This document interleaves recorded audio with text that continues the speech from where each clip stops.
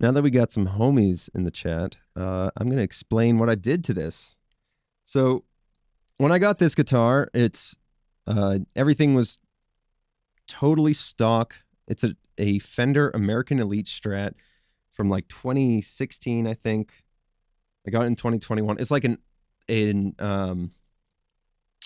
it's a discontinued model since they made the Ultra. This is like the predecessor. You can kind of see they did like an almost fully rounded out neck joint, which is like number one for me. I hate the feeling of Fender neck joints. Why would you have like a corner where your hand goes? It makes no sense. So when I saw that they made one of these, I knew I wanted an Ultra Strat. And I was working on a record in Australia. The guys at Fender sent this over to me in 2021. And it was all single coils. I'd never had a guitar with single coils before. And suddenly I had only single coils on this instrument. So it felt super like foreign to me. I don't know. I never really knew how to work it. I just knew I was getting like the really chimey kind of single coil, beautiful neck position sound, but I didn't know what to do with the bridge. So I've always kind of wanted to put a humbucker in it. Now I finally did it, DIY'd the whole thing. I like pulled apart the electronics and managed to keep this push wiring S1 switch intact. So it gives me a bunch of weird configurations. Like, I don't know. I'm not going to do a good job explaining it. I'd barely understand it. But when that's not pushed in, I just have a standard five-way HSS configuration. And I love it. It's so sick. These are Sir pickups. These two are Sir V60 LPs. And this is a Sir HSS Plus humbucker. And it's like a new guitar now. It's so nice, man. I love the sound of this thing.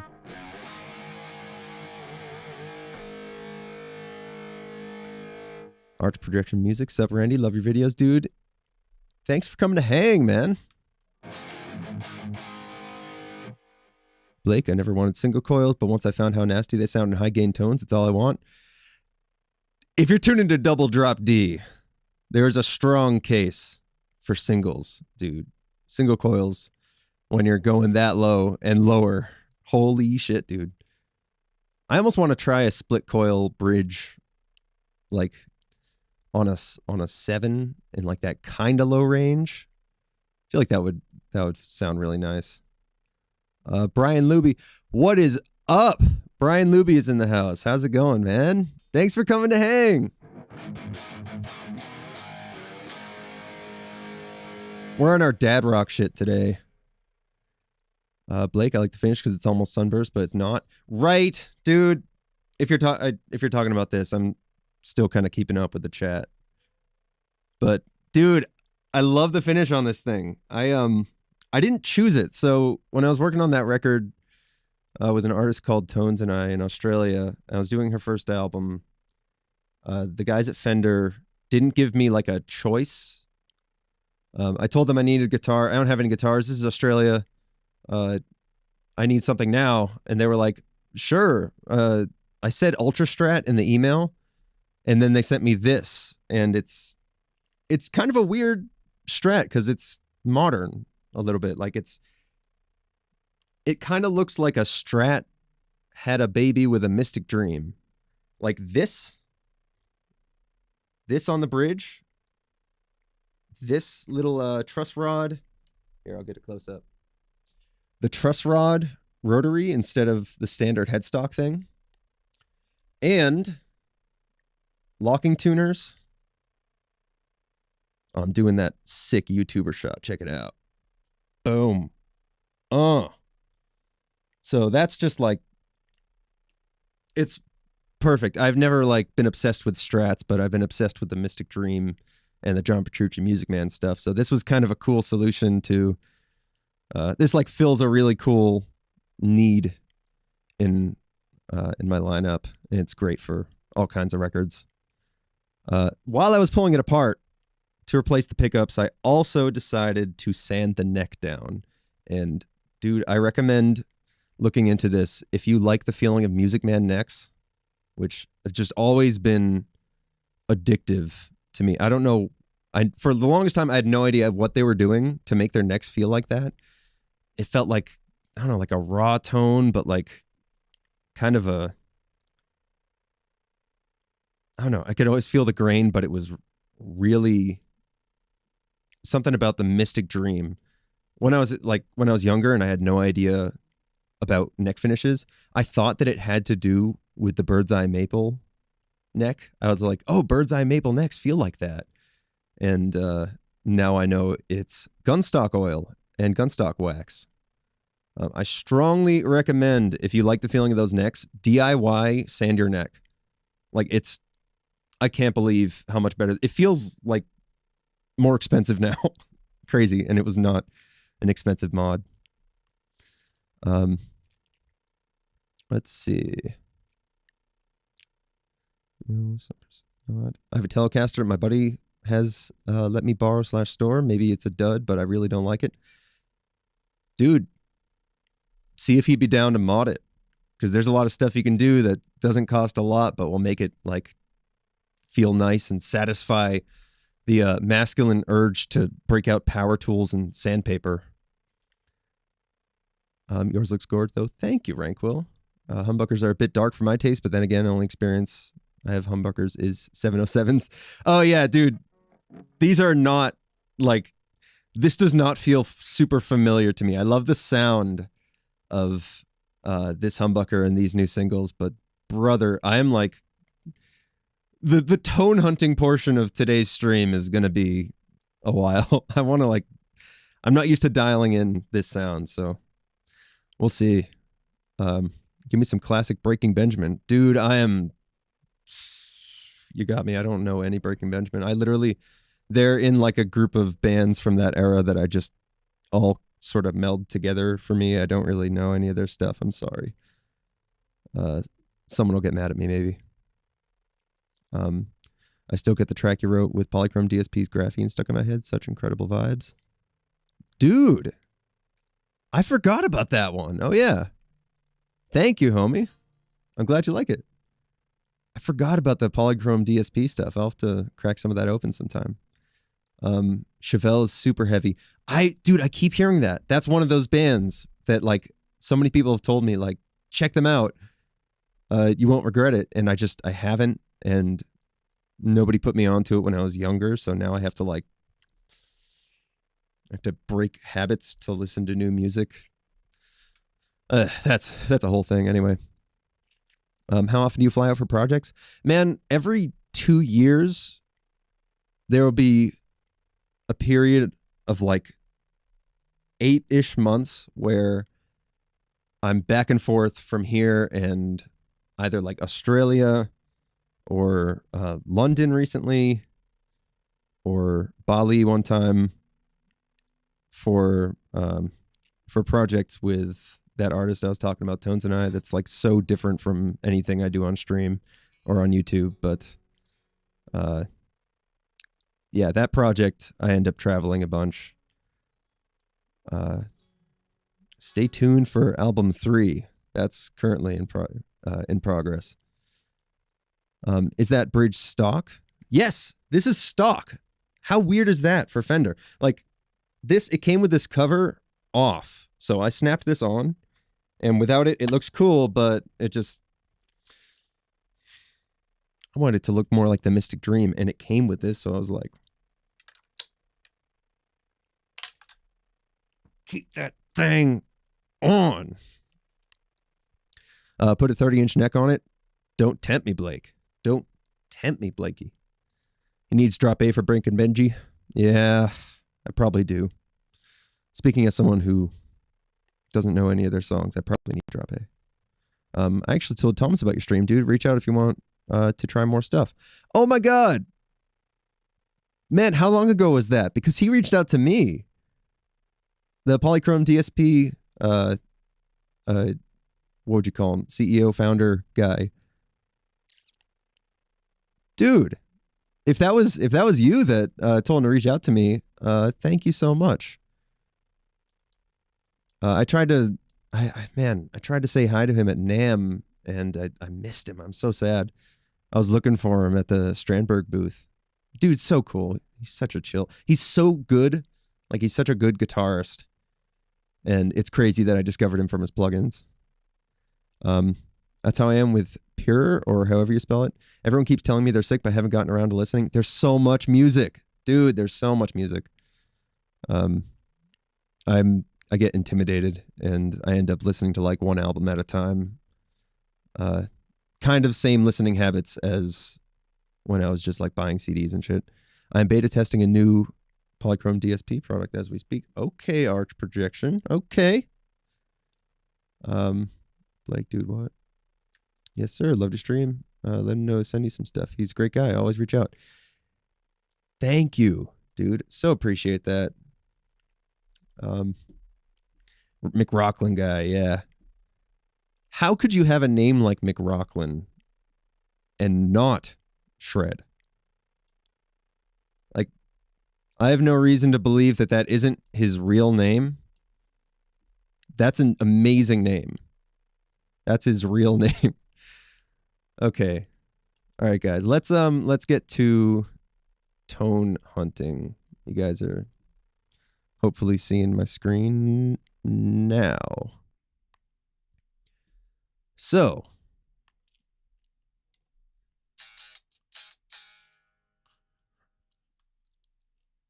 I'm starting with the preset on Quad Cortex 2E Solo 100 lead. This is the Soldano SLO 100 lead channel, and it's a great fit for this Strat, man.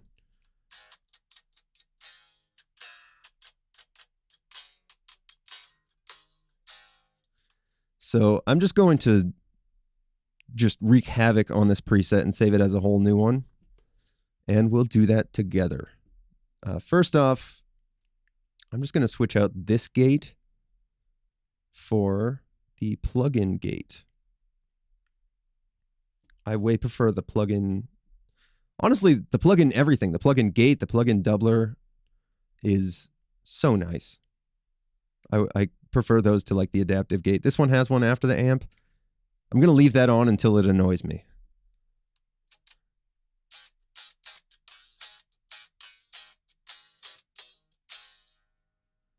Okay.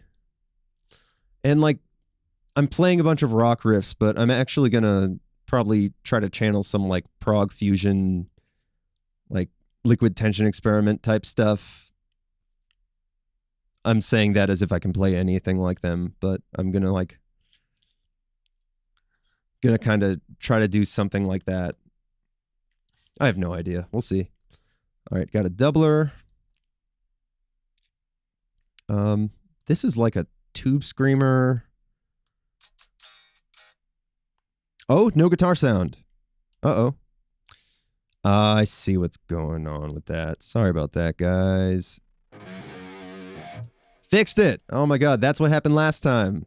Sorry about that, folks.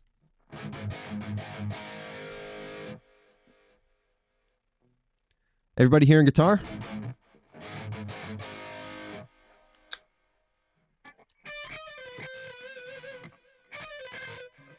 Oh, I used to know Paradise.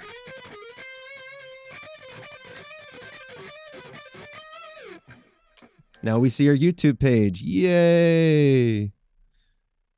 Sick. You can hear everything though, right? Hey.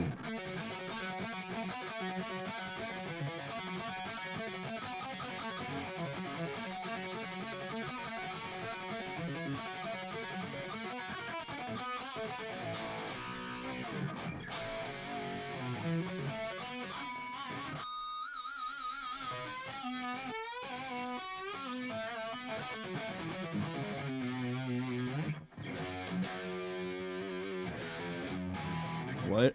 Man, it's been a while. Holy shit.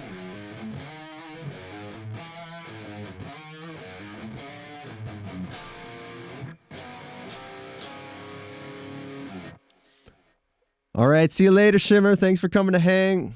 I appreciate you coming through, however briefly.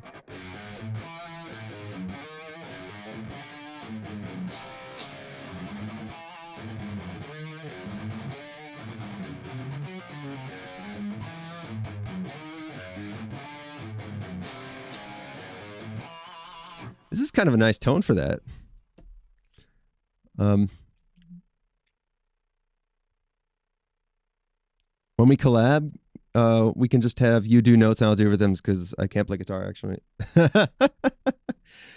Oh shit. Dude, I've gotten in the habit of not trusting people when they say shit like that. I won't like, I'm not gonna like stop you. I know there's gonna be a moment you're gonna play something and I'm like, fuck, he can do it all. I've gone through this too many times. I know you're probably bullshitting.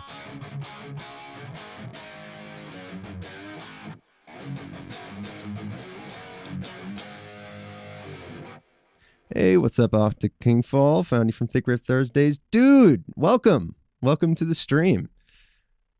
I'm just working with a tone right now, about to start writing some stuff. Still kind of figuring it out. I'm liking the sound of this Tube Screamer capture that came in the Solo 100 lead like factory preset. And I'm just deciding what to keep and what to exchange.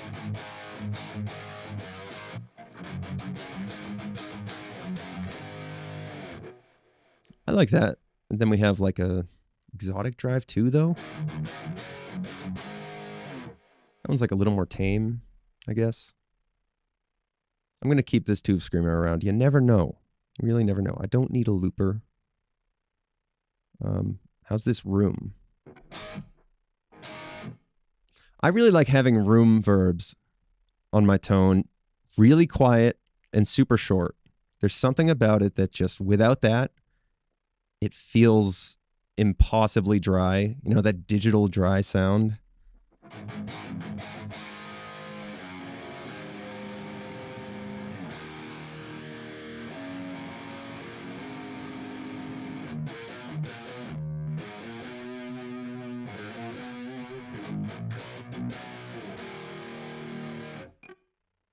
We doing some 578? I think.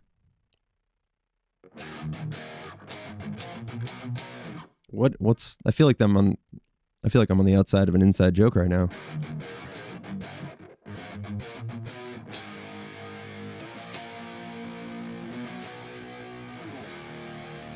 Anyway, I like having really short verbs on rhythm tones, super quietly blended in.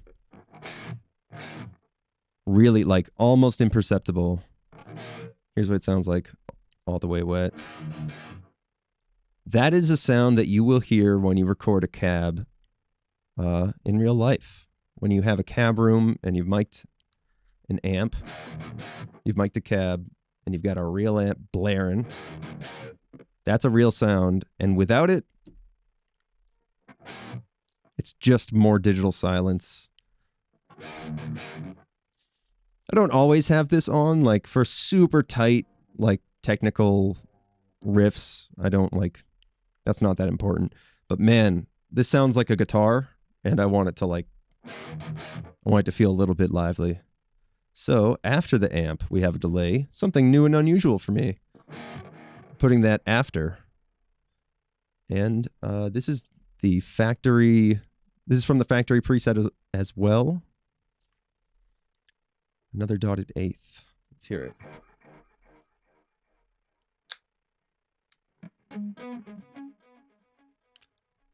That's kind of nice. It's like just kind of like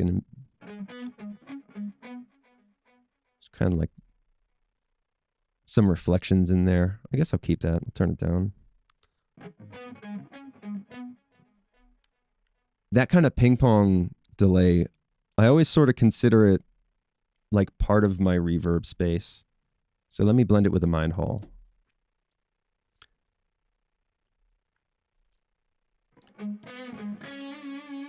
For lead vibes later.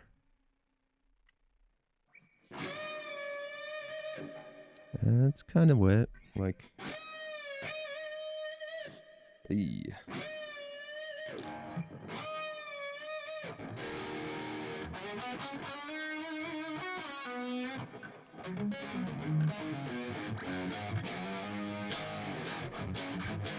Also, what's your tuning? I'm in E-flat standard right now. Man, I've been jamming a bunch of Nuno Betancourt stuff and downloading a bunch of tabs to try to learn his shit, and that dude stays in E-flat standard. I'm just sort of rolling with it. I'm going to see how that goes. I don't typically write in that tuning, and it feels like it's too high for heavy stuff. But then I hear some of those Alice in Chains records, like Angry Chair, and that's just E-flat. It sounds and feels so low. It's ridiculous. So I'm just going to see what happens with this tuning.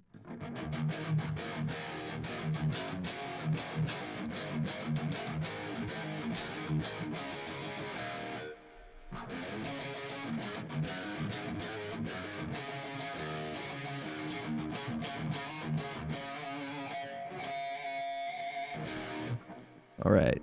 So I think I've got the delay and reverb dialed in for like a lead sound.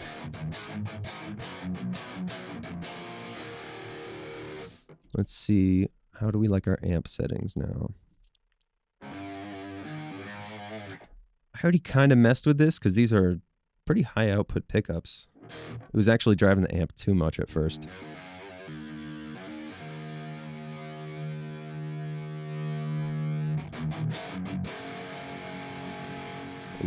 I'll tune up in a sec.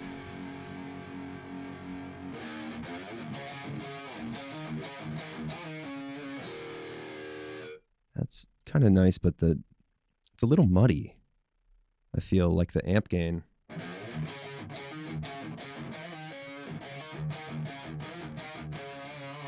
This morning I dropped a pick directly by my feet and still haven't found it. It's lost forever. I'm so sorry. That is true. The pick is gone. That is lost forever. It's not coming back, unfortunately.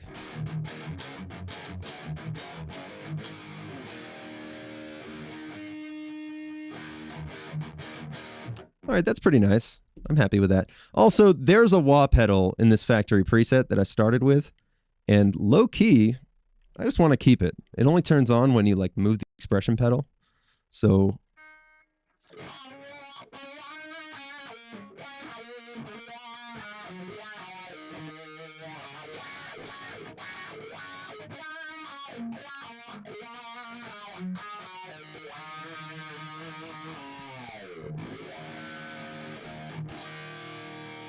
we are truly channeling like the music of my childhood. We're going full on dad rock. What is this? A phaser? We're going to use something like that. Probably more like a flanger after the amp, though. Let's go with flanger engine.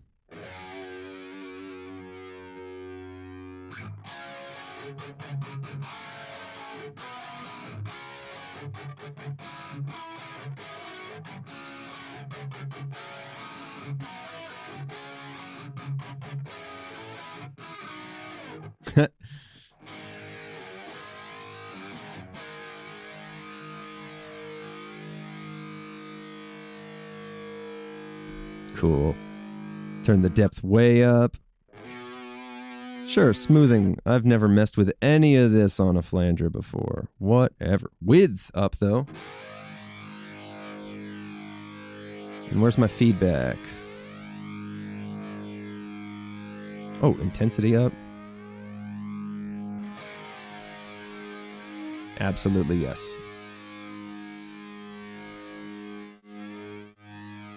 Oh. This is cool. I've never played with this before. This is like different resonance modes for the flanger engine.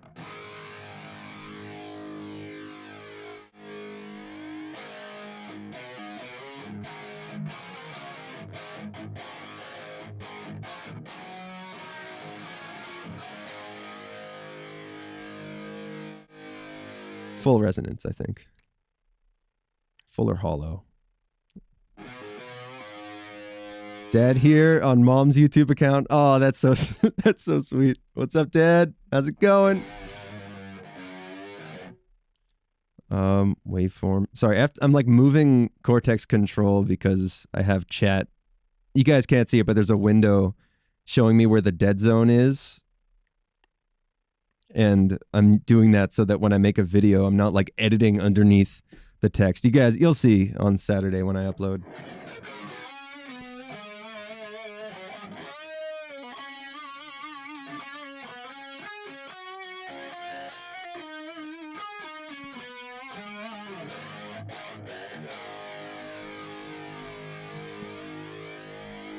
I think that's a keeper right there. Maybe a little less stereo width. Drive? Yes.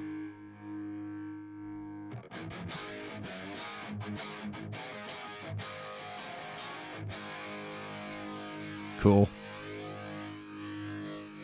Soft is probably better.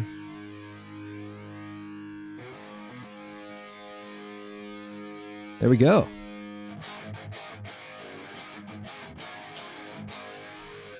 Phaser. Let's mess with that a little bit.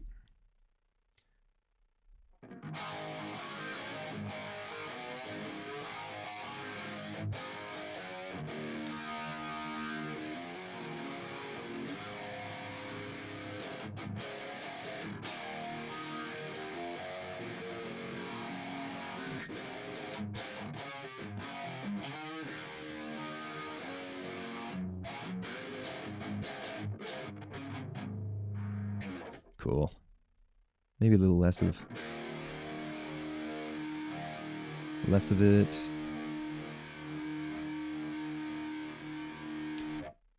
And we're going to call that a tone for now. Nice. Really quick, I'm just going to assign some stomps so I can slap the quad cortex to change effects. That doesn't need to be on a stomp. Okay, all that looks happy.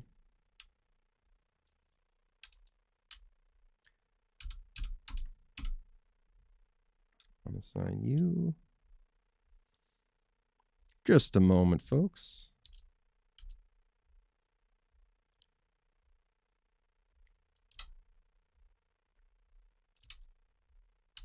Nice, and then I'll put delay here. I don't know if you guys ever do this if you're working with like an amp modeler, but I love setting it up with whatever stomps or scenes I may need as if I'm getting ready for a performance. And then when I go to record, I'm able to just quickly change things by hitting a button. And that's amazing compared to like clicking around in plugins. Yeah. So I got...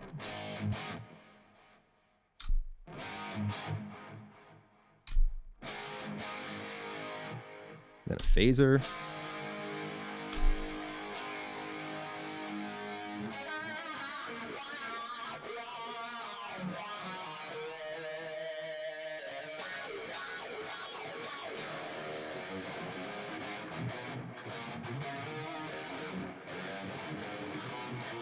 I didn't learn that one.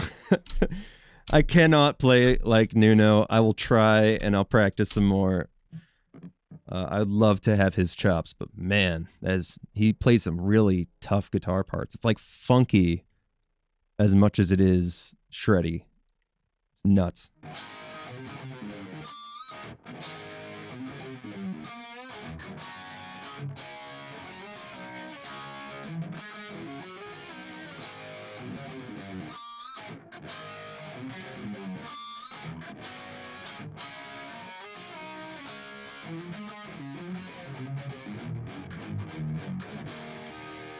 Cool. Sounds good. I'm going to save this. Okay. I'm going to be... Here we are again, folks. We're naming a preset. I hope you guys are strapped in because this one's going to take a while. When can we expect a Randall/Randall's Dad collab? Well, let's see. Next time I'm home, I wonder when. That's probably going to be around Christmas, maybe. Stay tuned. That'd be cool. That'd be fun. I'd love to do that. It'd be a lot of fun to like make something together with my dad. And it would also be really fun to talk about music and like share music. Because every time I hang out with my dad, we're talking about like the records that the records of my childhood, and we have a lot of music taste in common. So it's a good time. We usually end up listening to a bunch of Van Halen and putting music videos on the TV, and it's a blast. So any of that would be fun. I know YouTube won't be happy with me using songs in my stream that are already out, but Twitch doesn't care. I don't know. I'll look into all that. I'll ask my dad. All right, let's just name this.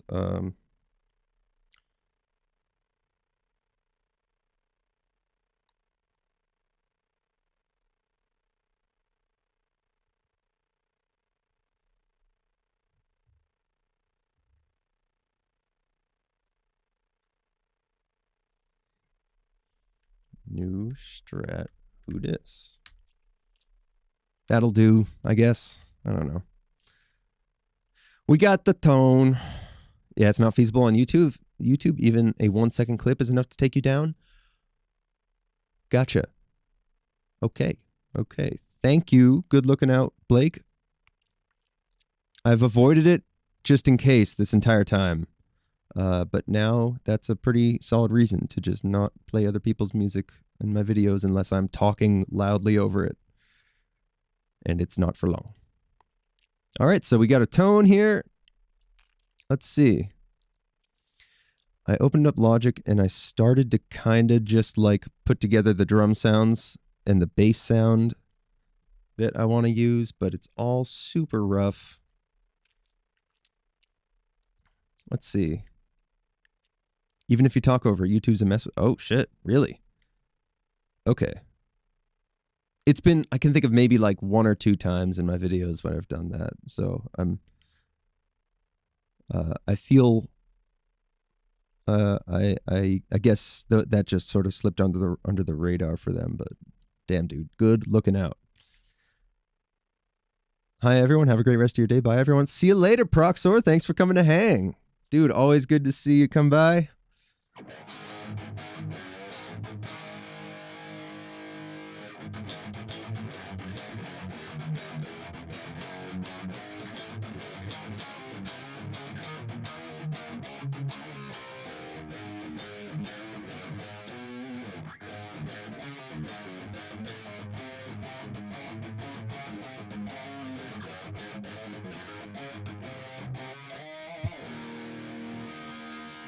All right, people got to run as well. See you later, Arch Projection. Arch Projection? I don't know how to shorten that into a nickname, so I'm going to call you Arch Projection. Thanks for coming to hang, dude.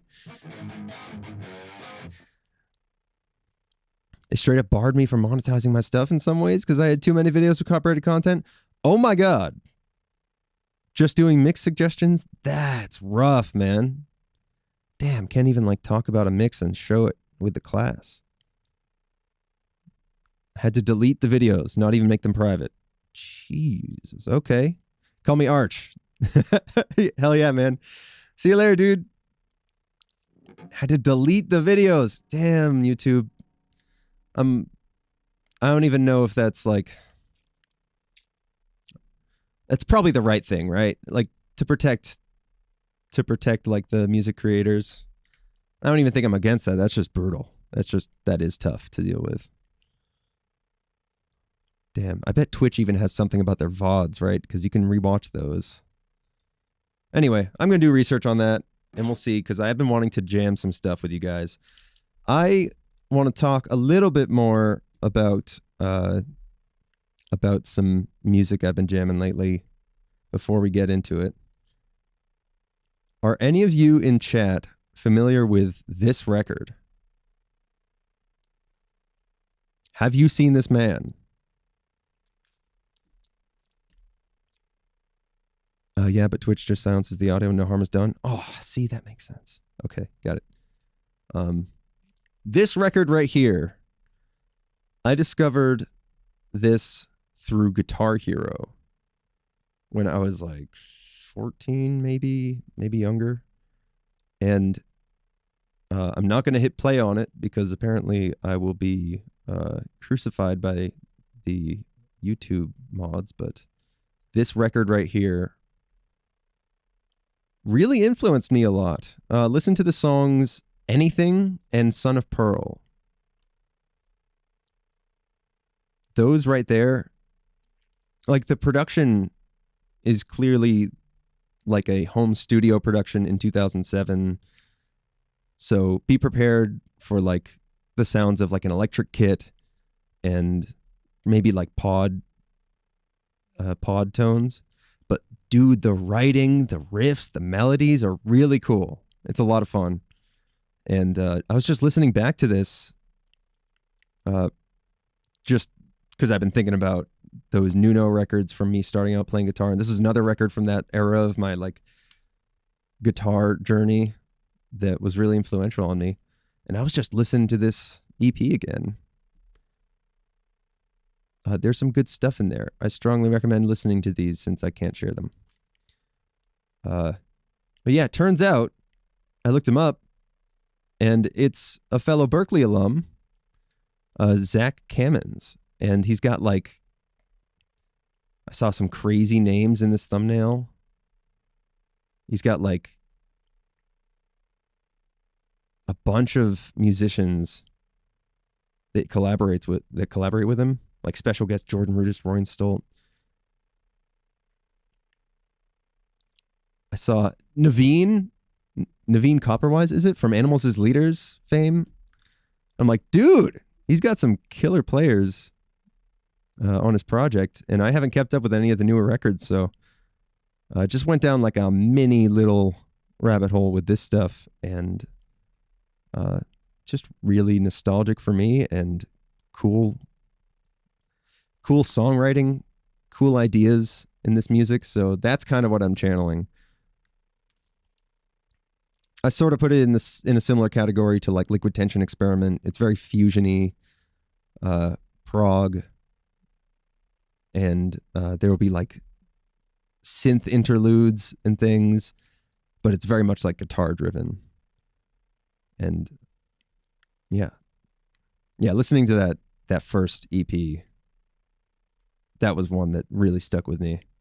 Also just the allure of not knowing where the hell this came from and not really having much information about them around the time of that record. It was just, it showed up on Guitar Hero. There was no vocals, which always signals to me that it's going to be like it's going to be some guitarist's brainchild, you know? And genuinely cool stuff. Have to give it a listen. Yeah, man, just imagine the year is 2008 and you're firing up Guitar Hero 3 and a song by a band you've never heard of comes on and it sounds like that.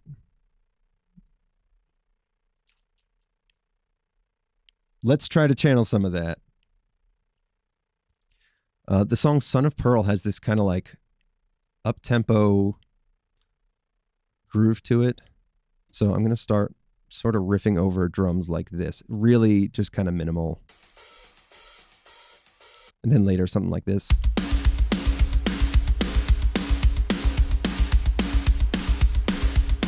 And we'll just see where that takes us.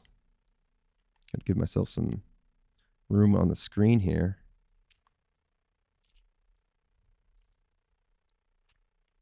See, I started recording like a really rough kind of riff idea. Like hearing those fast drums. This was like the first thing that came out, something like.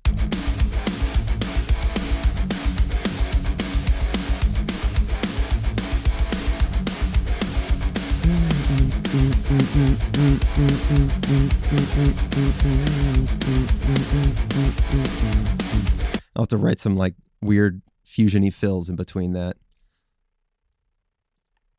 Yeah, kind of Anthrax-y, but it definitely doesn't stay like it doesn't go like thrash metal. It goes like prog synthy, and it's cool. I also pulled up some other sounds that'll sound familiar to that record. He has like a kind of this higher register.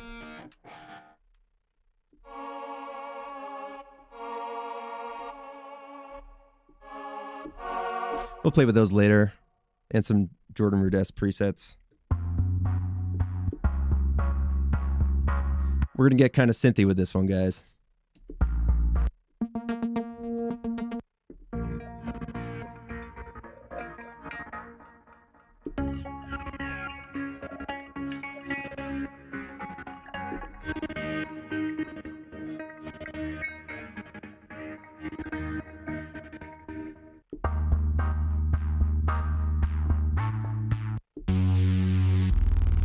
Ooh. What is that? It sounds so sick.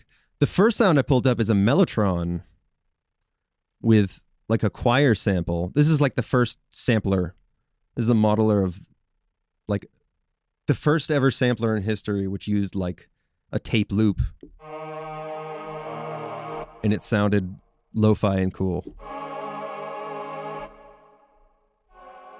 I'm probably going to have to mess with this for it to work the way I want it to, but he has a lot of little sounds like that in the production that I love.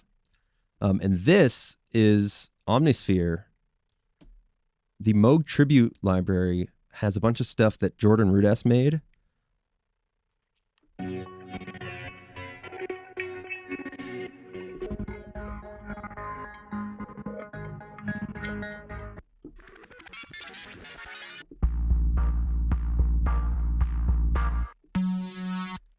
You guys can see the presets I'm choosing, right? There it is.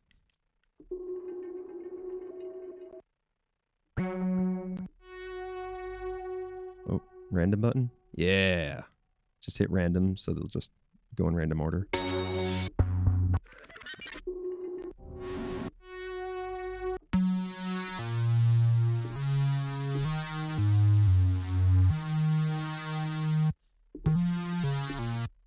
Cool. So I'm just going to leave those open. I'll probably end up making something with that later. So let's jam on this kind of thing.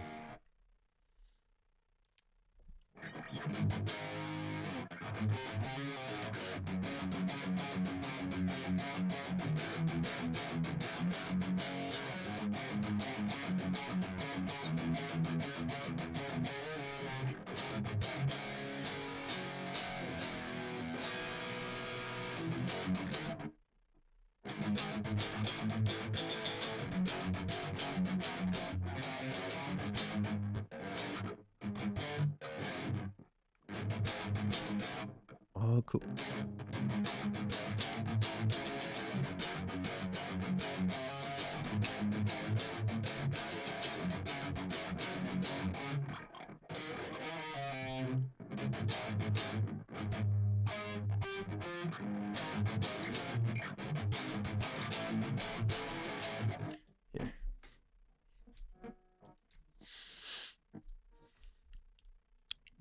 I gotta hit record while I'm doing shit like this. Because I actually had some kind of cool ideas, really sloppy, so I won't hit play on them yet, but I'll probably go and listen to that.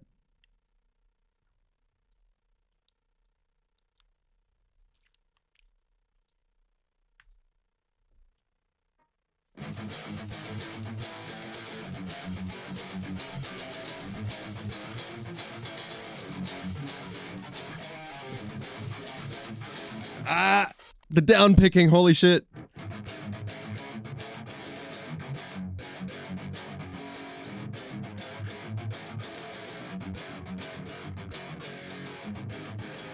I think I'll have to like alternate strum. I'll have to strum the chord parts, like the open chord parts.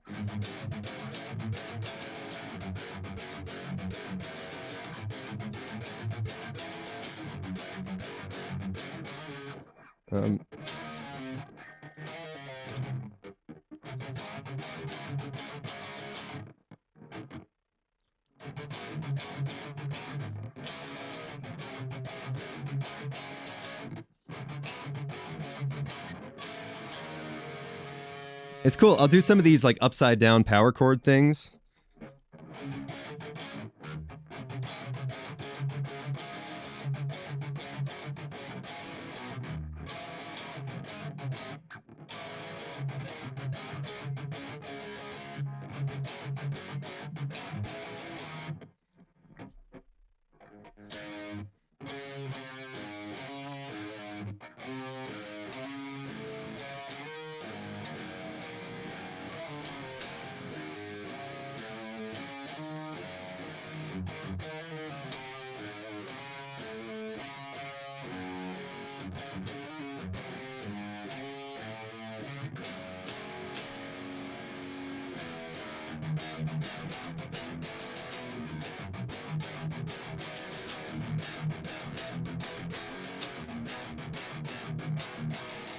I don't know. Something like that, though. Let's try some stuff without hurting ourselves.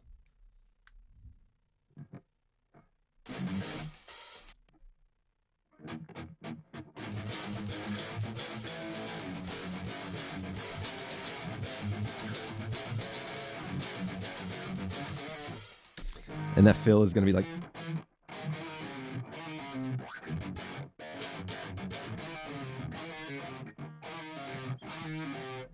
Cool. I got to make sure I'm in view for this because all the action is close to the headstock for this one, so...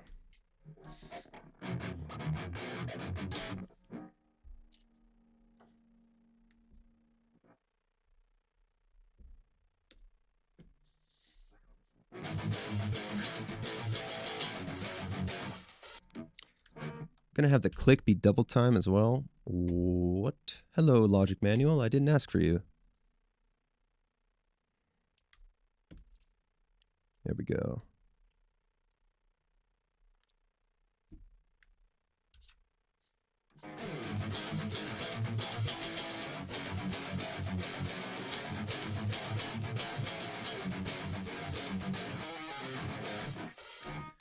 I played it once. That's once. Once through.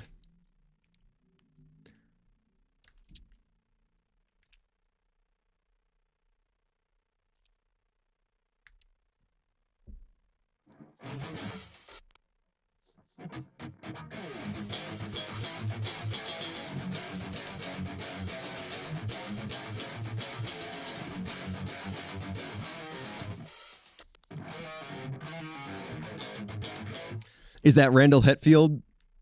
At your service, Blake. Man. I know it literally makes no sense and would only be for a meme, but if James Hetfield and John Brown from Monuments had a band together, they would no doubt destroy us all. The collective downpicking of those riffs would lay waste to cities.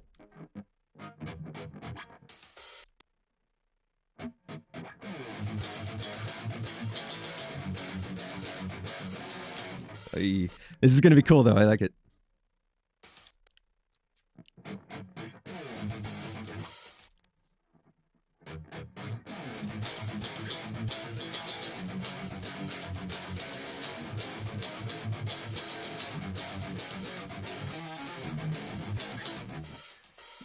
Okay.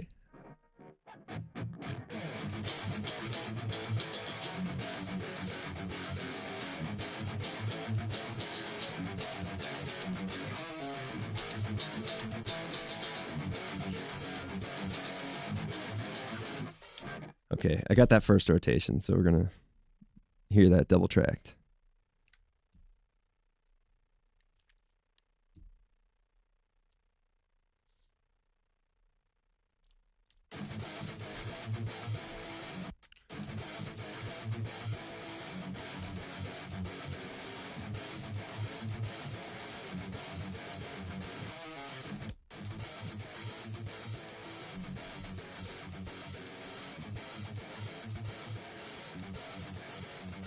And turn guitars way up for this.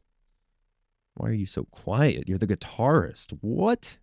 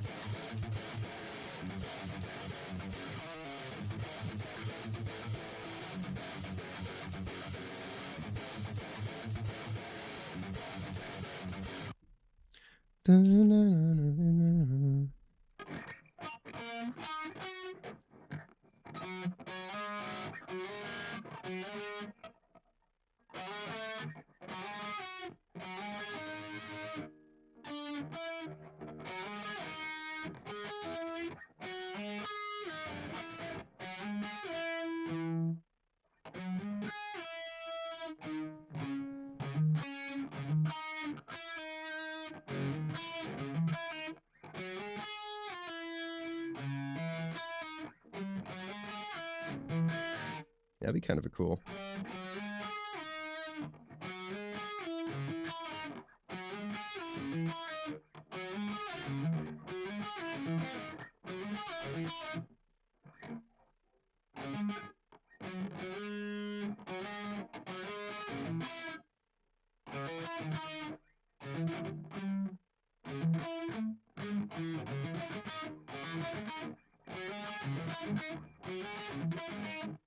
Yeah,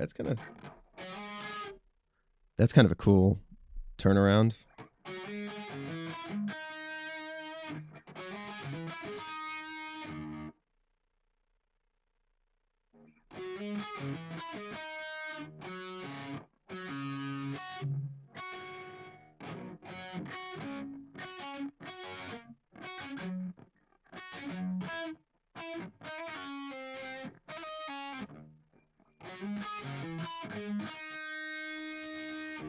Dun, dun, dun.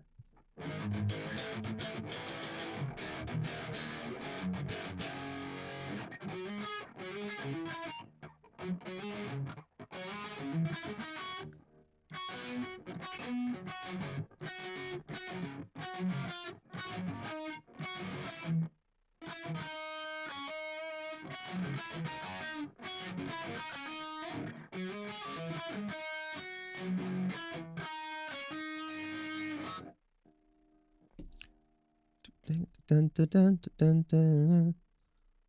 I'm going to program that on synth.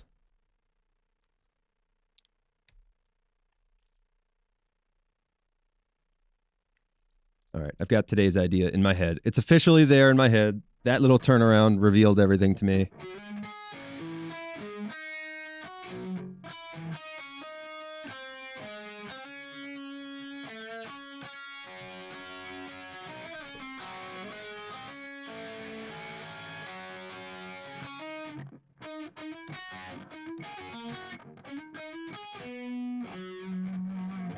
I'm going to have a bunch of little fills like that.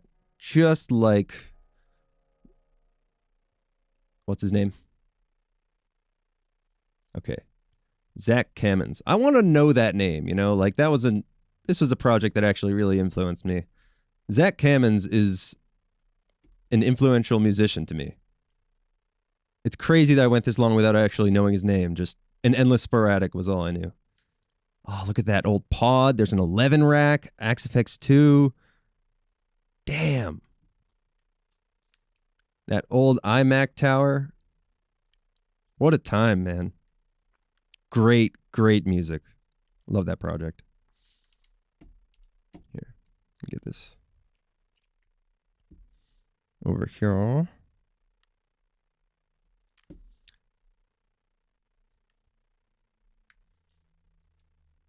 So I'm adding this synth right now basically just to write the part so I don't forget it.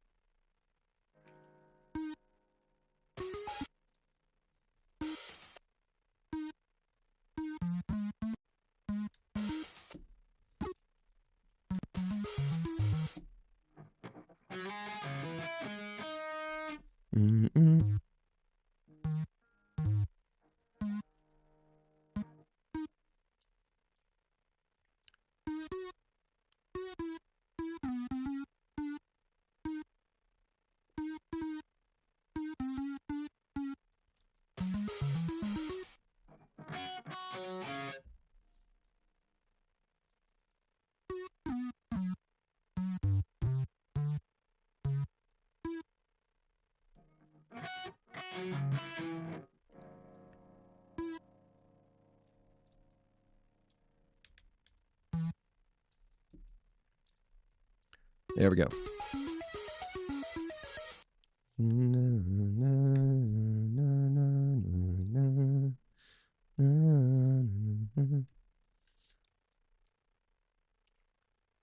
Okay. Whole lot of programming notes. Let's get back to playing them. So like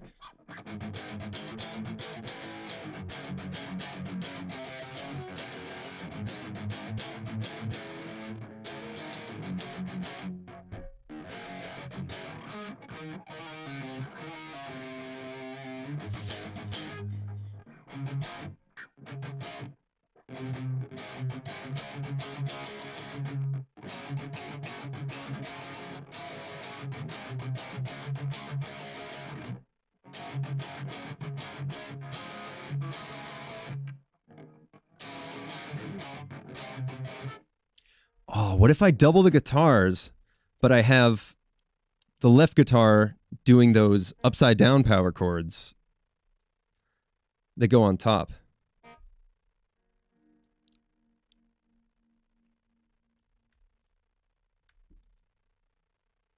So it'll sound like this.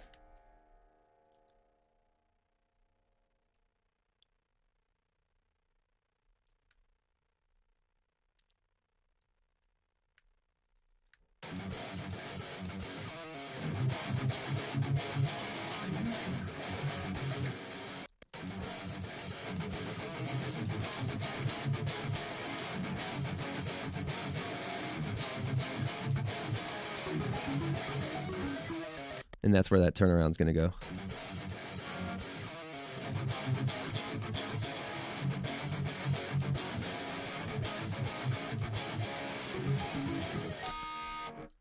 Oh, it's going to be hard.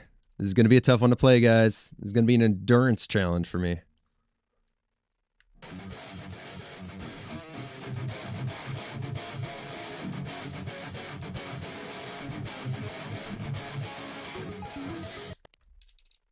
Okay, I'm going to chop this up.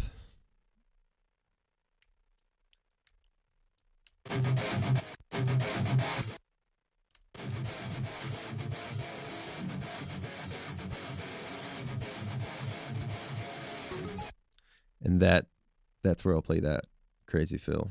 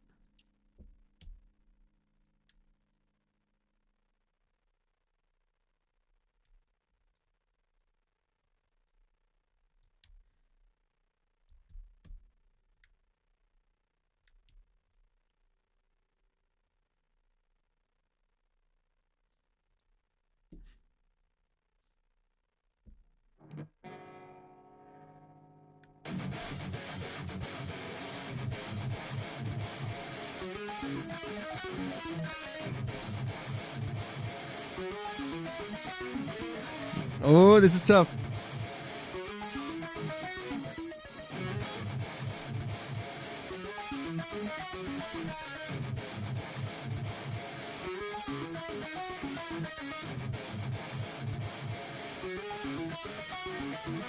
Ah.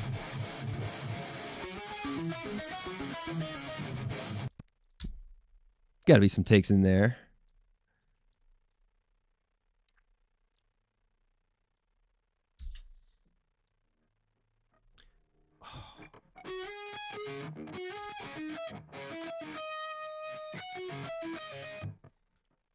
Wonder if that'd be cool harmonized with an octave.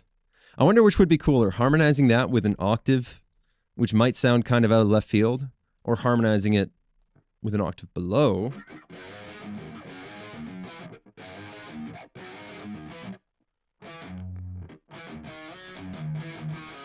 I'm going to try both.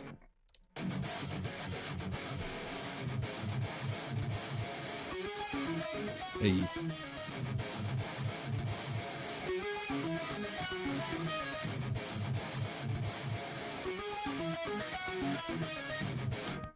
Let's hear how those sound together.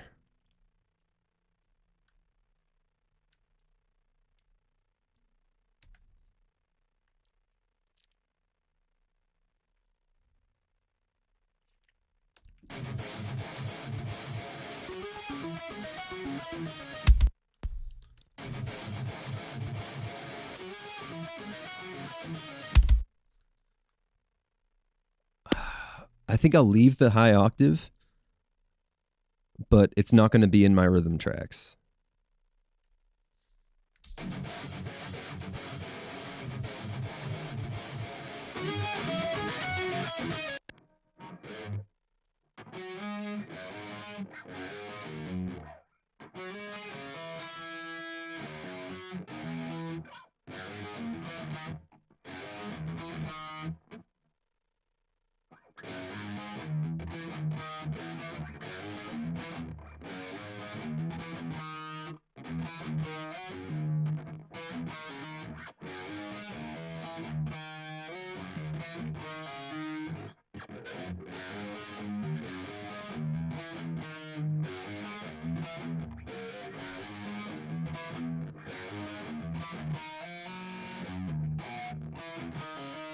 That's going to be tough. Let's try it.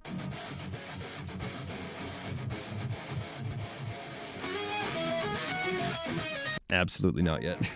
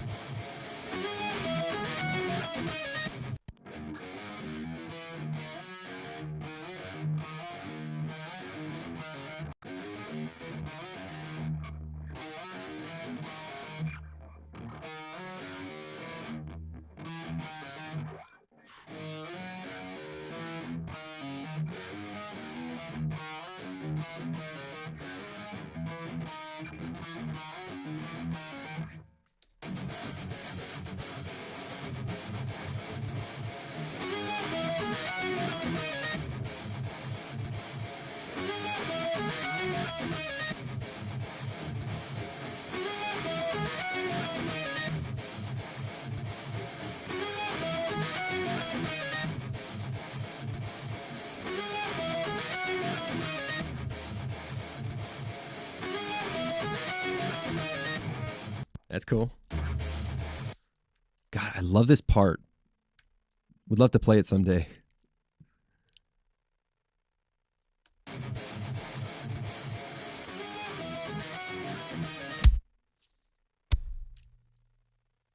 All right. so I can move along. Let's go to the next section here.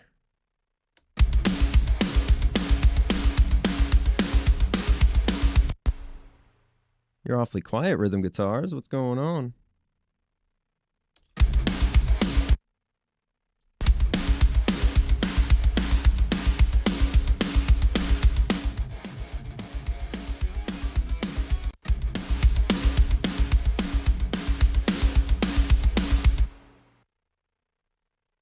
Oh, I see.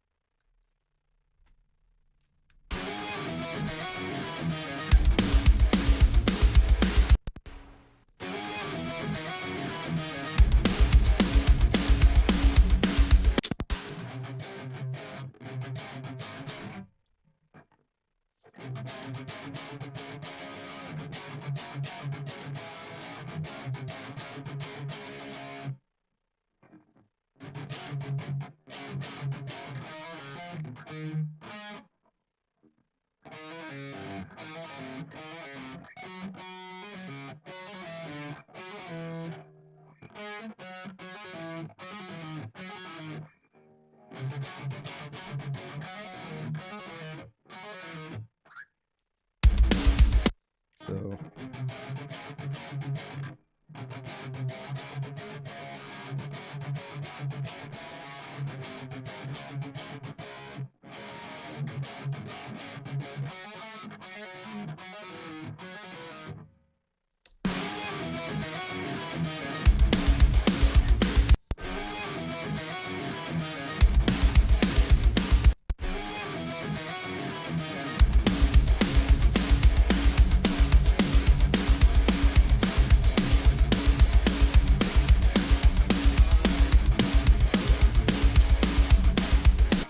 okay, first time wasn't too bad.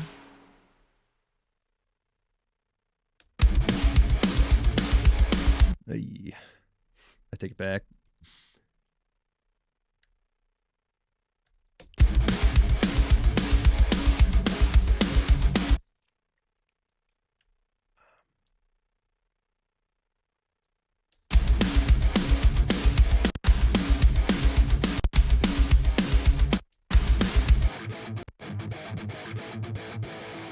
Yeah, see, that's a little sloppy. I'll come back and get cleaner takes, and I'll be like more warmed up later on. This is just a write.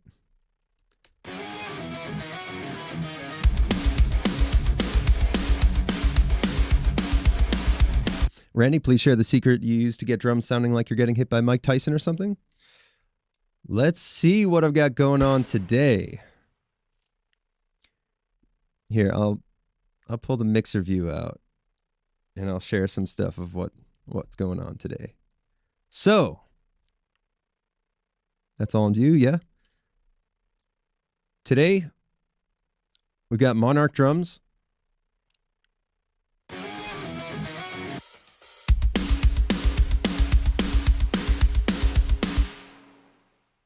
Now, I've got it bust out. I think I started with a preset. Let's see. Yeah, Rock Metalcore 2 preset. And I've got some triggers going on. I cannot remember what I've got going for them, though.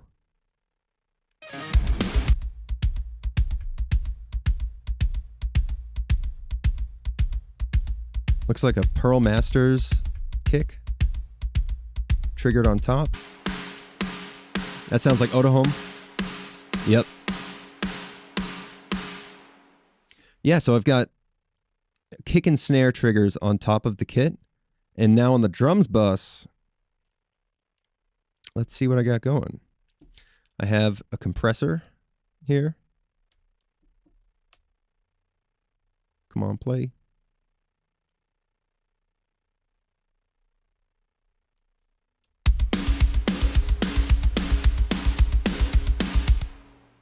This right here, super light compression. Got a clipper. Really just taming the loudest snare and kick hits. That's probably giving you the most punch right there. Clipping the loudest transients right there. That gives it a ridiculous snap on the loudest hits. So that with like a little bit of Soothe 3 happening.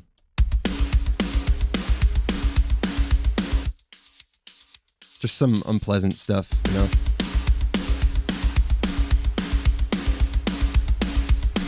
And this is just a channel strip that I have so I can put everything in a bucket together.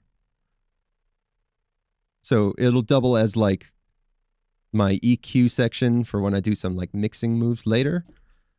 And it also lets me just view my drums, bass, rhythms, everything in one place when it comes time to tweak the mix.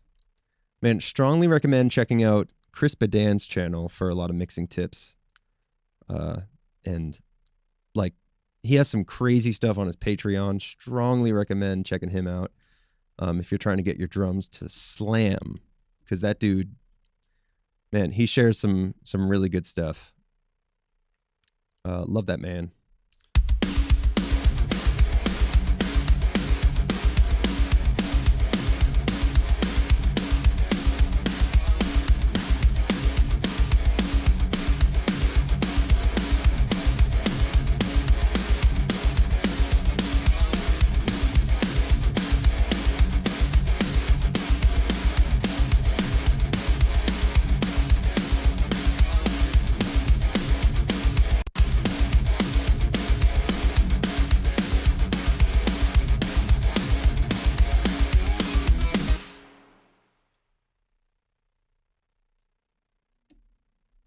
I think I'll end this section with like a kick with a choke.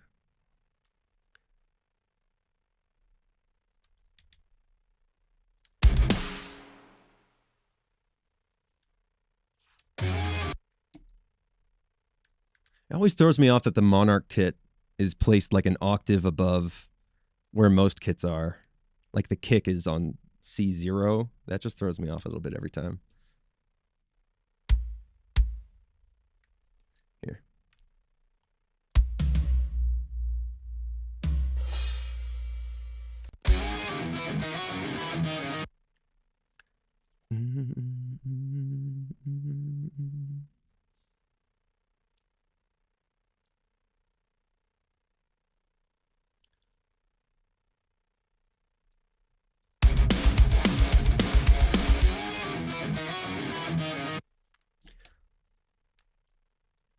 Okay, so the next section of the song is going to have... Okay, so the next section I want to have a lead top melody, probably doubled with a synth, and it's going to be super open cymbals and maybe some weird snares. I'm just going to start putting this in drums first. It's probably going to end up being a lot like Son of Pearl, but it's going to be cool. I like what I'm hearing in my head right now. Just arrived home, but damn, mate, that riff is sick. Thank you. Thanks for coming to hang. Love the keyboard shortcuts on the screen as well. Super useful. I'm glad you like them. I set this up recently, and I was hoping you guys might enjoy seeing what kind of shortcuts I'm using. In editing, every time I try to like put a shortcut on the screen, I have to like build it and like drag in images, and I'm like, why don't I just do this? Since this is a channel about getting good at your DAW, let's make that easy.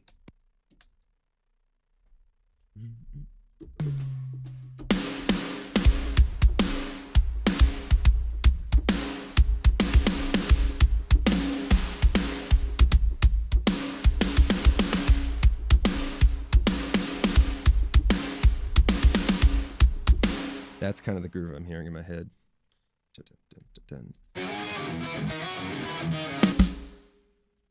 Hell yeah.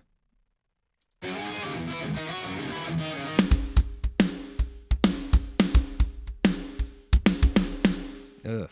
I need my click louder in my ears, guys. It's real quiet. Here we go, for real this time.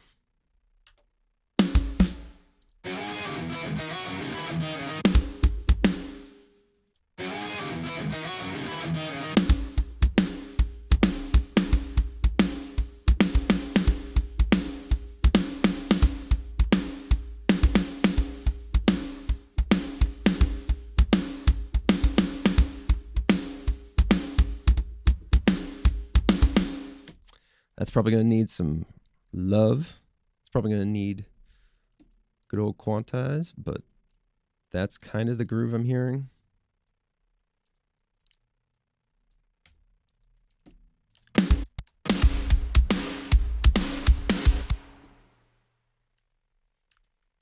That like...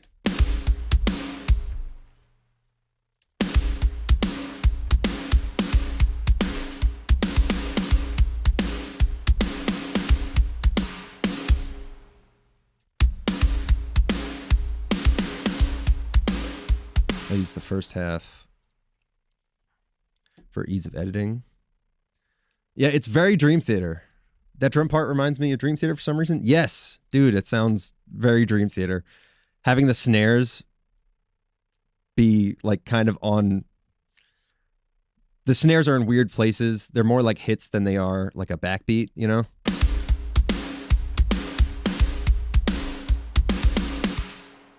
So let's try...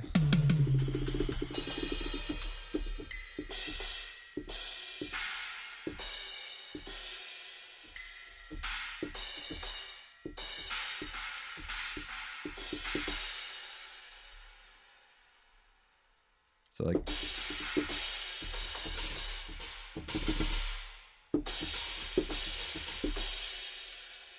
So...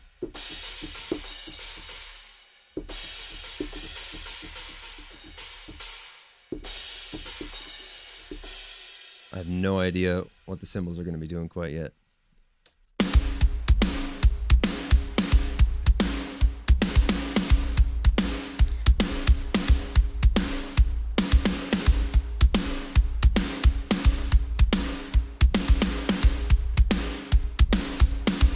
Like a...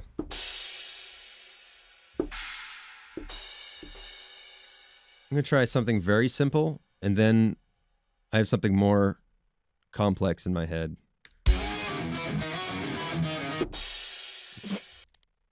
What do you think?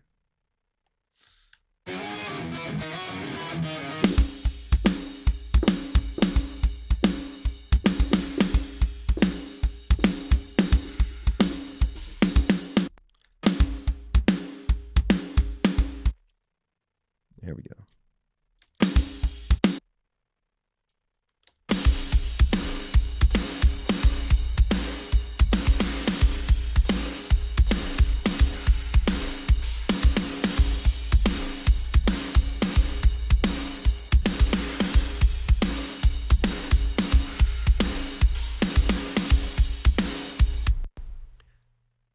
Yeah, this is going to be really cool.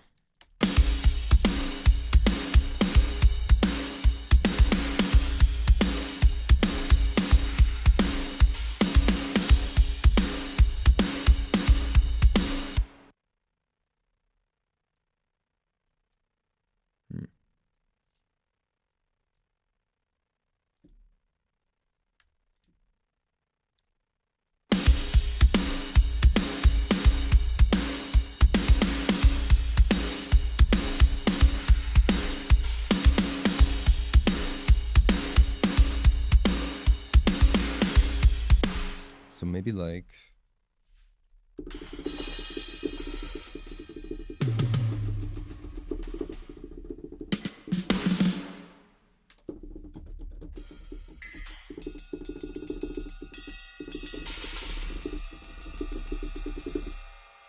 Check this out.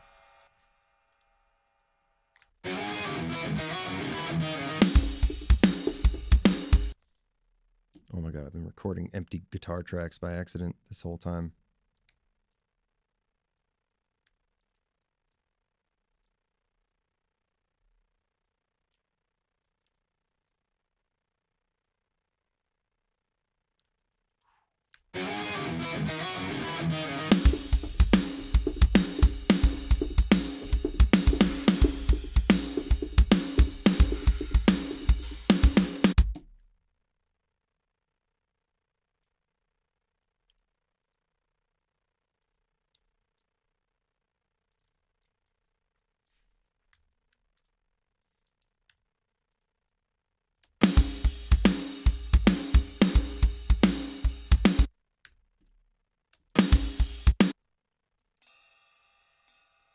Damn, that's a very quiet ride.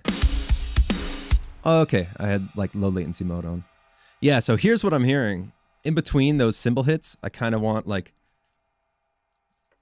I want ride hits or hi-hat hits in between them. So like ta ta ta ta ta, and maybe even switch to stack at one point, since that'll kind of, that always kind of behaves like an open hi-hat in situations like this.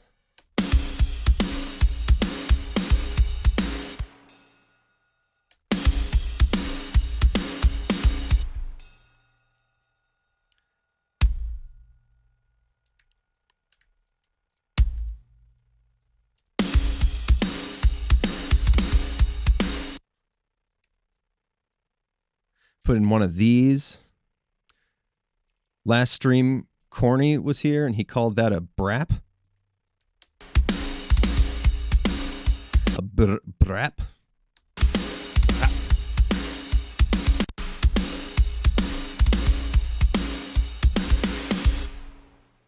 And maybe second half, I'll try it out on hi-hat instead and see how that sounds.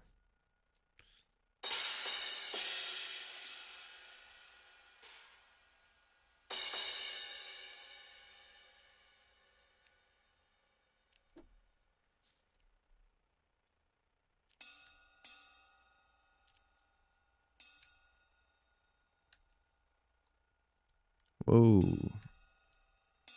I feel like Logic is laggy right now. It's kind of strange.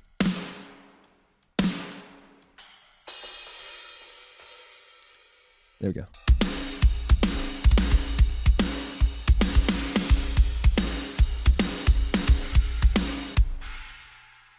Put that.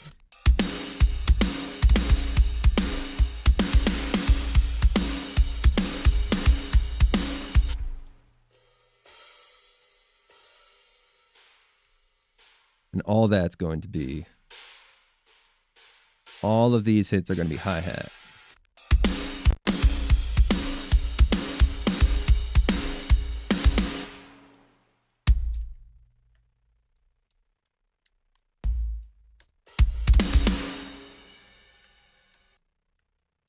I'll put that last hit, that last cymbal will be a China. That'll sound huge.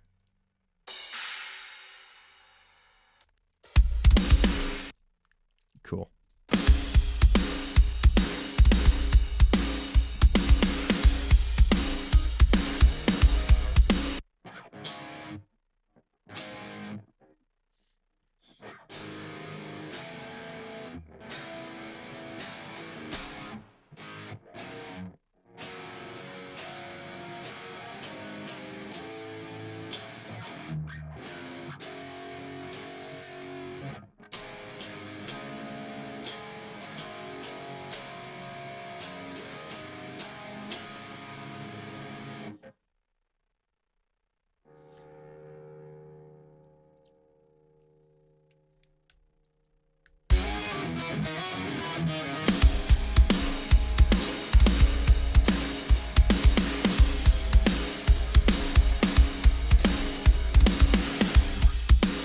That's kind of what I'm hearing there, and there'll be a lead over that that'll be like the main melody of the song.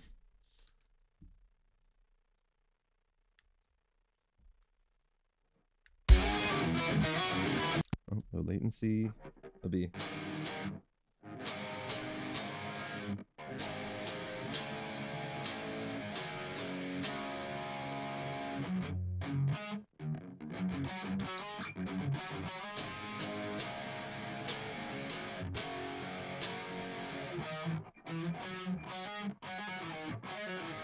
And I'll still do those. And I'll still do those little fills at the end.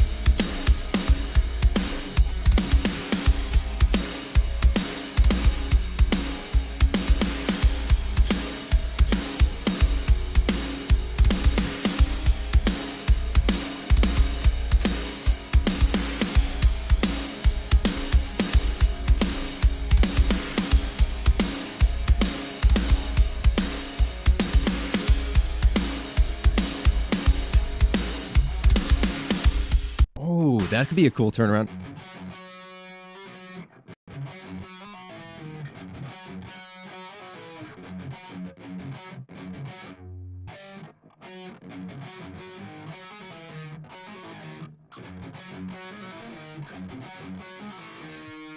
Maybe the cymbals matching those little fills. That could be cool.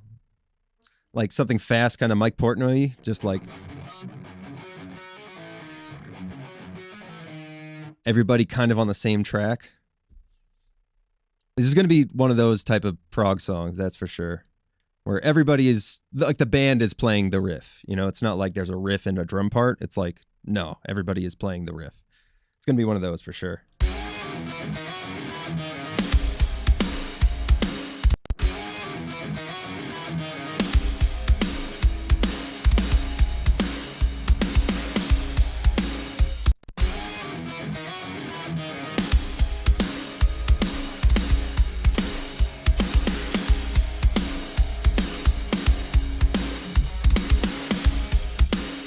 It's going to take some practice, folks.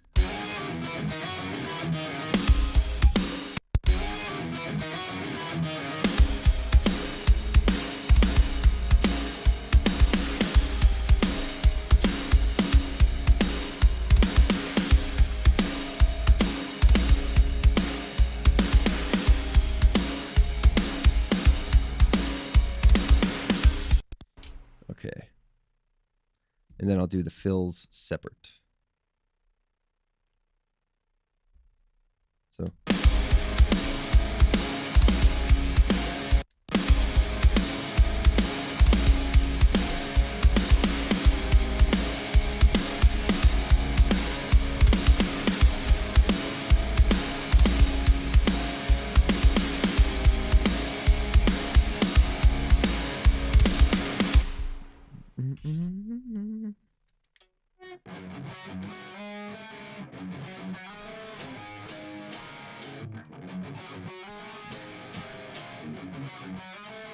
Oh, that's a cooler fill in the middle.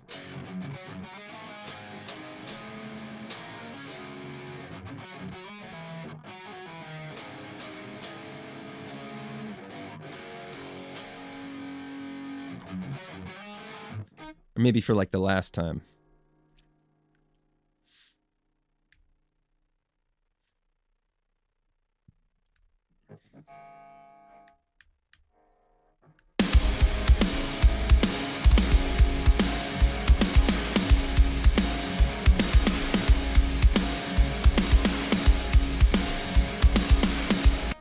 Last two, I think we'll do.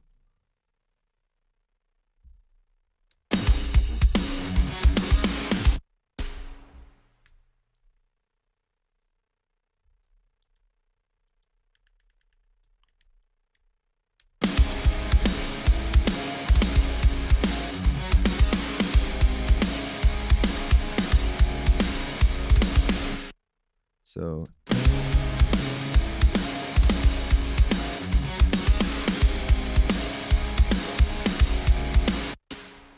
Okay, I meant for this section to actually be longer.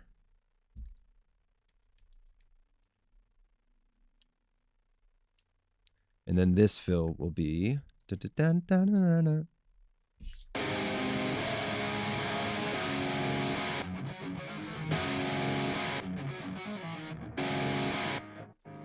I need drums, though. Come on. Does anybody have any drums? Please. Please, drums.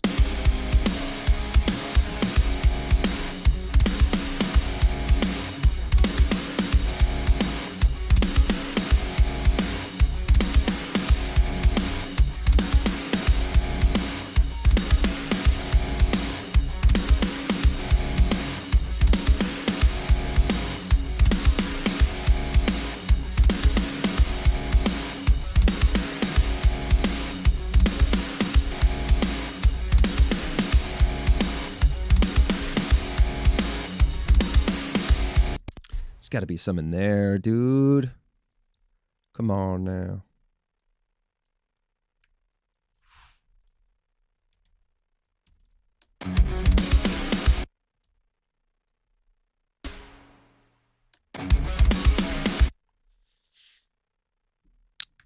Maybe there's a better way to play that because it feels really weird.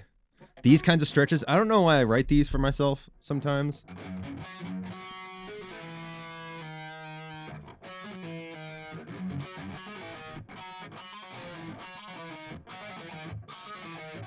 I kind of want to put some of those little like squeals in as well.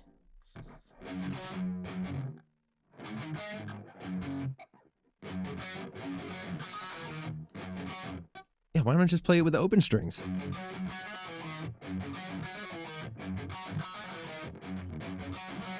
That's so much easier.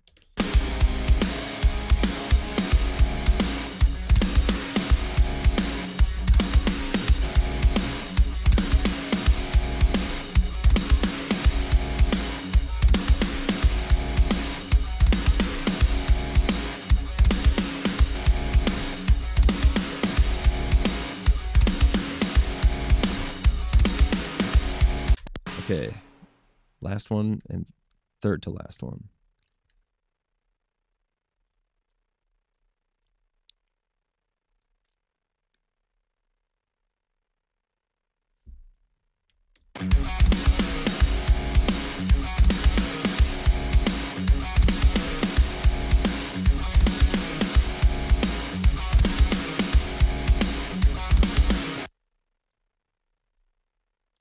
Okay. I'll do some lead action.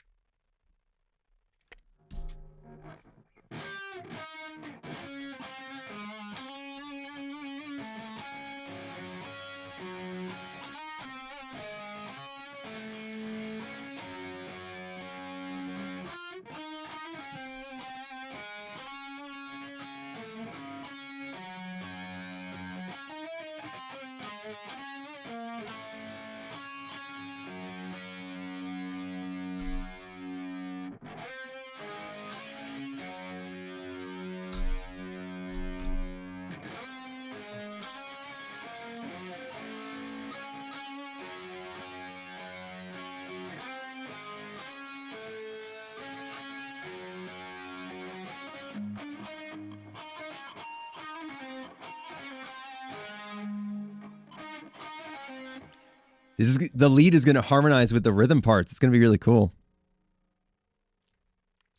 Maybe like Metallica thing, James and Kirk harmonies playing different octaves. That's kind of the vibe. Man, it's funny how I was thinking of like fusion records when I started this, and I'm realizing exactly how much fusion is just Metallica for nerds. Like, it's crazy. It's so many like thrash sensibilities, but with like nerdy scales and fun notes. It's kind of cool. So like,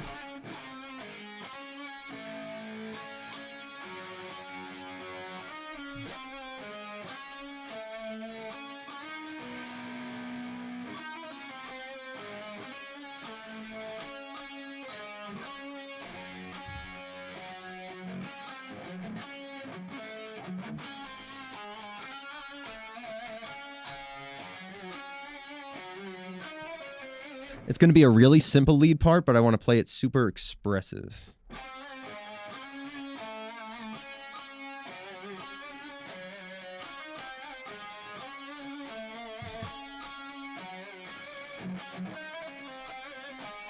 Yeah, and then an octave above that.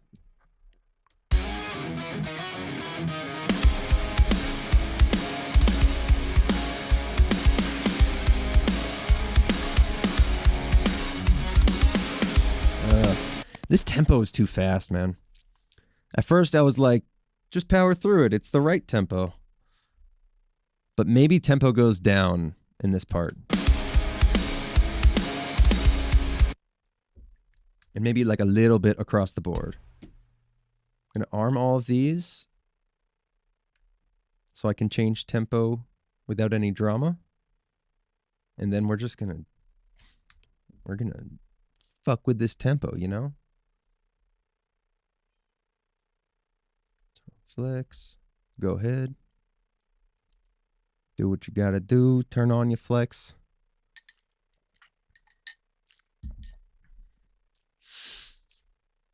So overall, I want a little bit slower tempo. Let's try like 108. Set these to monophonic so they don't sound bad. Monophonic is hands down the best flex algorithm in Logic. I don't even know what's second best. Like, polyphonic does the trick when it needs to, but man.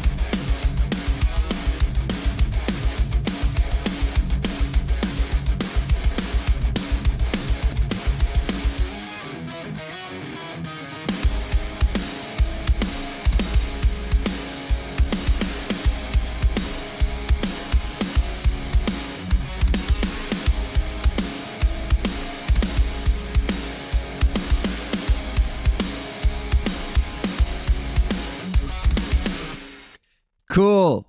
That sounds better at a slower tempo. So here's what I did, by the way, to land on this tempo. I didn't really say anything while I was doing it, but at first I just tried a couple. Just turning it. First I tried just turning it down by a couple BPM, and then by like 5. And then I tried to go too slow. Like I picked 100, which I know is going to be too slow, and slowly turned it up until it felt better. You can kind of do that with a lot of different changes where you're like, you do that with like volume changes on something. If you're not sure how loud something should be, try turning it down like too low and then sort of compensating, or like too loud and then pulling it back, depending on where you want it to sit. That's sort of a way that I find I can like quickly get to the tempo or the volume I'm looking for on things.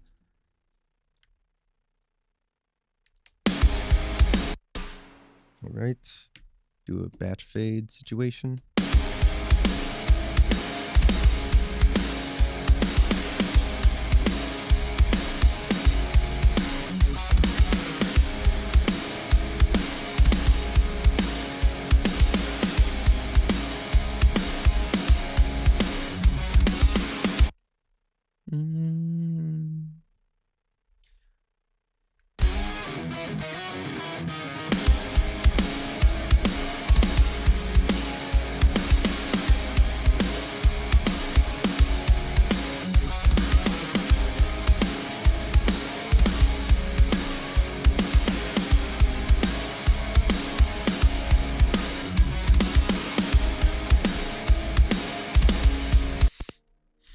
Not sure if that's the right note. Love me a good brap. Who doesn't, Lubus? Who doesn't? Oh, shit.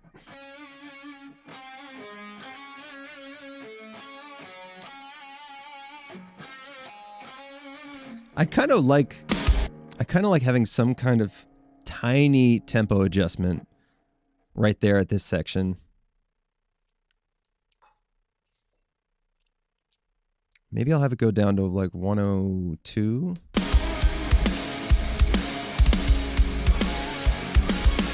I'll try recording the lead and see how we like that.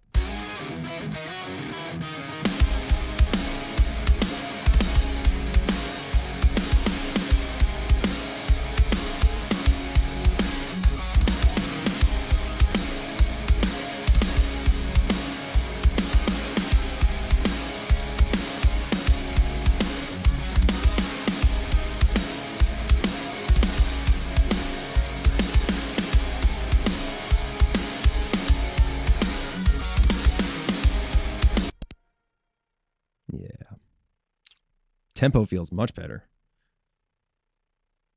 Let's see. This lead part is using the same notes that are already in the chords.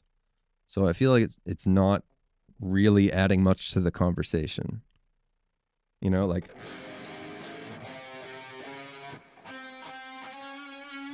It's just an octave above. It's just basically adding to the chord. What would be a more fun note there? So like...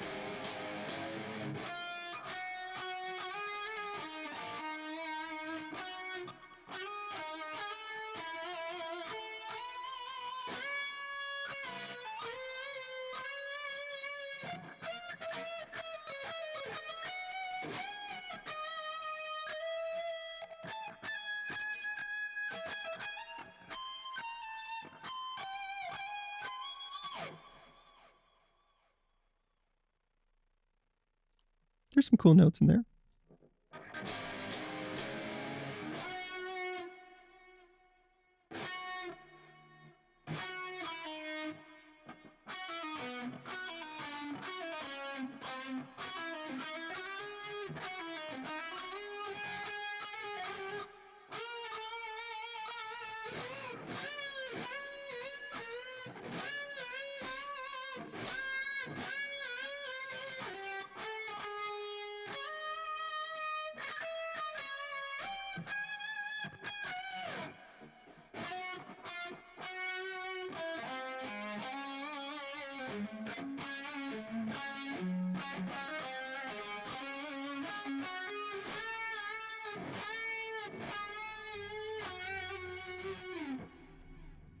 Randall shred section? Not with these bends. Not with these bends. That's a little better.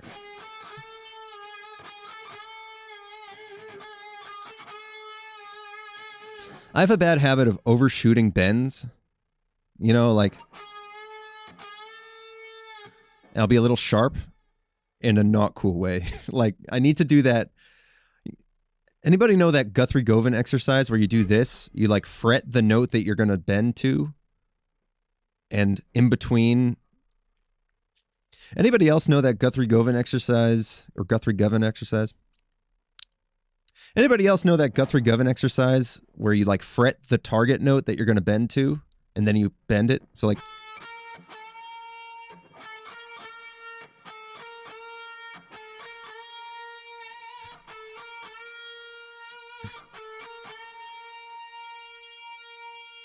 Fuck, I love these new pickups, man. That sounds great.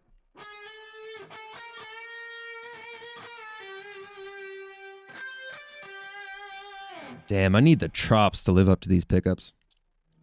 It's time to practice, folks. Time to practice. Time to break out Guitar Pro. And fix the intonation of my bends. That's a real weak point of mine, actually. Bending and then shaking the note tastefully. I get too much string noise. I don't know how to do that yet. Maybe I gotta, like, do some claw muting, you know? Like on the lower strings, so... I clearly don't know how to do that yet.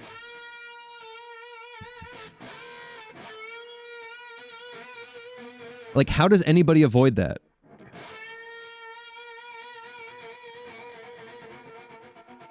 That sound. How do you avoid that sound? How do you bend a note and then not make the other strings sound like that? If anybody knows how to bend and then shake the note without making a bunch of shitty, ugly string noise, please comment below. Point me in the right direction, because I can only kind of figure it out, and I'm muting in like a kind of weird way. Anyway, you guys don't want to hear this. Let's record this idea and play around with some lead parts.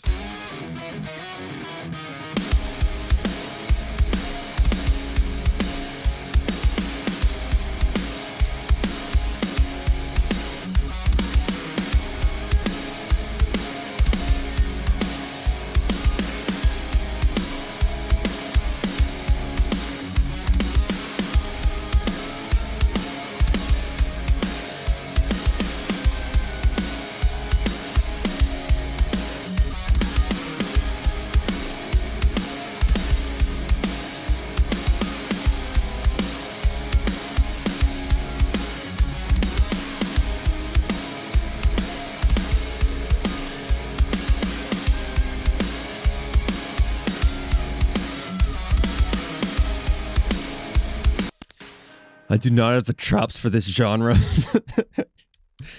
Let's try just like, I just want to find the notes of the melody and then I can play around them.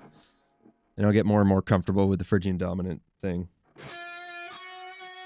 So I was going, that's the chord tone. That's like giving it the chord quality.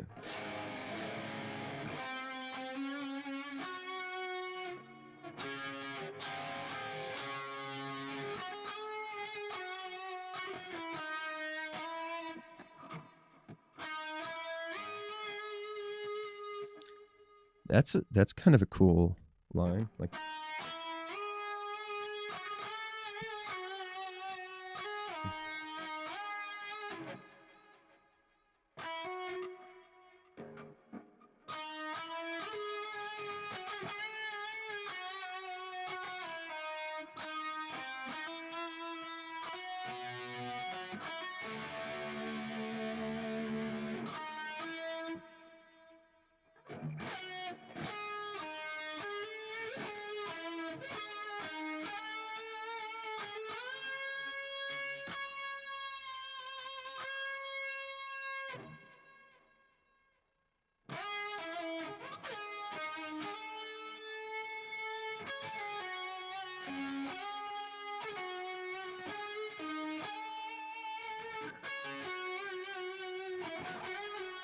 okay.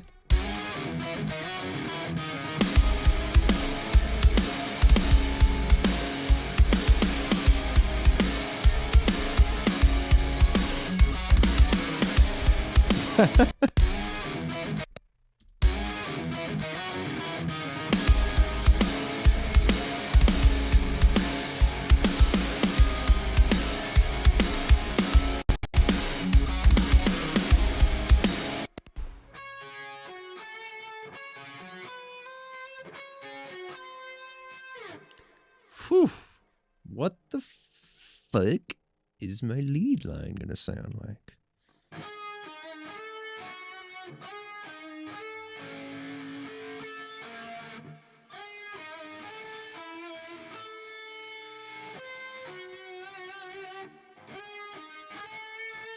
I'm gonna keep it simple.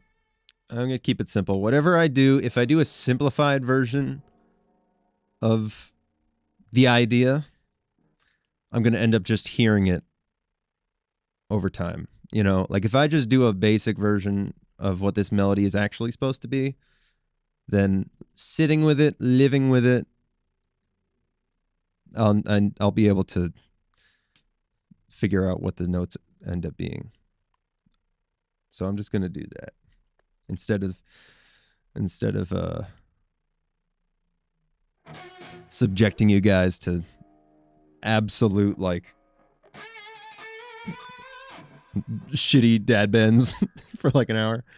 Nah.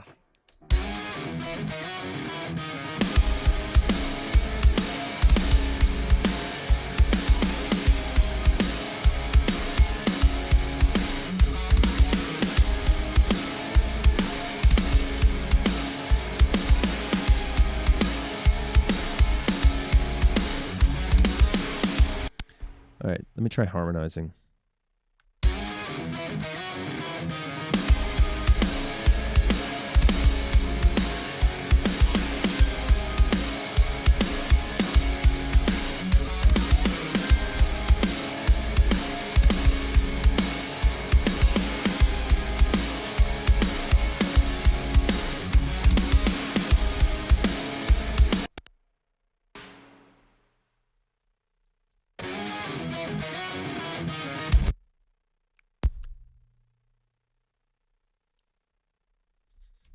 This is going to be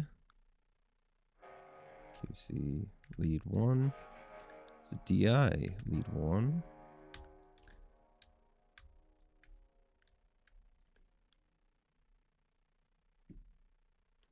Then both of these. Mix it. Boom.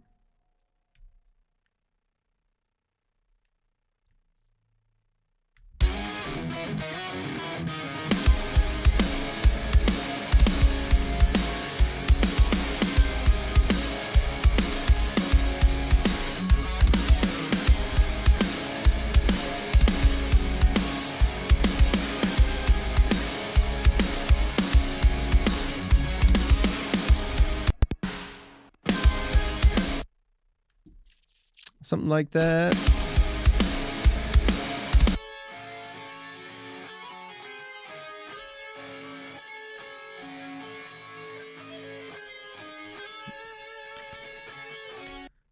Hey, Randall Bandle Fofandle. What's up, McFick bro? I fucked it up again. I know it. I'm sorry. You open to cool nicknames like Randotron or D, shortened version of Randy. You know it, dude. I've had all kinds of crazy nicknames over the years. Funny enough, Randall is a nickname. I don't know if I've said this before on stream, but my legal name is Randy. No joke. Randall is the nickname. Backwards. Doesn't make a whole lot of sense. I don't have answers. That's just the truth. But more people call me Randall than Randy, which you'd think would be the nickname one. So, yeah, dude. Go crazy. Randy's a very nicknameable name.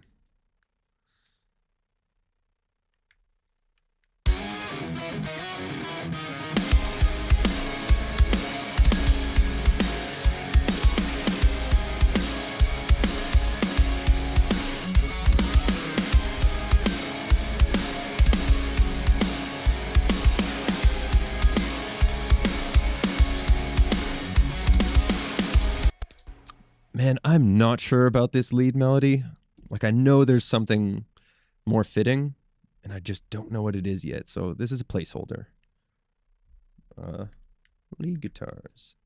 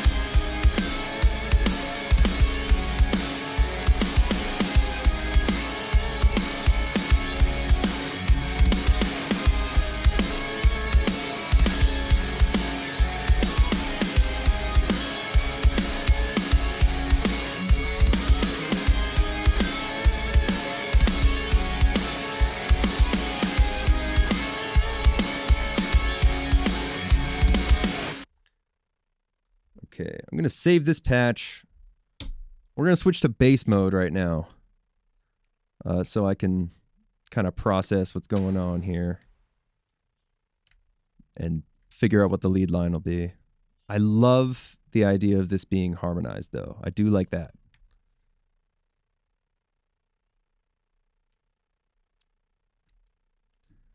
Okay, time to switch to bass. Let's freaking go, dude. Bass time.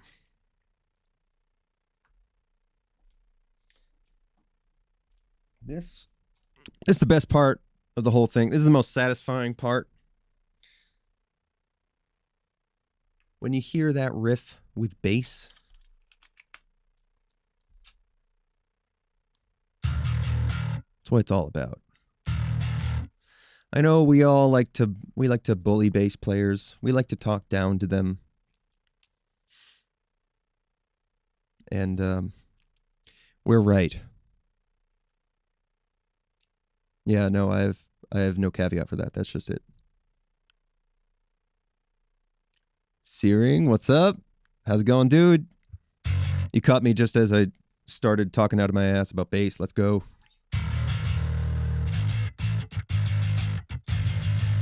How's the day today? Dude, ongoing. Today's going great so far.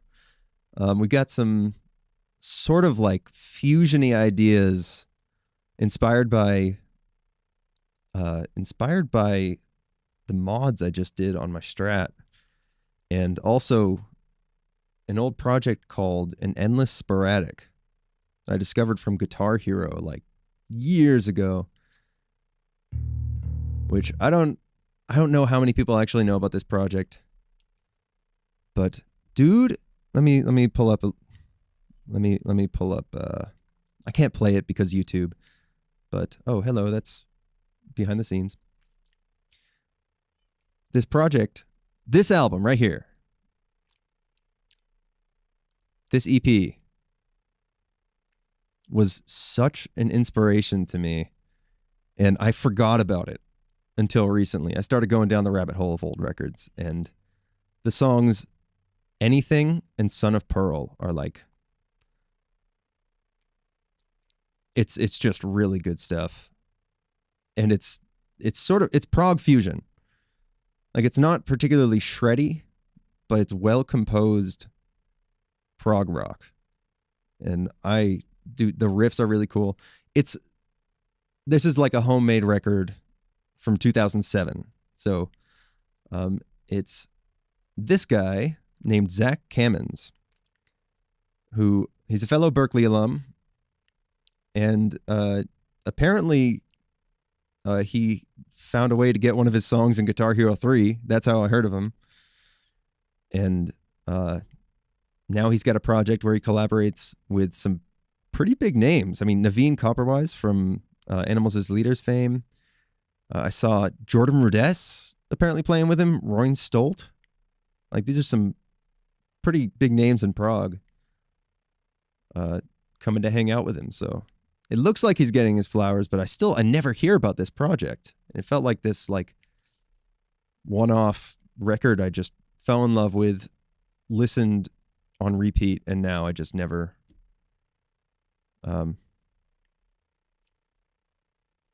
just coming back to it now to realize how much this inspired me. Son of Pearl in particular. I love the beginning of this song. I wish I could play it.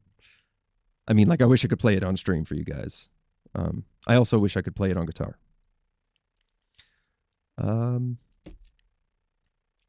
Yeah, dude, that's what we're doing today. Anything else I wanted to talk about? Man, I'll pick up my guitar again when I'm doing guitar parts, and I'll show some of the cool mods I did. I'm really proud of this. I basically set up the Strat to feel like a Music Man Mystic Dream, the old JP6, and dude, it just feels like a whole new guitar. I can't believe I ever let myself play that guitar with a polyurethane neck. What? Anyway, music time.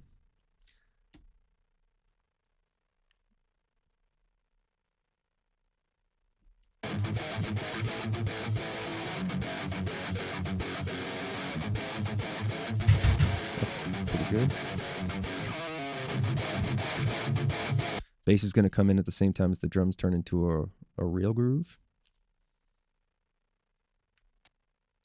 It's kind of fun. This kind of sounds like an idea from someone like starting out on guitar. Like, it sounds inspired like that. Anyway, okay, bass.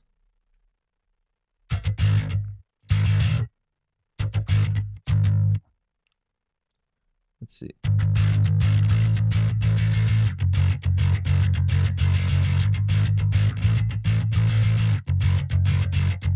I'll mess with the tone later. That's a bit woofy. Oh, that's kind of cool. 4th position sounds nice.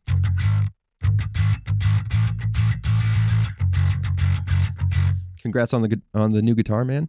Thank you. It feels like a new guitar. It's actually one I've had for 5 years now, but I just, man, I got the urge to completely mod it out, swap out the pickups, swap out the pick guard, and sand the neck down and refinish the neck. And dude, it's just, I'm excited. Next time I'm playing parts, I'll show you. It's really cool. It feels like a whole new guitar. I recommend everybody consider sanding your neck. Just feels way more expensive. What the hell is that click doing? Get out of here with that.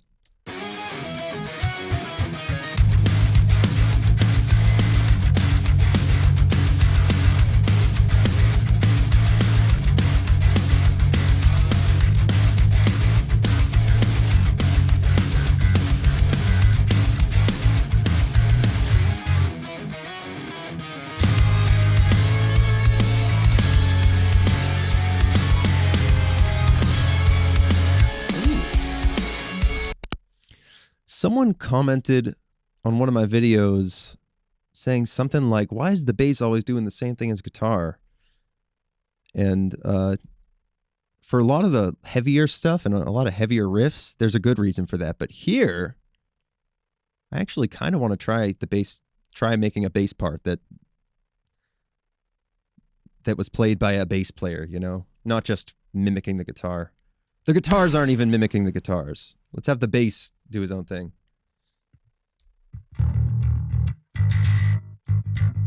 Am I good enough to, like, finger pick this?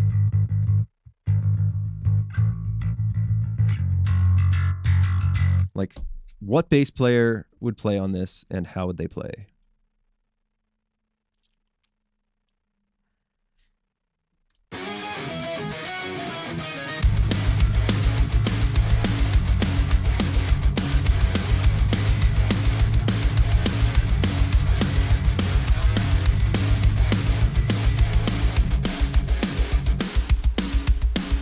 I'll try muting the guitars while I do bass.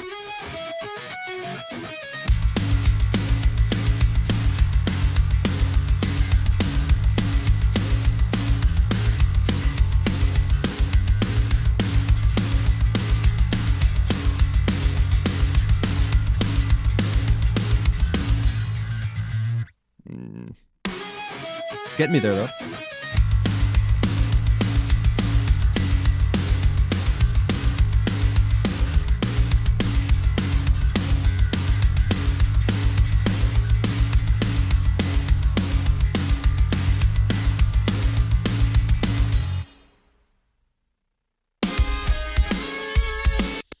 Mute those lead guitars as well, because I don't think that lead part is right. I know I'm gonna find it though. There's gonna be something really cool. Might even be a new chord progression. Stay tuned.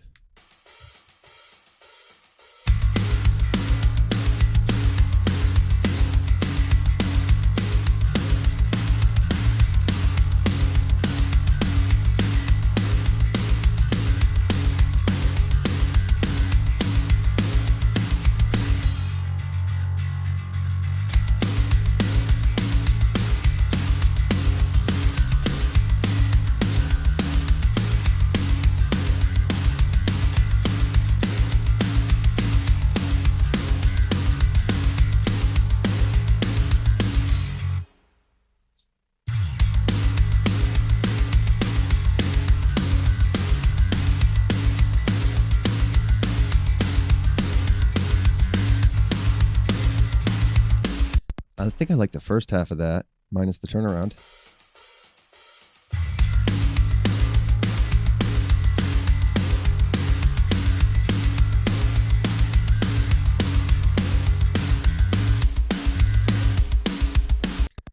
Do I join in on the fill?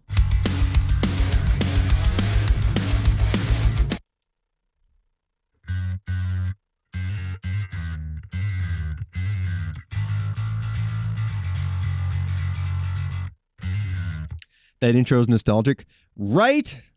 Dude, it feels nostalgic. This whole thing, like this kind of vibe. You know, this doesn't sound like something from 2026. And it's like really simple. Just 1 second, guys.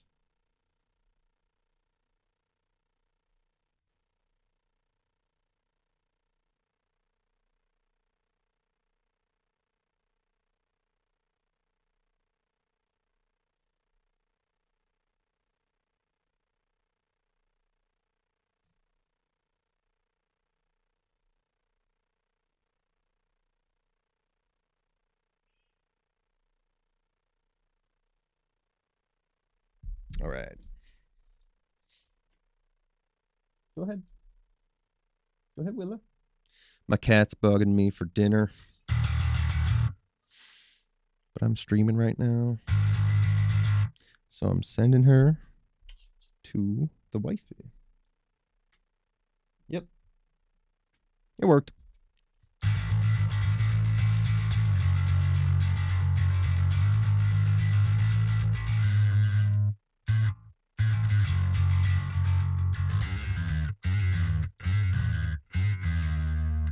Let's go.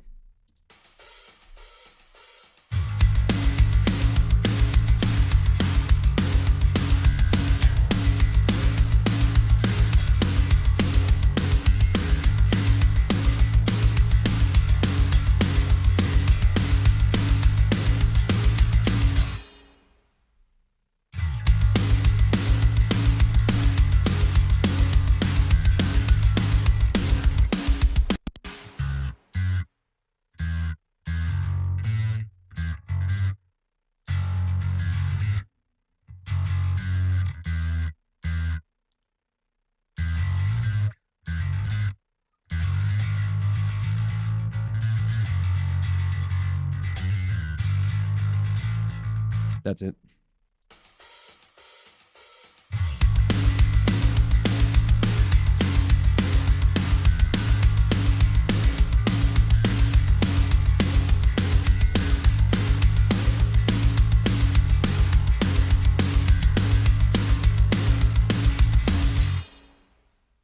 Cool. That was the take. We got it. I'll just get the slide right. Actually, there was a really sick one earlier. I'll just steal from that.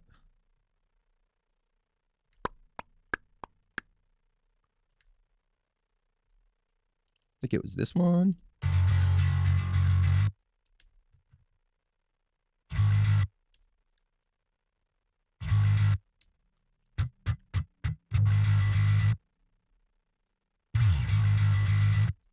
I think it's that. Yeah.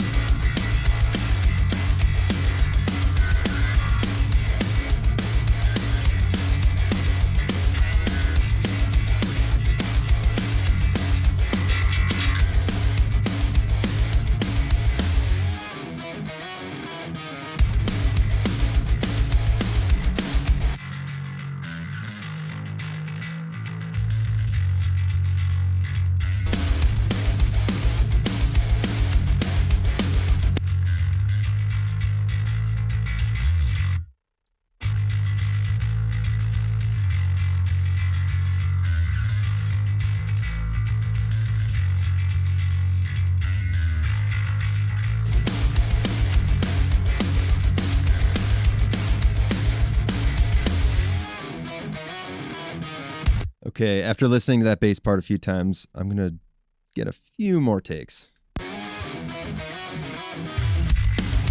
What the hell? I need those guitars muted while I track bass.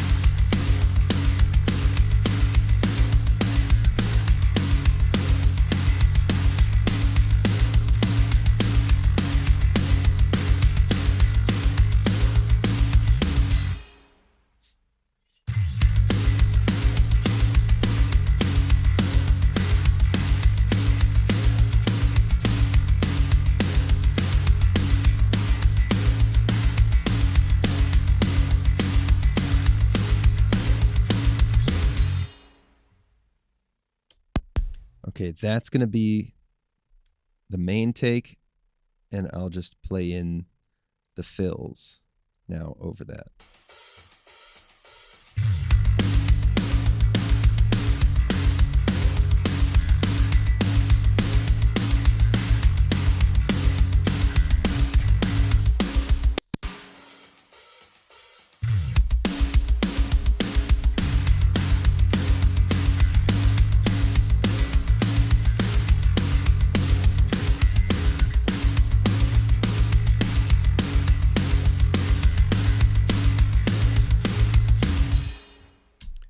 Yeah, that'll do for now.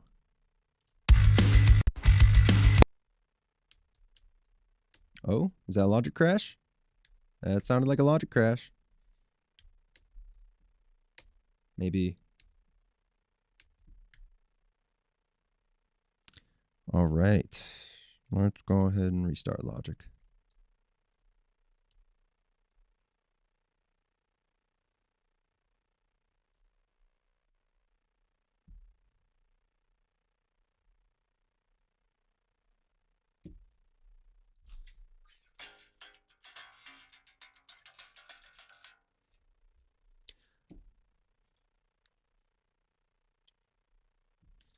Damn. Yeah, it happens. It happens. Logic is a fickle mistress.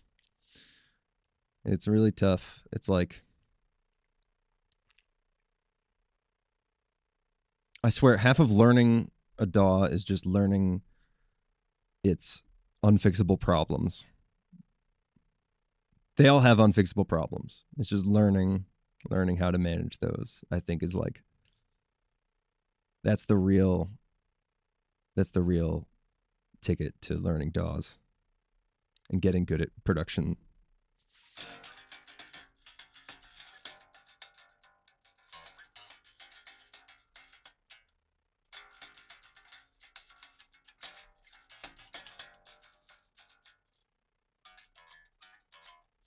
There we go.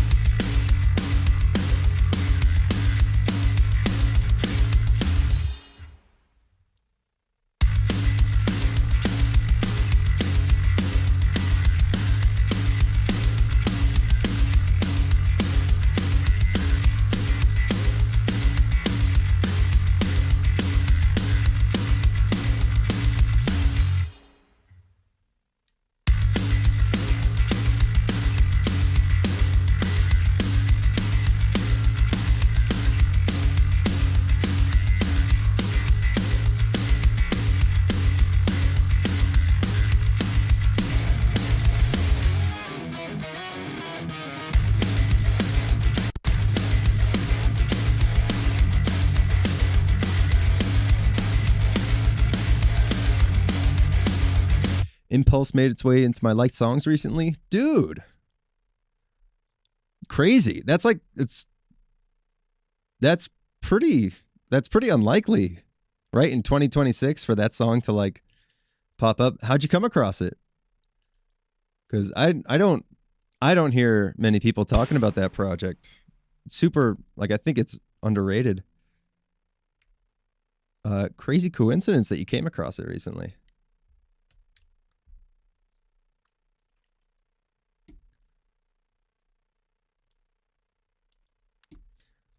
Okay, since I'm not certain about this lead part, and I'm not even sure what I want to change about it, why don't I try playing with chord progressions? What if there was a chord progression that made this lead part really cool instead of mid? What would that lead part sound like?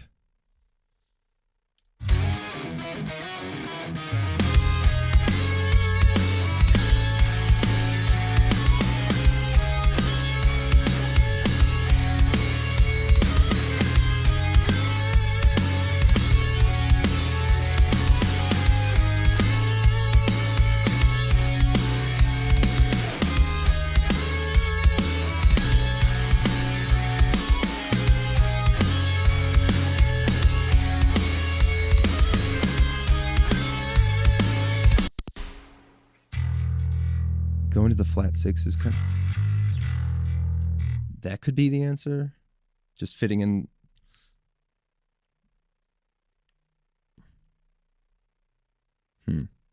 Maybe scrap the lead part and just come up with new chords anyway.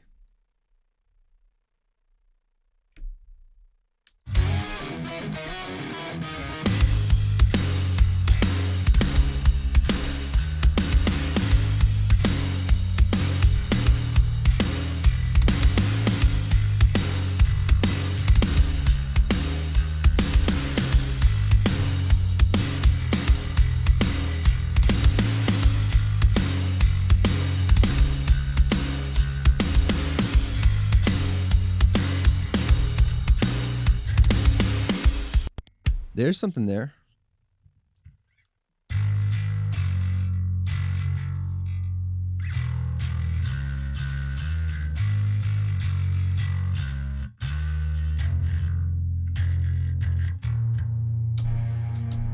Oh, I already had a tune open.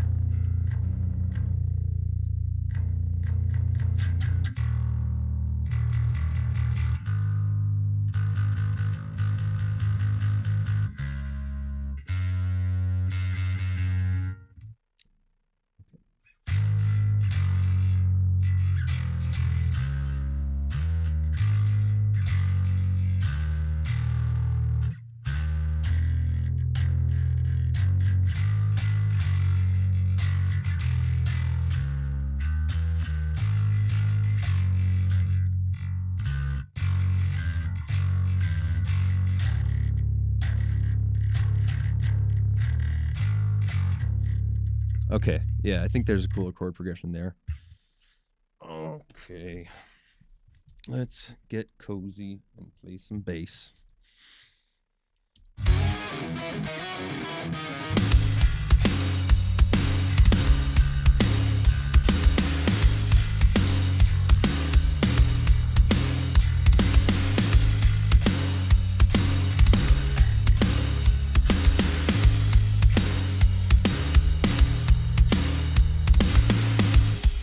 Oh, and then end on the flat 2.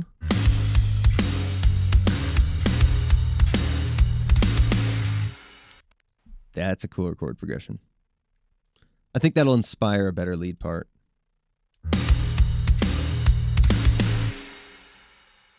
Dun, dun, dun, dun.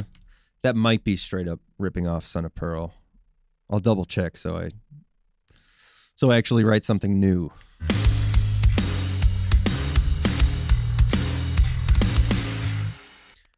That's definitely how the chorus of Son of Pearl ends, is dun, dun, dun, dun. Na na na na na.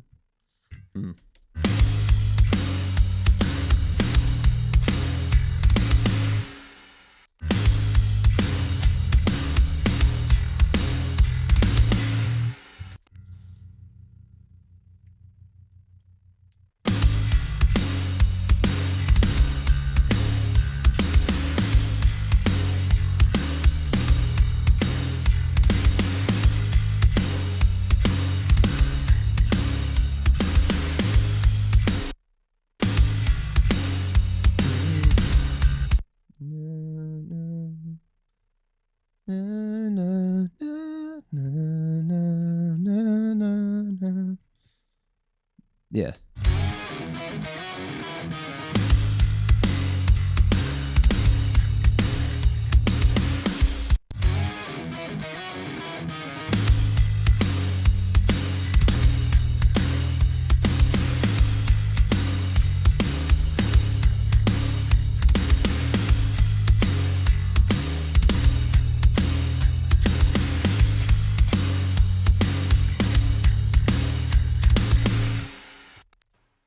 I think so.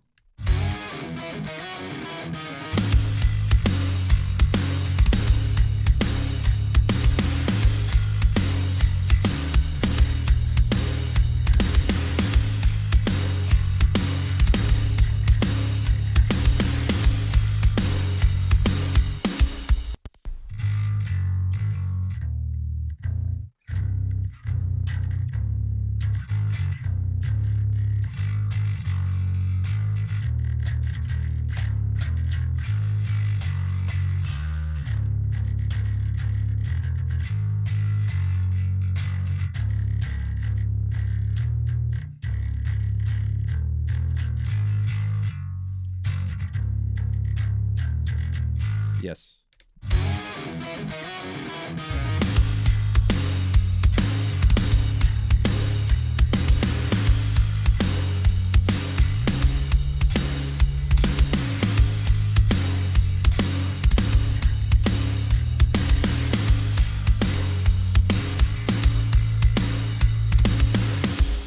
That's the chord progression.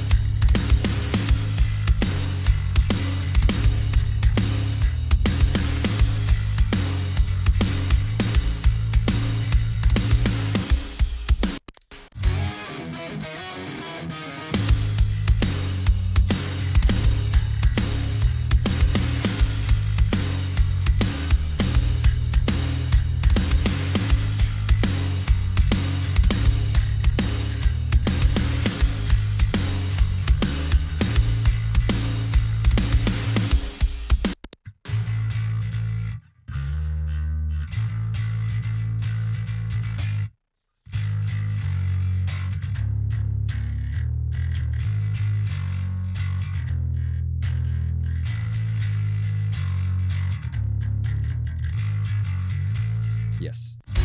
Now that's it. I swear I've found the chord progression about 3 times now. This time it's for real though, guys. For real this time.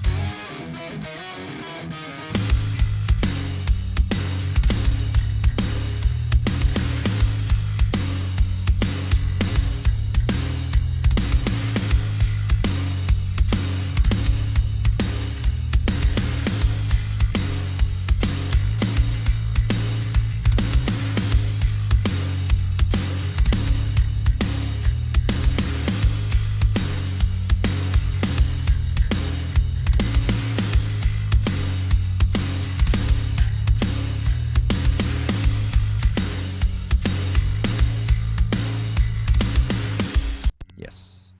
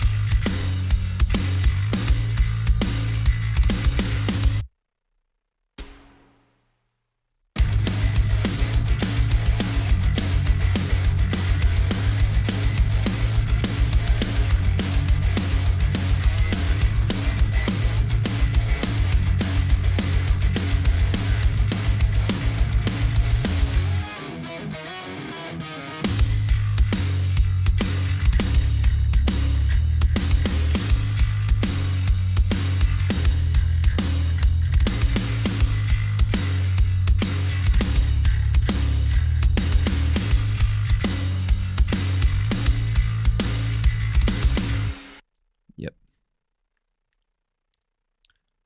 Okay, I think I'm done building horizontally. Yeah, I think I'm done building horizontally, and I can start focusing on like nailing the parts and getting each section to feel more complete. Yeah, I think I'm done like building horizontally. I'm going to focus more on just making sure each section has the right parts and everything sounds good. Maybe some transitions here and there, and better drum parts for the beginning two riffs. You know, like better drum parts for those first two riffs for sure is going to help.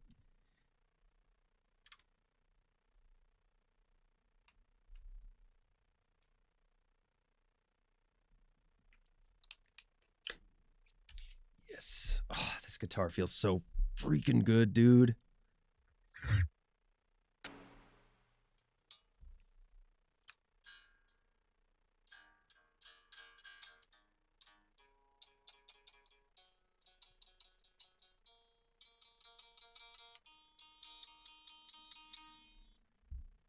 Like, I have a feeling even after streaming, I'm just going to keep playing guitar. It's just like the neck feels great. It sounds crazy.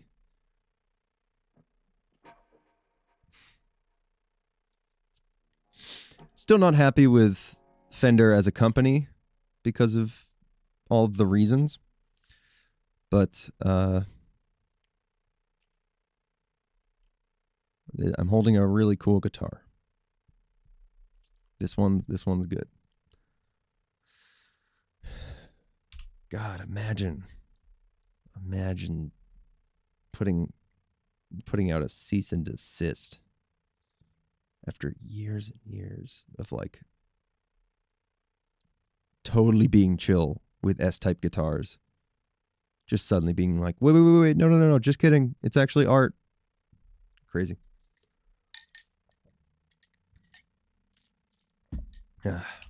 They lost aura points when they did that, for sure.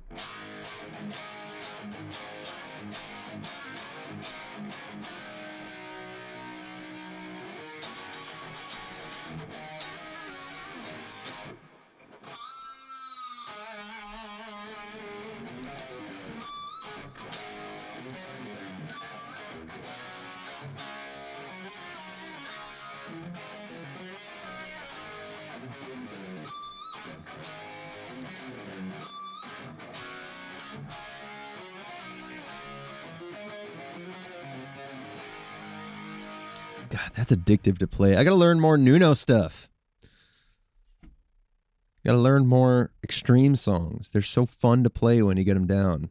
They're like really hard, and then you figure it out, and you're like, oh, that's the most fun I've ever had.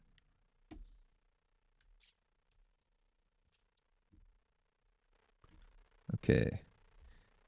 Turn off the flanger, turn off the verb, take off the foo-foo, turn off the Wi-Fi.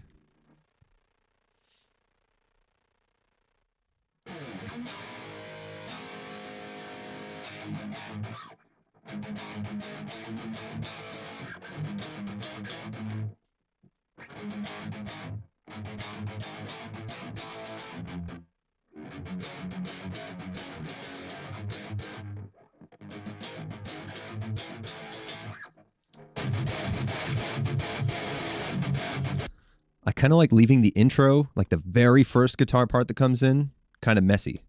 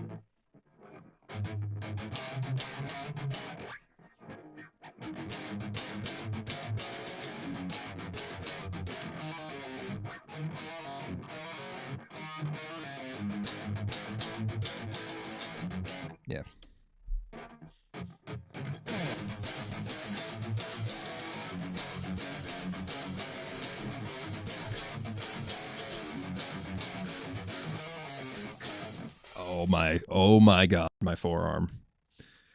That is an exercise.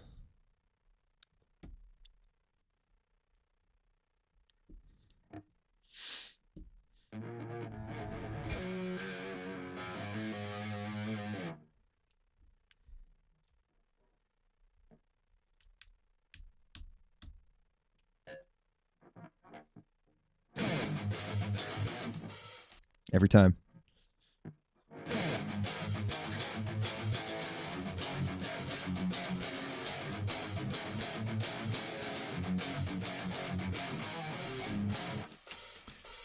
Come on now.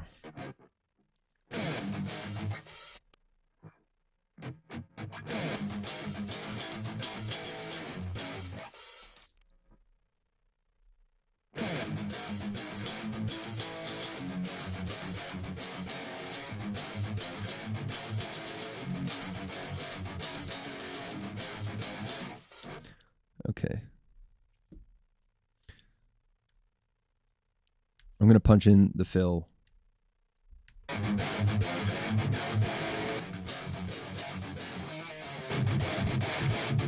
Why would I make my life harder than it needs to be?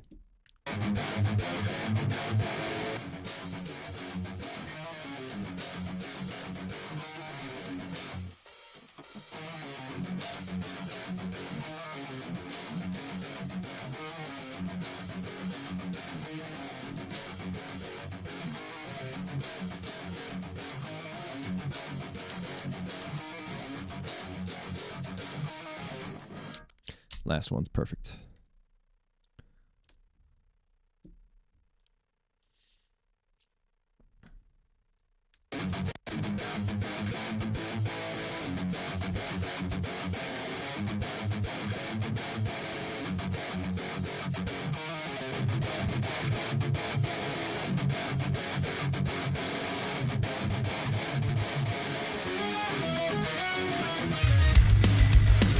Cool. That sounded a little laggy. Come on. Come on. Be better.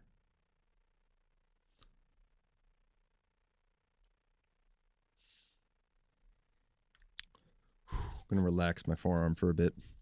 That's an exercise indeed. Absolutely it is. Folks at home, try playing that.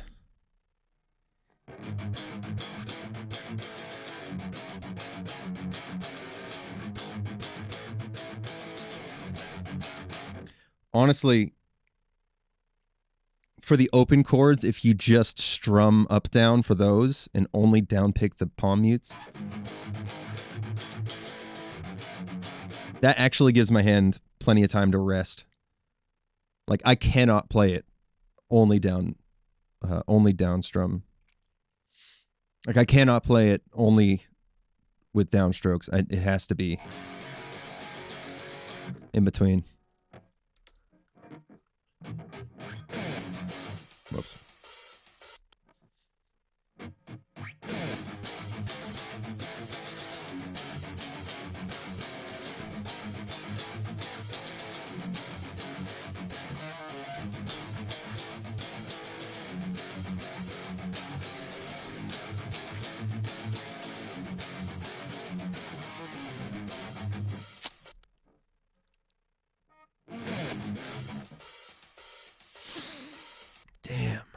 Damn, okay. I actually hadn't heard it from Guitar Hero, but from a Guitar Hero 3 playlist. That's awesome. I love that there are playlists for video games. I always forget about that. I kind of want to listen to like a Tony Hawk's Pro Skater playlist. Or like just go through the Guitar Hero games. I'm sure I'm going to end up finding influences I had no idea I had, you know? I think I did see some Instagram reel of some kid doing a playthrough of that song. Dude, if you find it, send it to me. I want to see. And I just want to like talk to anybody who also remembers that record. It's just like, I don't know, it feels like it feels like one of those records that I listen to. I don't know anybody else that listened to it. And I feel like it's not real. Like there's no way. Like I've never shared that experience with anybody. So it's kind of cool. Finding out that anybody else has heard of it. He's active too. An Endless Sporadic. I keep forgetting his name. It's going to take me a bit before I remember. Zach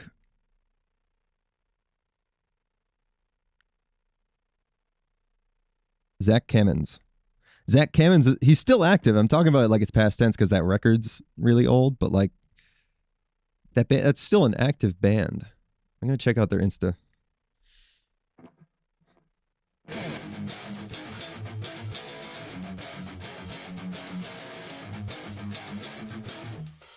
I just realized I had the doubler on this whole time. That's not good. Don't want that.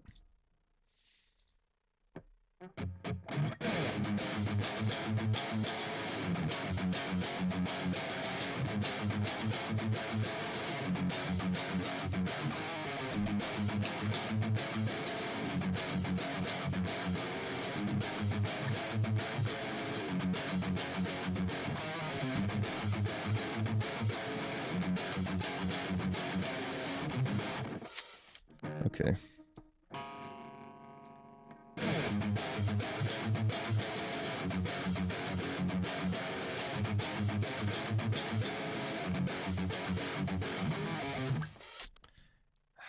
I think that's a good take, but just the fill at the end needs to be right. Yo, chill, Logic. Come on.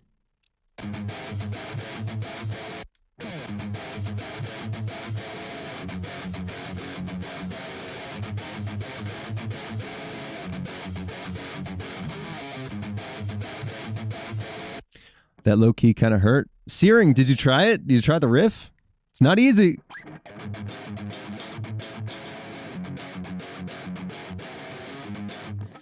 Just gotta relax. You gotta relax. It's what every person who can play fast says, is you just gotta relax.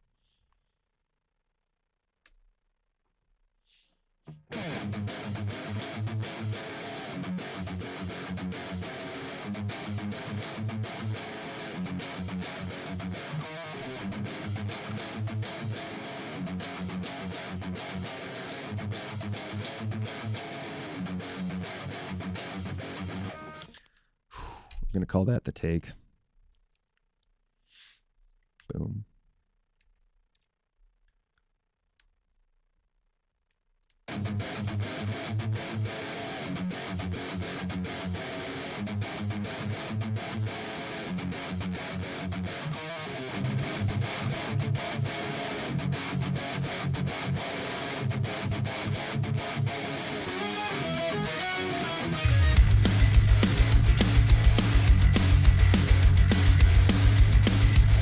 Loud as fuck bass. Come on.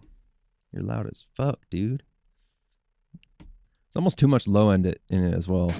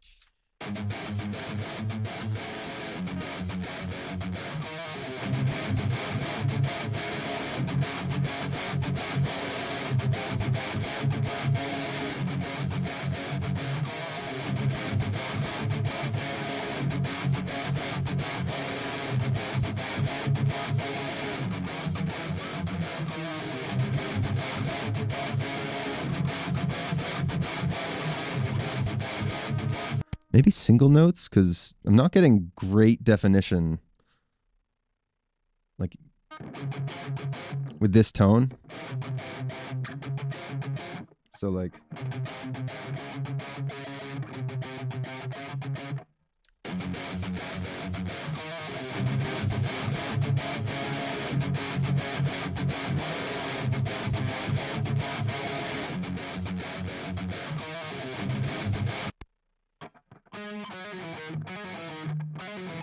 oh, maybe I harmonize into it.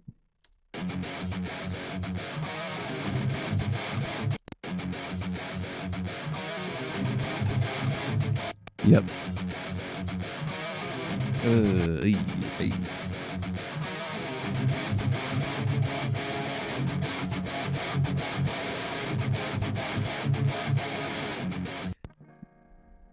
That's a cool part.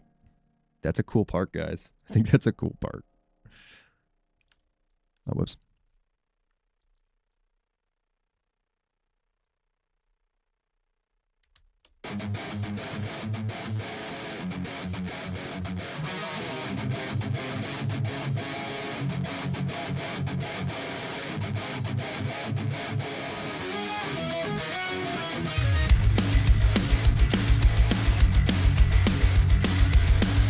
Sick. Okay, I'm going to try another one so it's cleaner, but that's the part.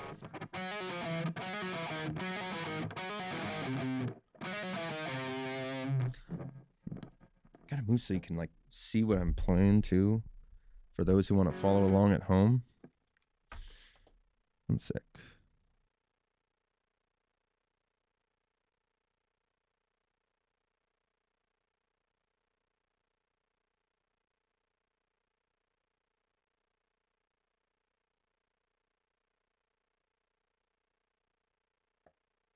There you go. You can actually see the fretboard now. Let's go. You're still live. Just saw this as I went to go write my exam. Dude, yes, still going.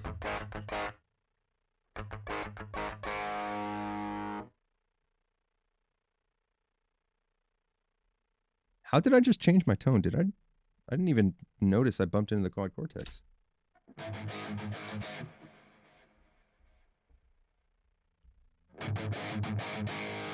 There we go.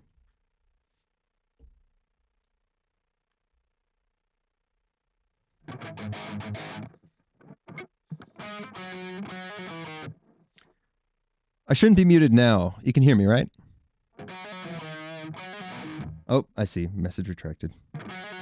Sick.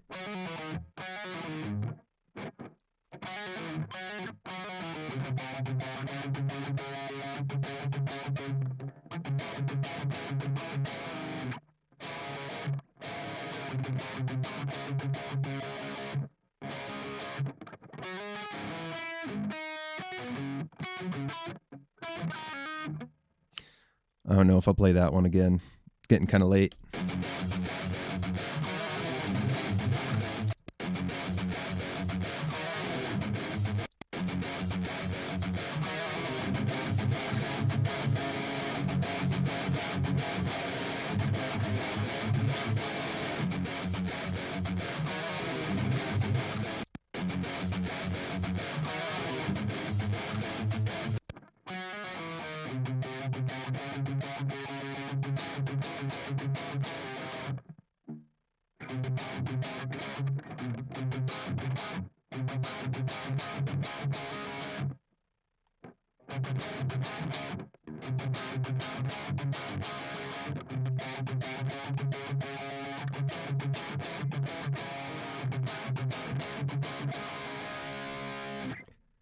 This is a cool part. These are cool parts. I've never really written something like this. I feel like I say that every week, but also every week I'm like trying new things. This is really cool. I appreciate you guys hanging out with me, despite the dad bends of it all.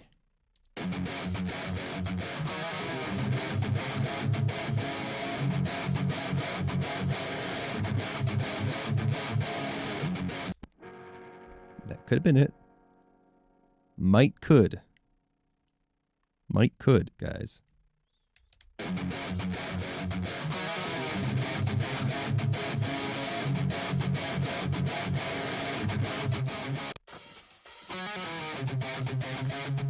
Rushed.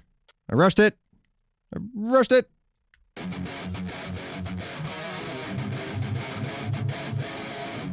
Wonder if the other guitar is throwing me off. What if that's a red herring? 1, 2.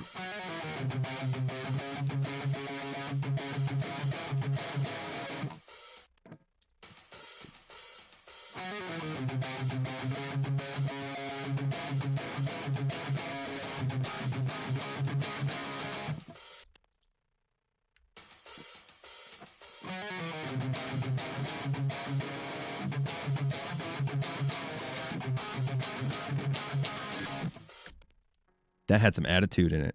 That take was kind of... That take kind of felt like the one, you know? He said very hopefully.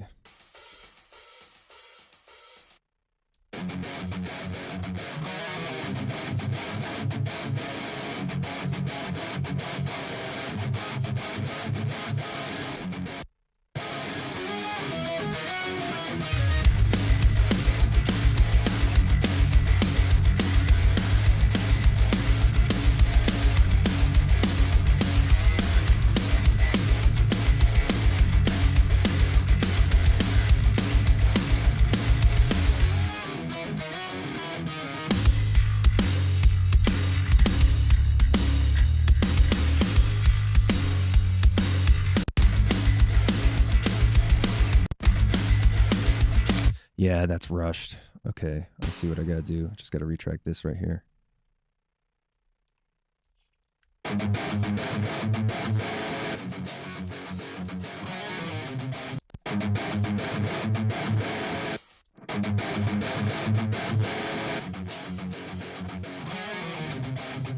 What's my part again?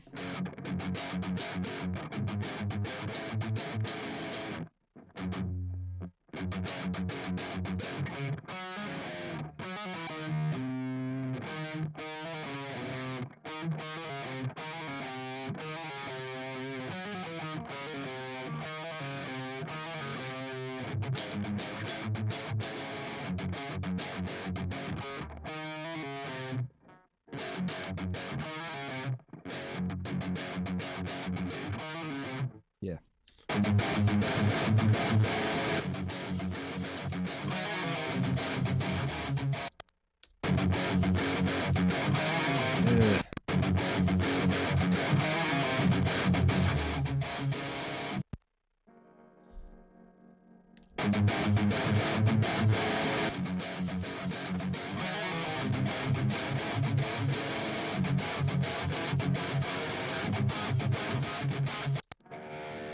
God, I love this tone. This is addictive. This is an addictive guitar. Now. Oh my God.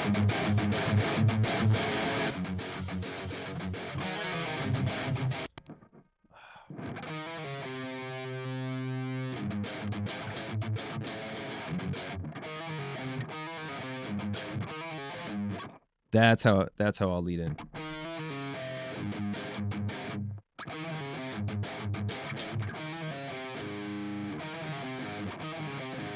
Okay.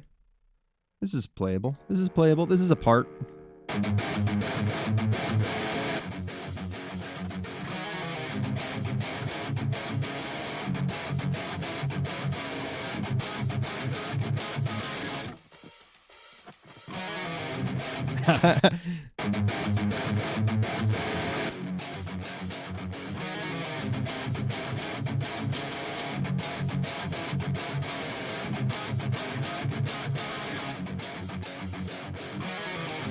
Fuck. Almost.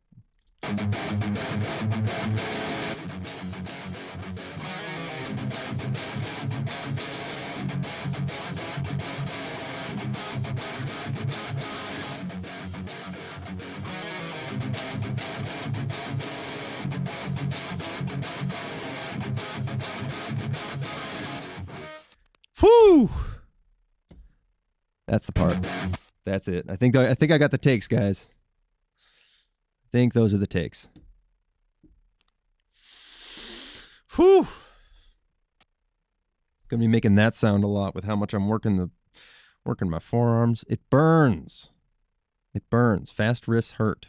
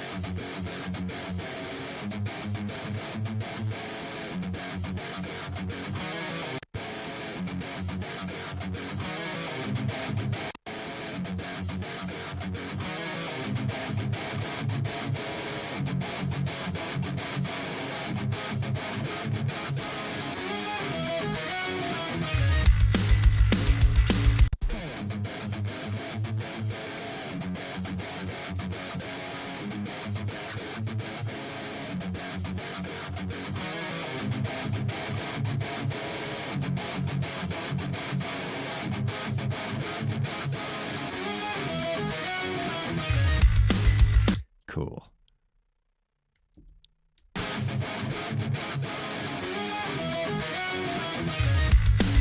Okay, this is going to sound... Uh-oh. Logic screen's freezing. I don't know what it is, but single coil always feels so much fun to play after playing Buccarinos for a while. It's real, man. Single coils, totally different response. Super refreshing, you know? And also, I find it like, it doesn't make me just want to play riffs and like humbuckers. All right, I think I just fixed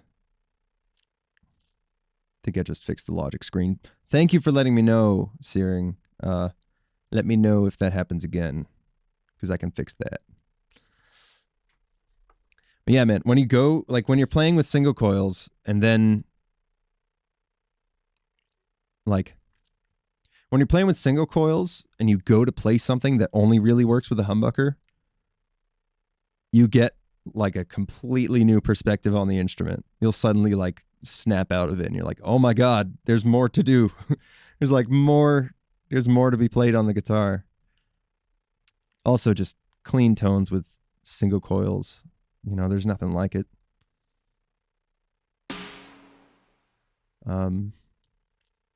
Let's see what happens in this riff.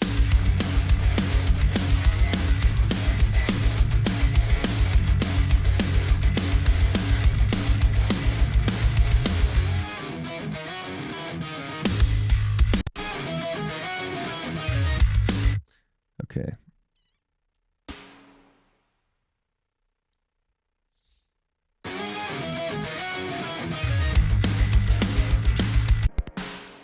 I played something that has never been a part of the song just now.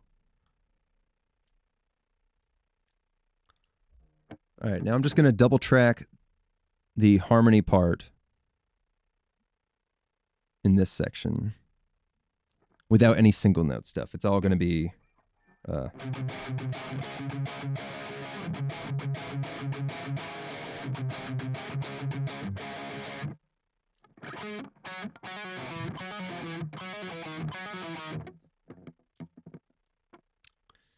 yeah.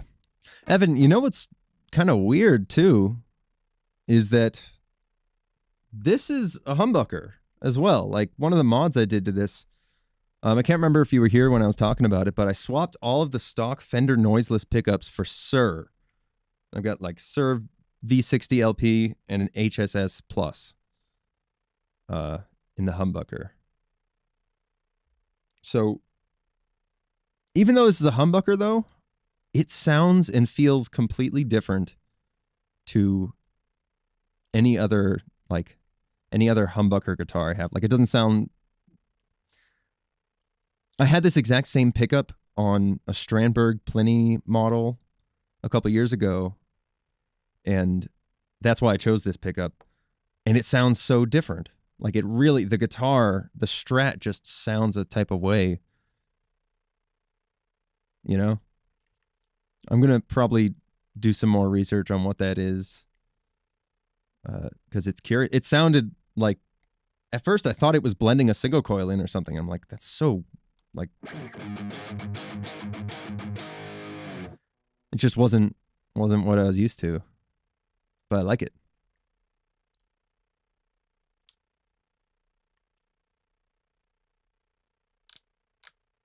Oh, sweet. Didn't hear you talk about the upgrades. Yeah, okay. So, yeah. That's ridiculous upgrade for a while. What do you mean? Like, that's a ridiculous upgrade, or like that's ridiculous upgrade for a while? Whoa. Yeah, super different response hearing this humbucker on a Strat, but also super different sound of the guitar overall with the new pickups. Like I just love it more. The noiseless pickups, as I understand it, they're doing some kind of extra ground loop in order to remove the 60 cycle hum. And that was all well and good, but I never really loved the sound of those pickups. You know, the Fender noiseless. And especially after I tried the single coils in my Sir Telly, I'm just like, dude, whatever they're doing, whatever they're cooking up at John Sir's place is, they know how to do it. It's sick. I love what they're doing. Another mod that I talked about earlier, is I sanded the neck down. So you can see the line. I'll do this thing again. Yeah. You can see the neck shaved down compared to the headstock. All of these changes were totally DIY. I just did some research and did the whole thing pretty cheap.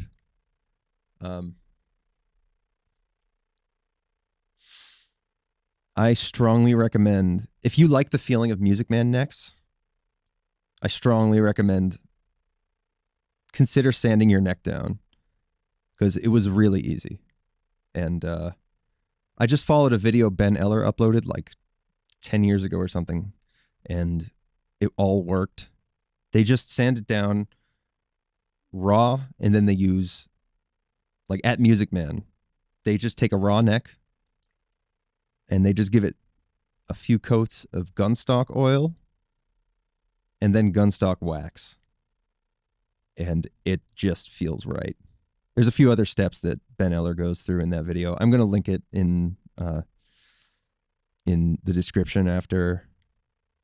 But yeah, dude, it's insane. I don't like the feeling of any kind of sticky neck. Like, I don't like finished necks really.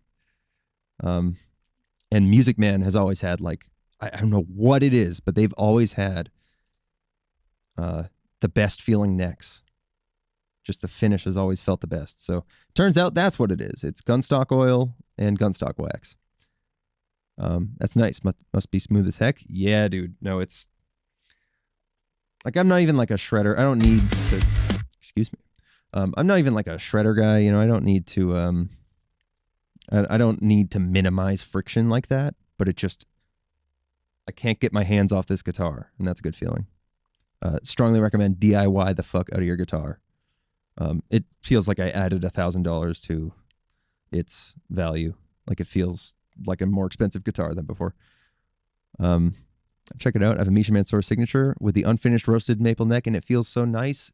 I bet, dude. A roasted, like, tongue oil feeling. That's super raw, especially on a roasted neck. Just, that's the best, dude.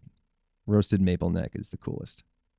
You got a roasted maple neck, if you got it like flamed too, that's what I want. I don't know when or how, but I want a flamed roasted maple neck. Those look like money. Like the ones, look at like Music Man Sabre or Axis guitars. They've got some beautiful flame maple necks. Just, the guitar just looks like money. Any pickups that can work guitar. Hell yeah, man.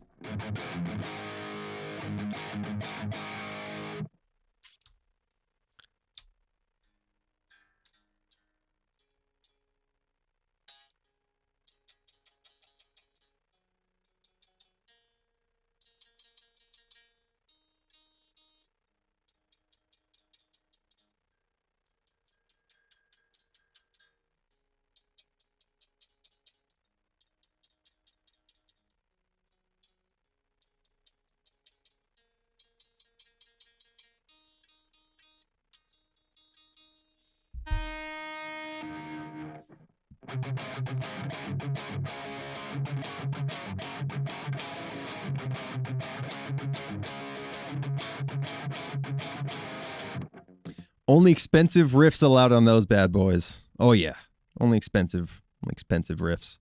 Can't play riffs below a certain tax bracket. I cannot stop. Play the part you've played. I'm so stressed out. Oh no. Oh dude, Searing, try a slow tempo, and do not tense.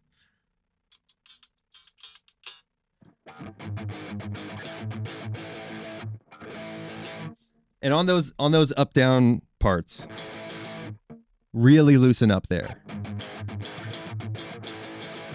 Because that's a short amount of time, but it's enough to like that's such a short little, it's not a lot of time to recover, but it's enough to like, for your arm to feel up to James Hetfielding again. It's even harder to play it really even, honestly. The timing is almost harder than the endurance part of it. Let's try it, this harmony part.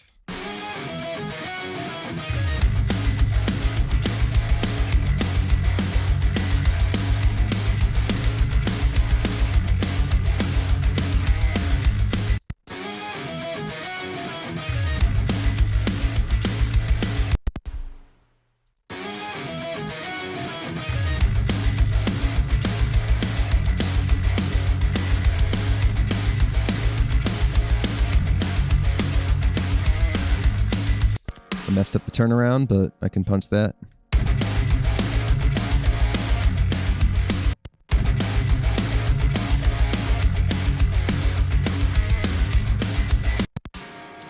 I messed it up again.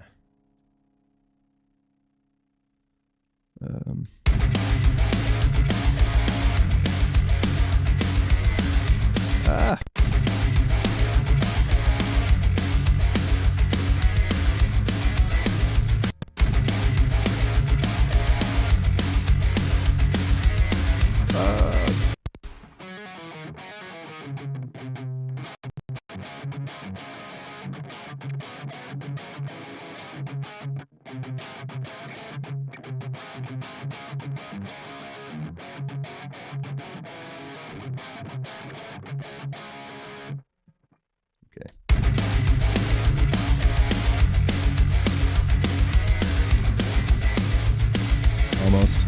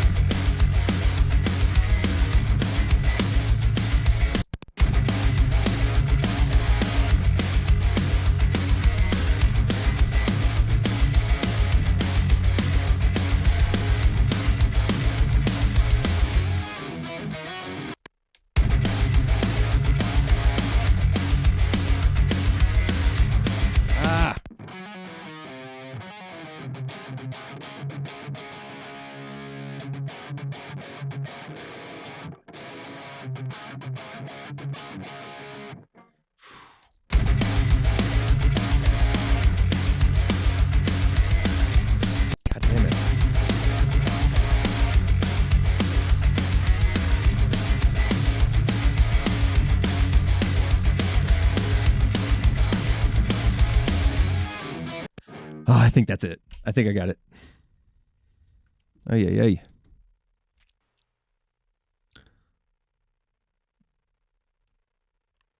I'm going to spare you all me absolutely butchering that lead part, though.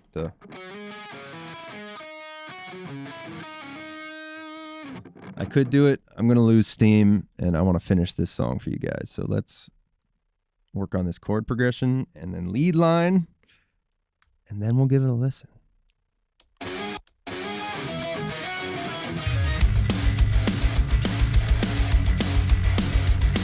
I'll probably add some synths, like I said I would. Definitely going to add some synths, like I said I would. That's going to be important.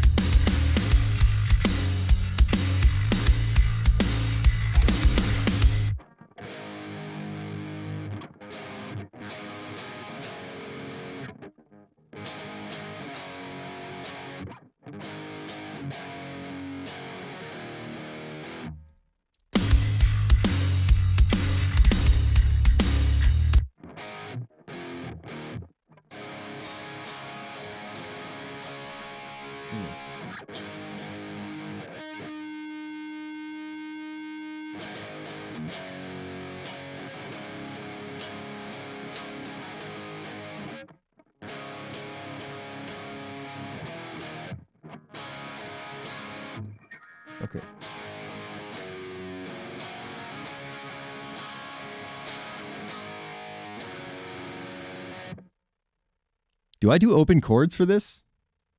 Feels unusual. It feels like uncomfortable almost.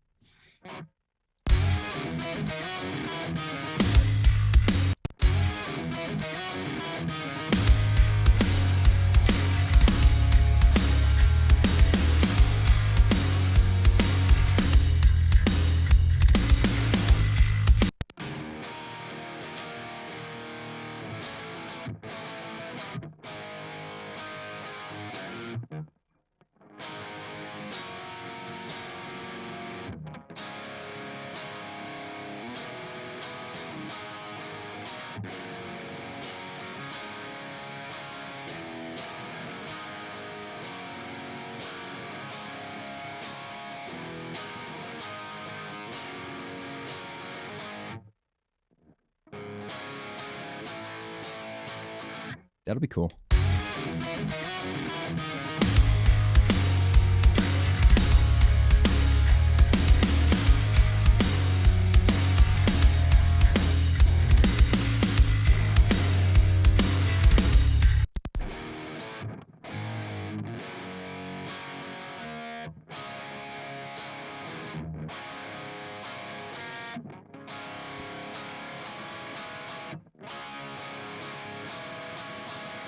Yeah, so okay.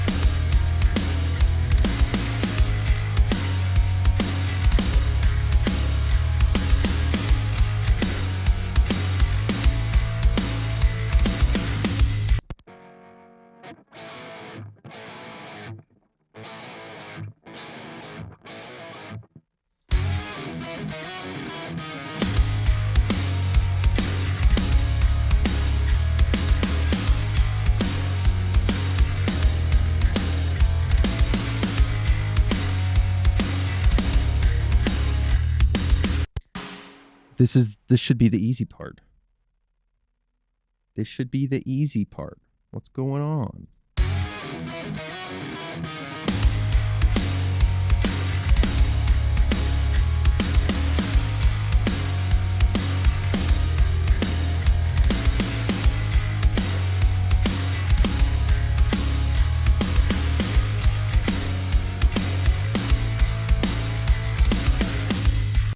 Yes, got one. And that's definitely a better chord progression than before. Than just keeping the same chord progression, you know?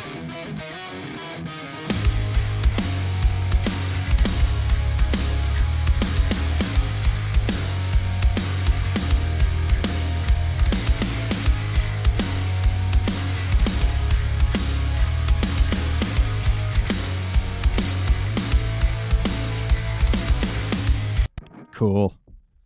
I think we got it. I think we got it, guys.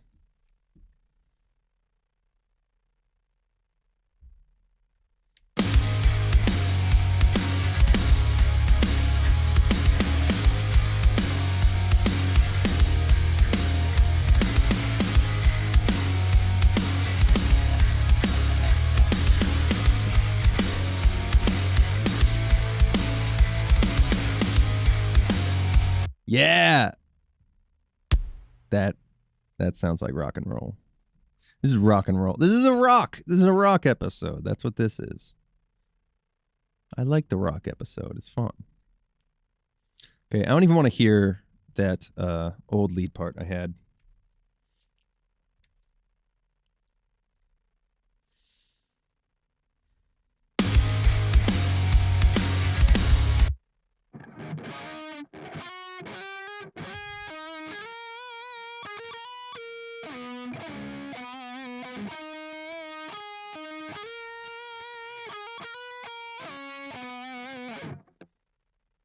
Part reminds me of Linkin Park. Yep, that's rock. that's a rock. That's a rock riff. Sometimes Linkin Park reminds you of new metal, but like it's rock this time. This is rock. Now, what's a good lead part for this?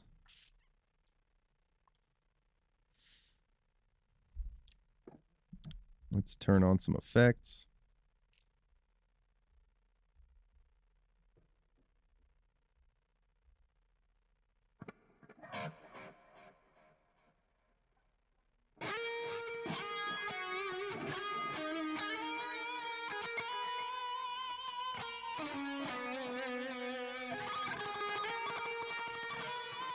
Little tremolo lead, maybe.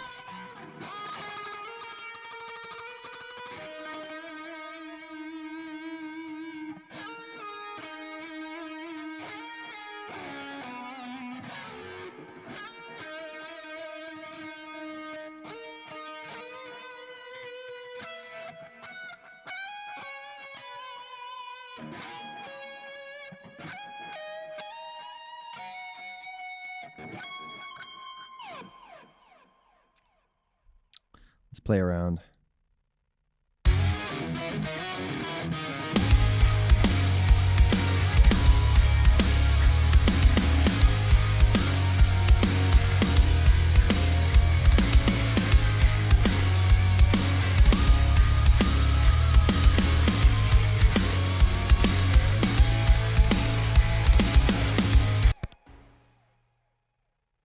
We have our heading.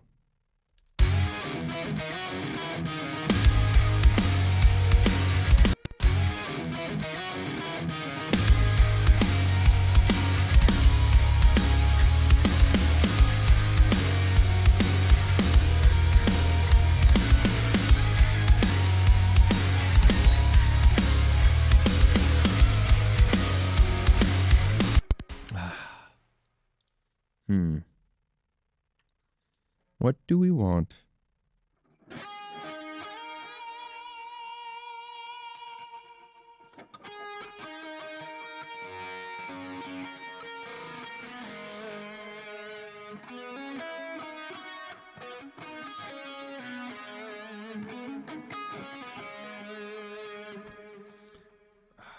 I don't even remember what Periphery song I'm ripping off with that.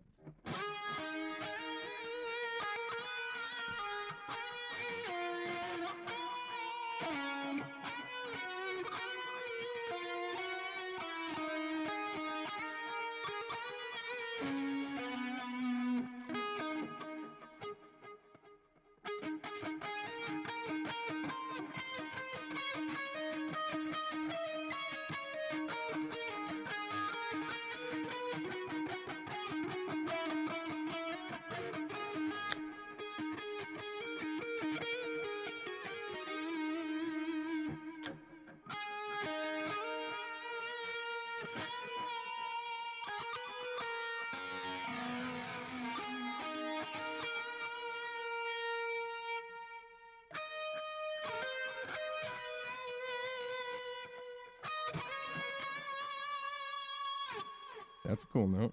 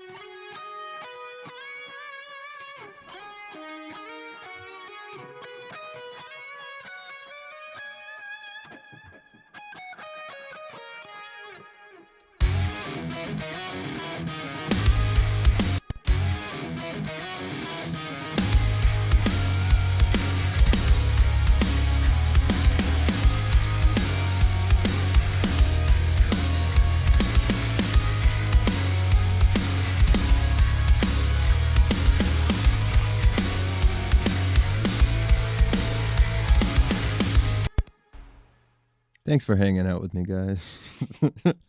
Fuck.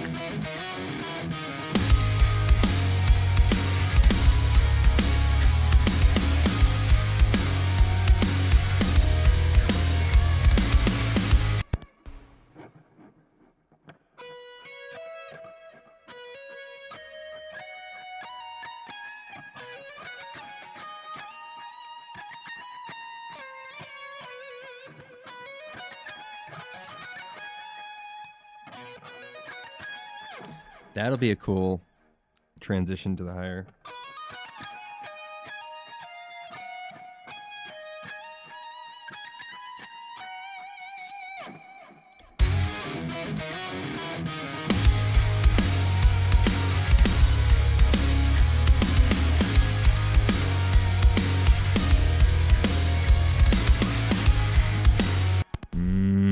I'm not even sure yet about like the way the melody resolves.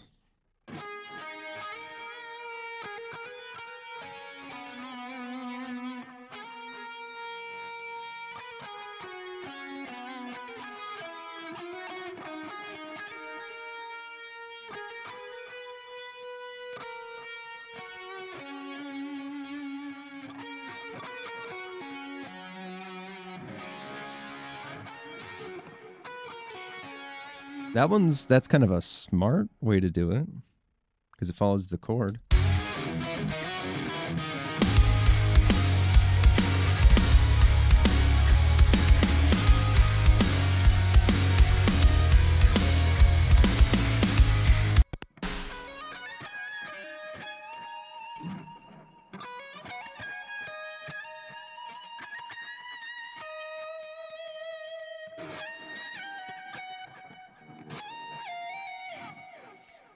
Don't forget to practice, guys.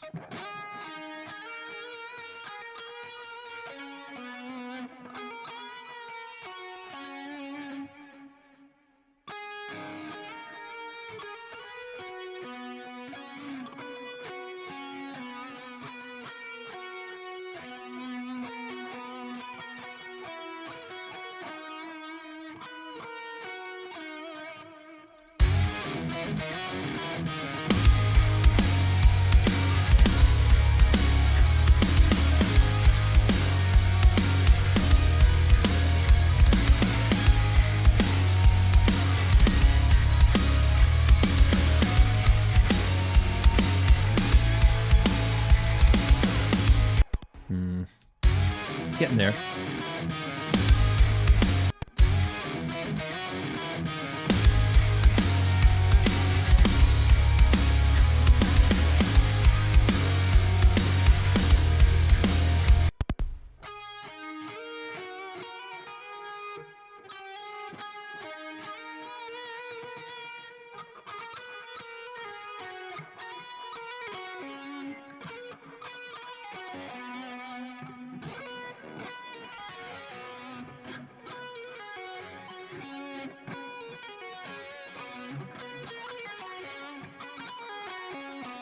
Whoa, that could be it.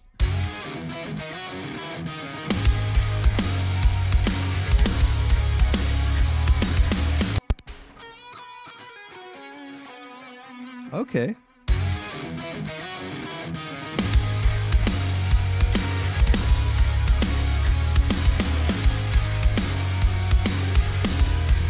Yes.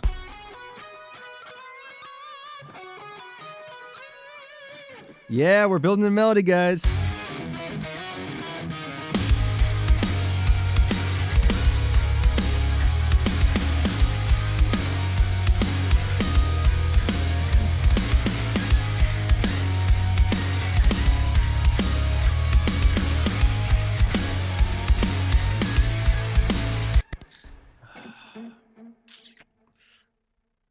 As soon as I get my chops up, it's over for you bitches.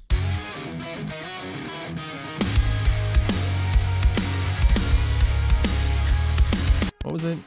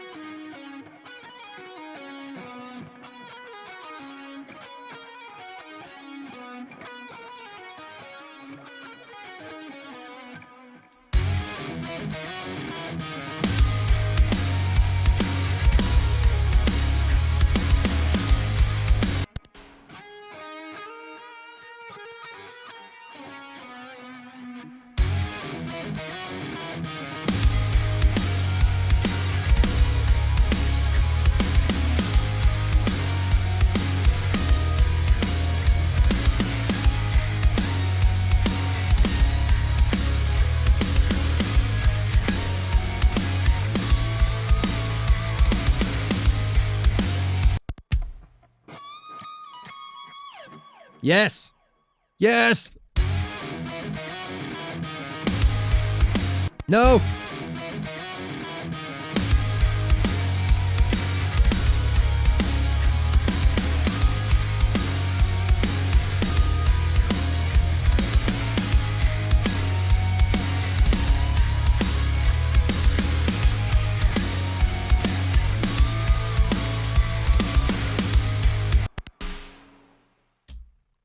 That's something.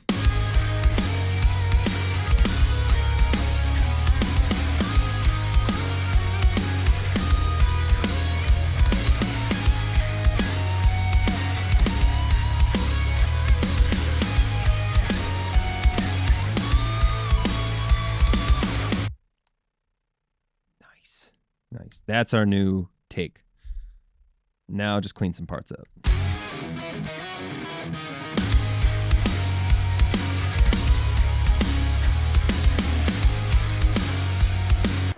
I like the beginning of that.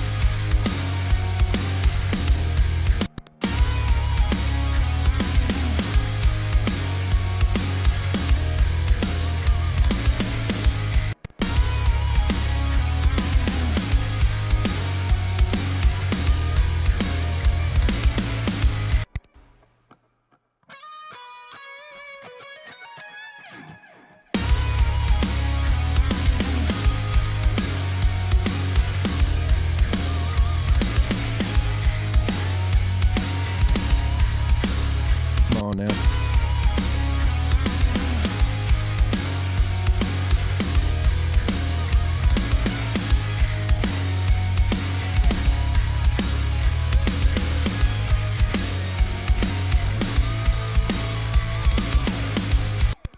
That could have been it. Could have been it.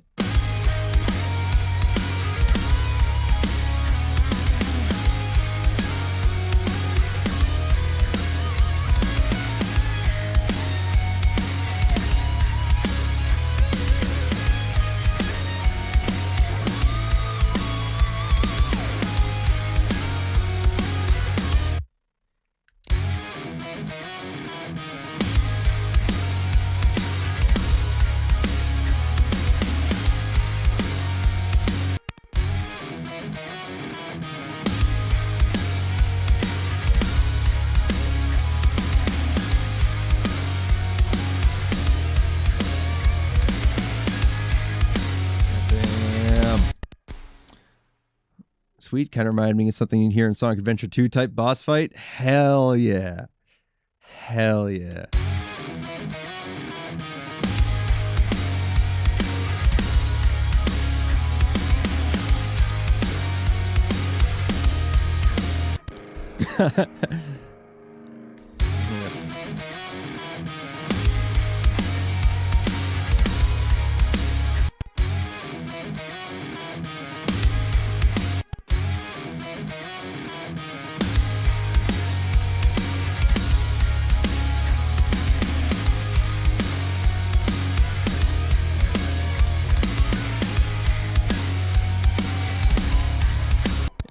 Come on. Almost. I think I have the ending already recorded. But man, I just want to get it down in one take, you know?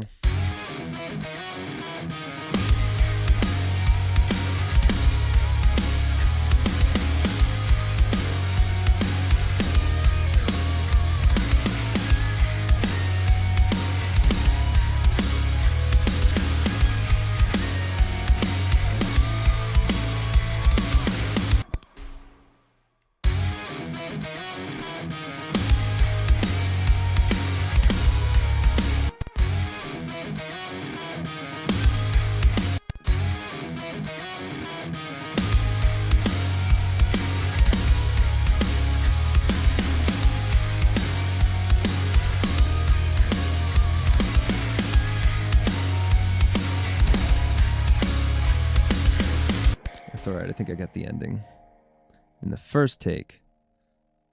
And I'll just keep the wacky vibrato I just did.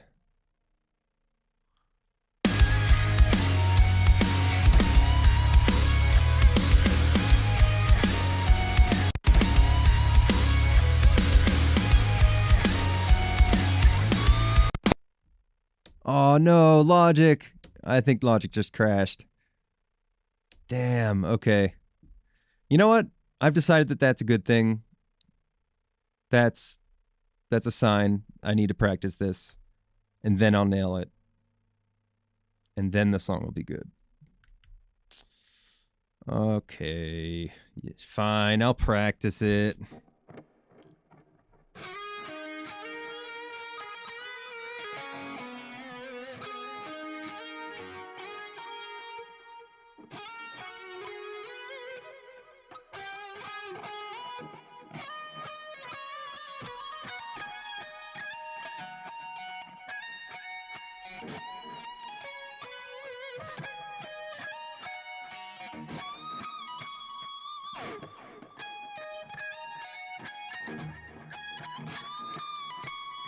That's probably better.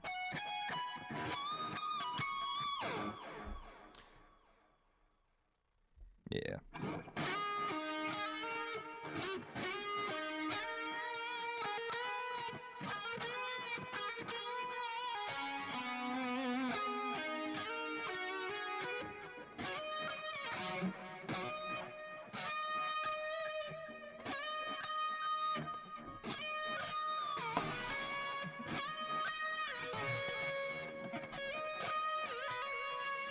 If I were a better guitarist, I'd do some shit like that.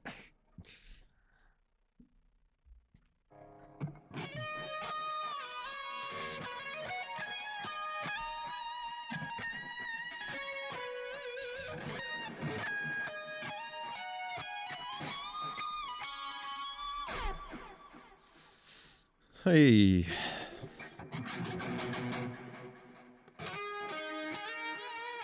Check tuning real quick.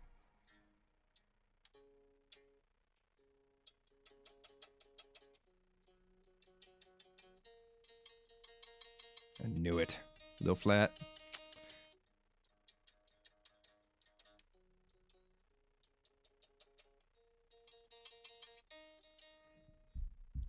All right, let's get it. Every time.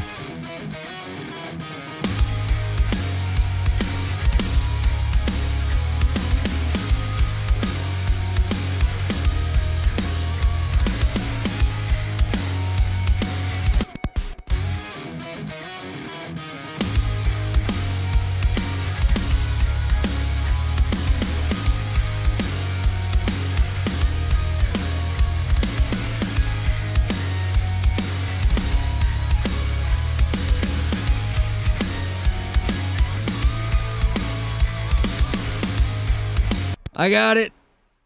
I got it. That's it. That's the lead. That's the lead, guys. I got it. Feels good.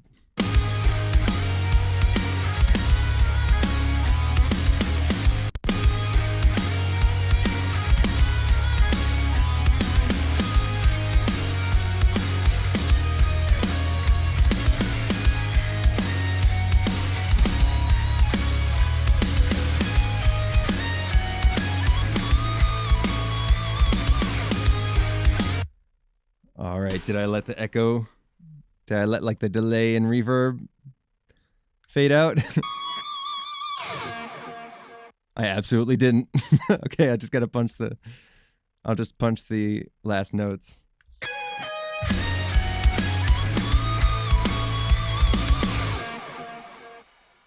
Oh, whoops, I was only recording one track.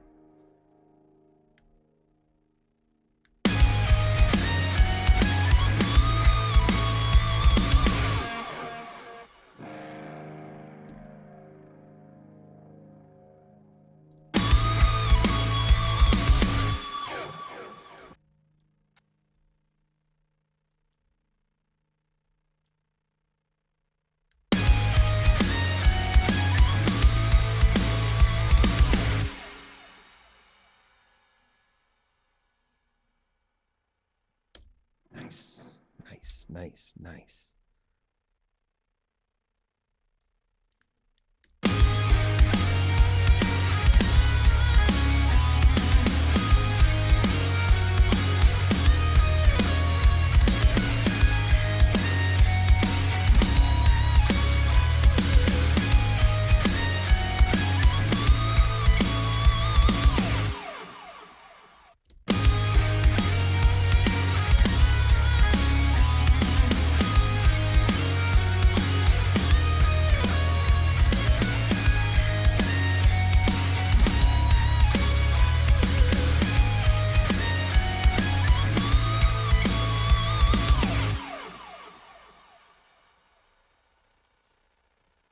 All right, homies, about to head out. Pretty chill stream.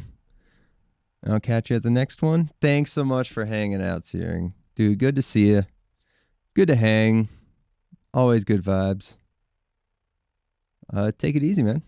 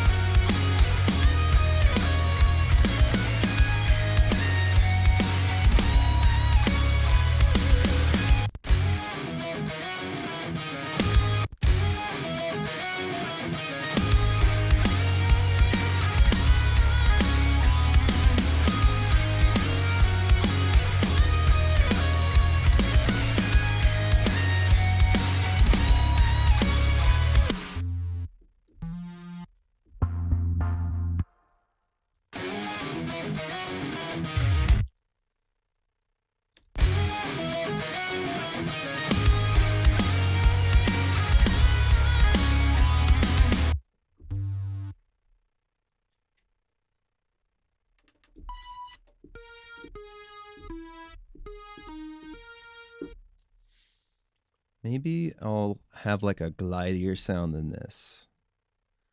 I want it to glide, you know? Main, legato, glide. It should be glidey.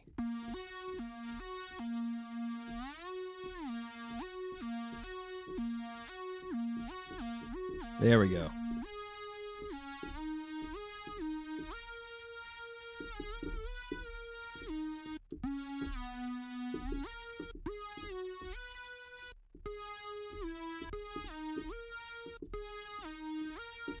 Maybe super glidey for this part.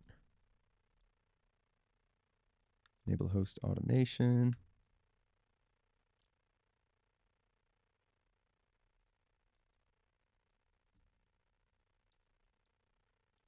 I'll automate the glide time so it doesn't sound like shit in these sections.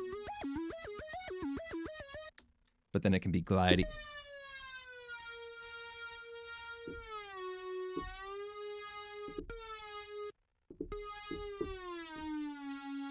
Whoa.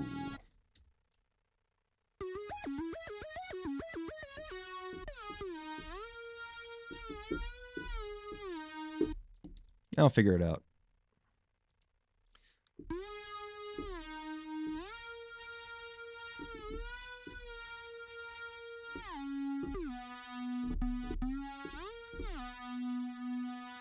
Okay.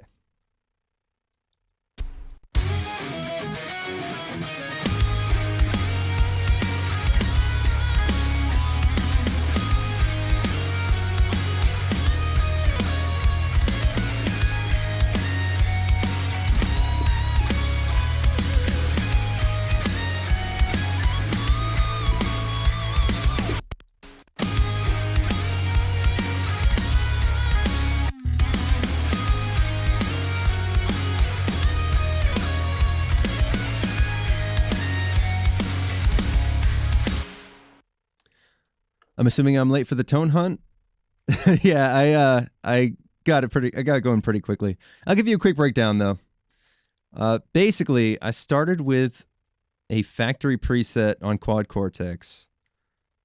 It was the Solo 100 preset. I can't remember where it is. There it is. Solo 100 lead 2E. I started with that and I just changed a bunch of things. I left the same drive, messed with settings, messed with the settings on the Soldano, and I added some really nice post effects. We got a flanger. The flanger engine part was pretty cool. I recommend watching the VOD or the episode when that comes out next Saturday to see how I did all that. But yeah, it's a good time. That's basically it. Just Soldano with a 412 and a really nice flanger for super rich sounding lead parts. But yeah, man, it was actually it was sort of a weird experience making a tone for these pickups because it's a Strat with a brand new humbucker put in it, and I'm just not familiar enough with it yet, so it was kind of a cool experience.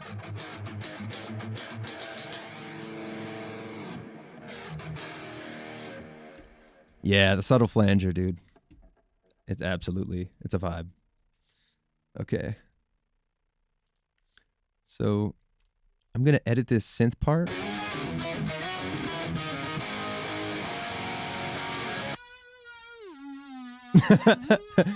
So you're just joining us. I'm using presets made by Jordan Rudess in Omnisphere. So that's why it's a little silly. Your ears are not fooling you there. It is a little goofy. I just need to tweak the sound. It's like kind of doing a funny bend.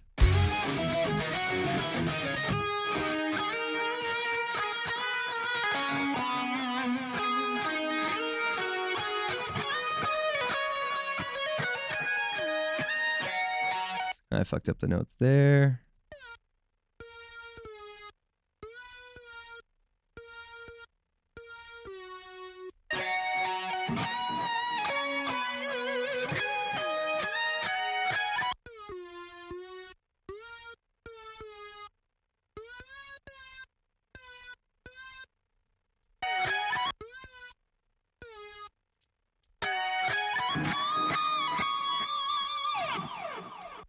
Maybe I'll have that glide down too, because Jordan Rudess, you know.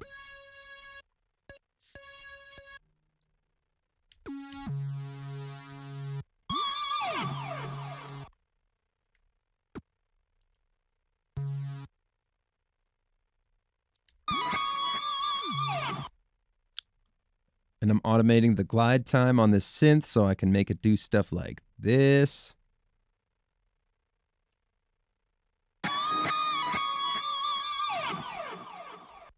Make it super slow.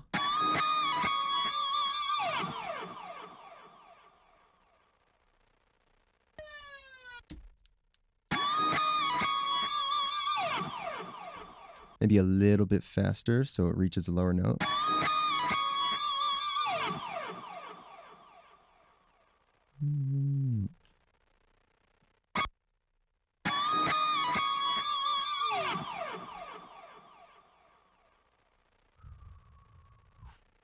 Kind of want it to zoom down, actually.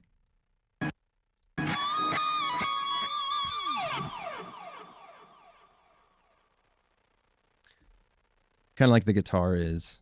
I just did like a slide down at the very end. So maybe I do want it a little faster.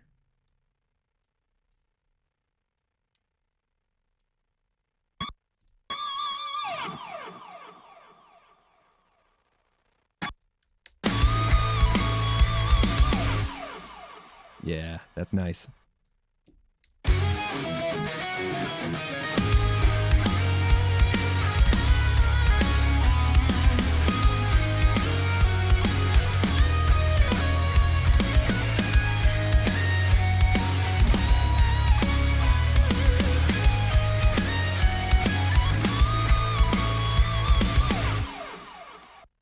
Yes.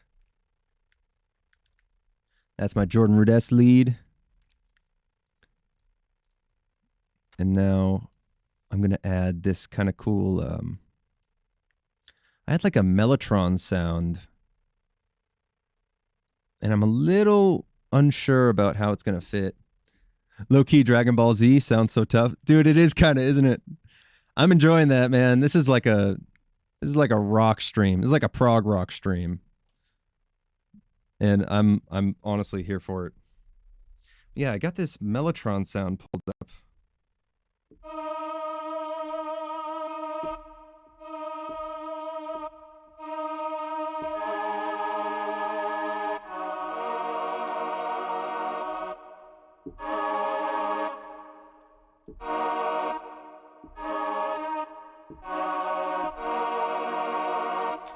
Let's see.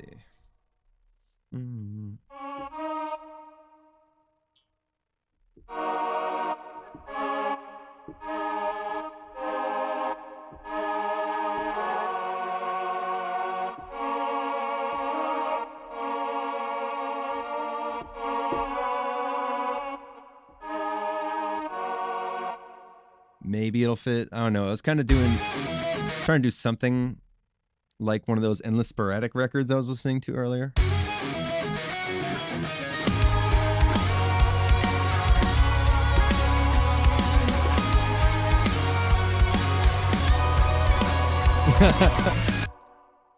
Pretend those are the right notes, and that's the vibe, yeah.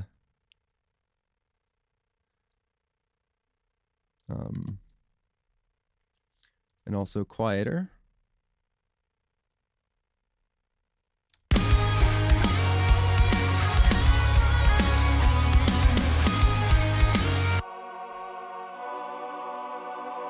Yeah, let's get those right.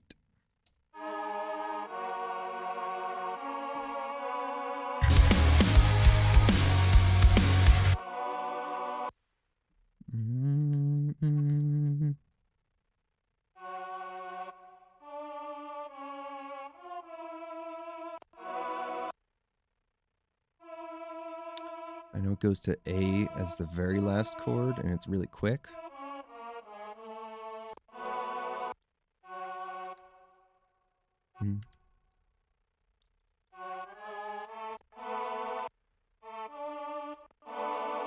Yeah.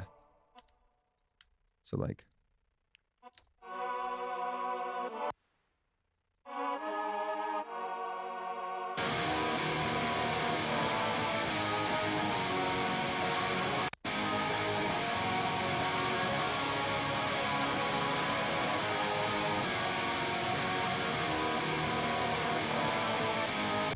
Went to Boo's haunted house while programming those. Basically, I want you to feel the same way that you feel when you're creeping around the haunted mansion in Mario 64 and you pass by an unsuspecting innocuous piano. You pass by a piano that looks like totally normal, cool to walk up to and hang around. What happens next will blow your freaking mind.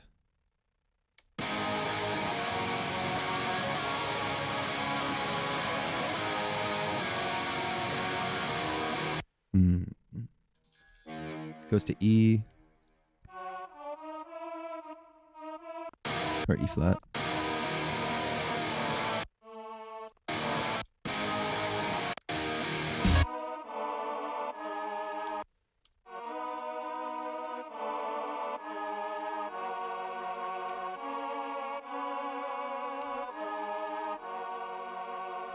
The piano, it wants my eyes. Oh God, oh fuck. Oh no. Oh no, what are we gonna do? I kind of want it to be like low-key drenched.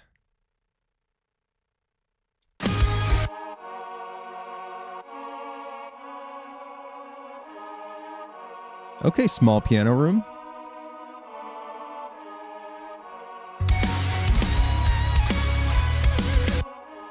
The goal with that sound was to get like a cheap, shitty version of a choir.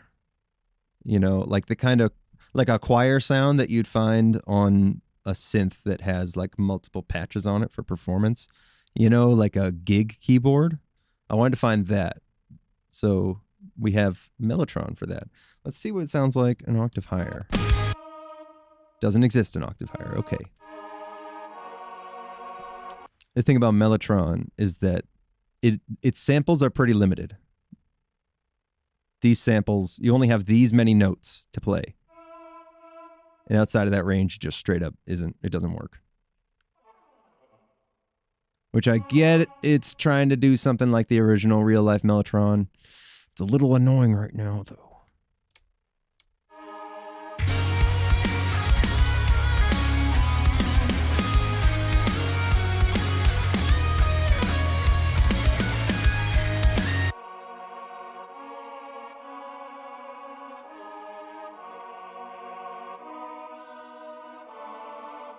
Oh, that's kind of cool. I can blend in a higher octave a little more.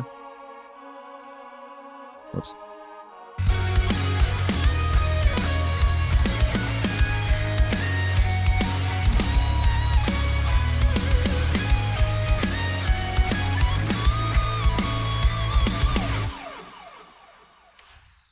Yes. And now I want to add some synths to the rest of this too, because it sort of just becomes prog synthy out of nowhere. And it'll make you think about Anthrax at first. You know what? I'm going to play it from the jump because we got Battle Lux just showing up who hasn't heard the song yet. Here it is.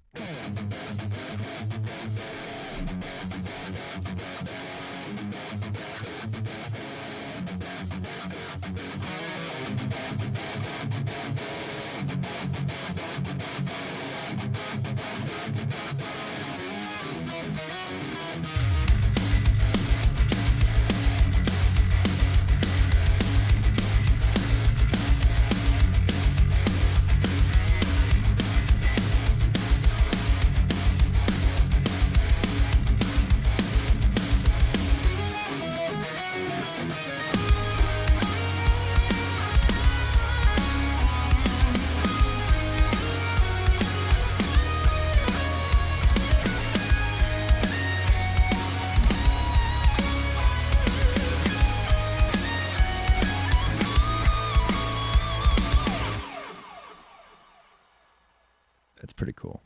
That's cool. The lead, I'm gonna have to practice some more to get that lead sounding right. Like the first half just sounds kind of not super emotive, but man, this is a cool idea. What is this? Did I accidentally record to this? I did. Okay.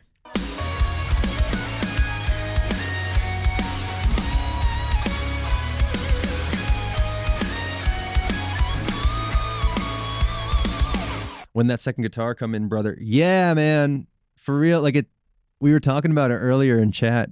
It sounds like something from the 2000s that you don't really hear as often now.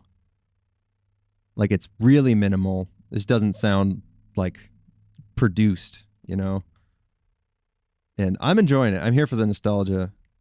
I was yapping about this band in Endless Sporadic earlier. This is like the fourth time I'm bringing this up, but I'm just so I'm relieved to have like found this record again. This is something that really inspired me when I was starting out as a guitarist, playing Guitar Hero at the same time as learning guitar. I came across one of these songs in like Guitar Hero 3 or something, and then I found this EP, and I became like obsessed with this for a short period of time. And dude, listening to it again the other day, I was like, holy shit, that's where I get that thing. You should listen to this record if you haven't. I wish I could hit play on it, but YouTube, unfortunately, YouTube doesn't like it. I'll get banished or something. But yeah, this song, Son of Pearl in particular, was the inspiration for this song that I'm doing. And we're doing it with some new Strat mods as well. I decided to disrespect this Strat and make it like 10 times better by sanding the neck down, getting that Music Man feeling, and also replacing the pickups with Sir pickups. And I'm in love. Just...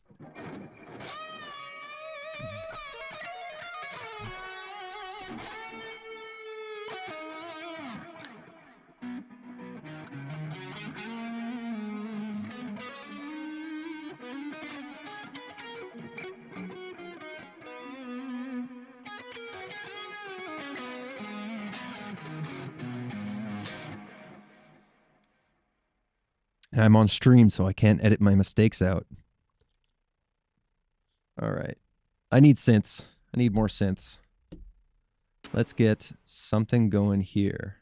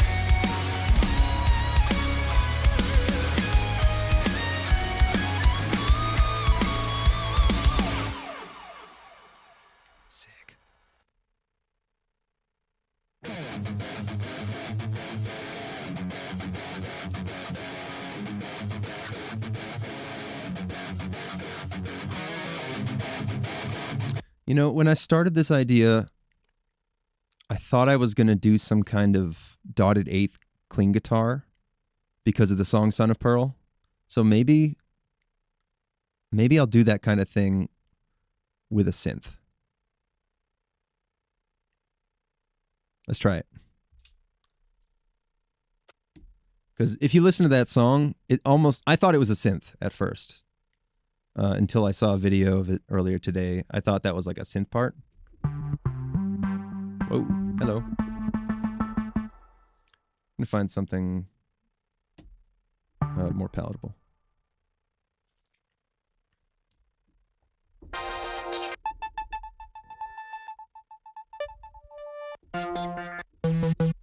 Okay, the Jordan Rudess patches are going to be too weird.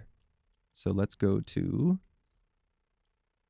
let's see if there's anything in Keyscape Creative that'll do the trick. I want like synth short.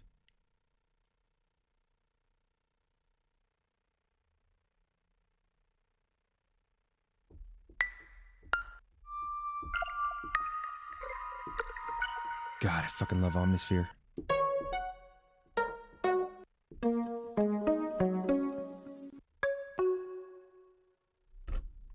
Sounds like I got an email.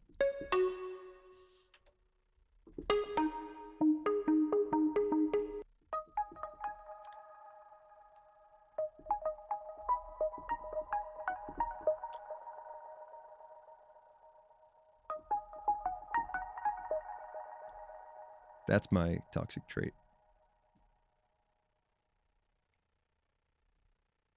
The riff from Tequila. Making me realize I want to get a Strat someday, man. Been in modern land with a Strandberg 7 and a Schecter, both with Fishmans, and I'm living through you with the 2000 vibes right now. Man, modern guitars are really like, there's sort of like a different ethos about them. I'm speaking really broadly, but like the types of like metal machines you're describing, like Strandbergs and Schecters, it's almost like they're built with a different mindset altogether, with like a different goal. That's the first thing that really struck me about like S-type guitars or Tellys, is it's like it's built to do something different entirely. And man, yeah, I strongly recommend getting like I recommend getting some version of a Strat specifically to beat the shit out of it, you know?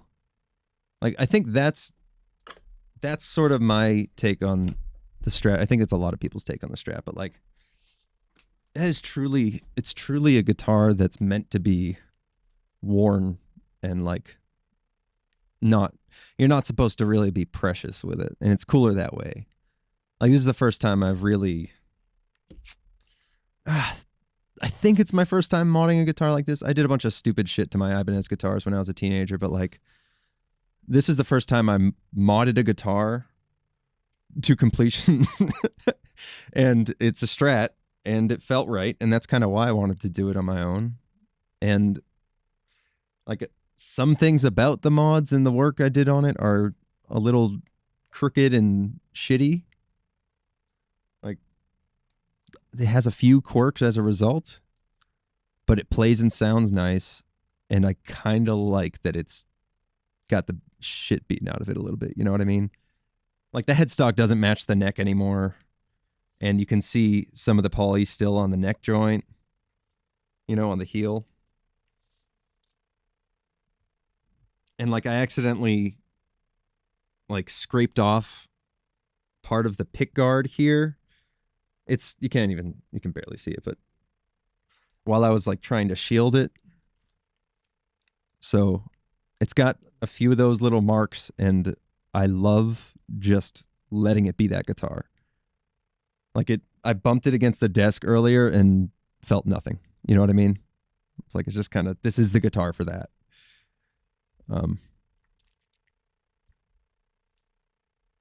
The working man's guitar. Totally. It's the working man's guitar. Hashtag character. Yes, also. All right, what am I doing? I want to make sure the delay on this.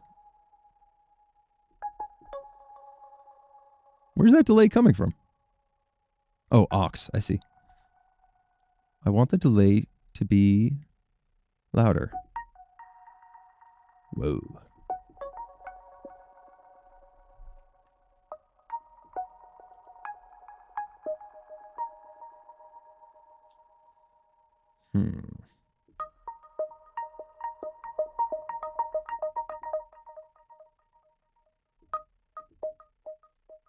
There we go.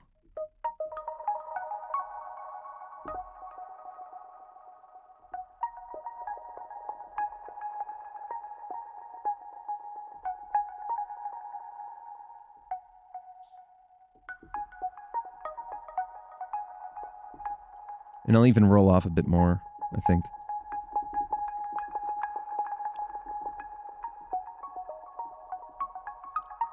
That's beautiful.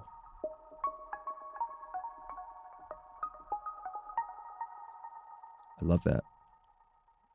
Let's take a look at our envelopes. Good probably loosen this up a little bit.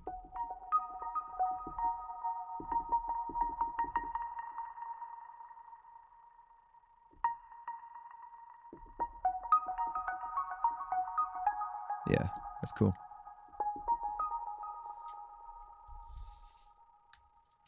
All right, this song's getting more and more derivative by the second. Let's take it home.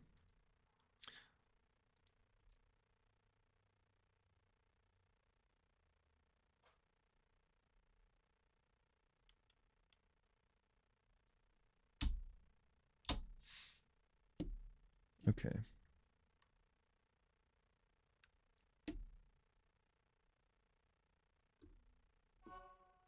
Oh, whoops.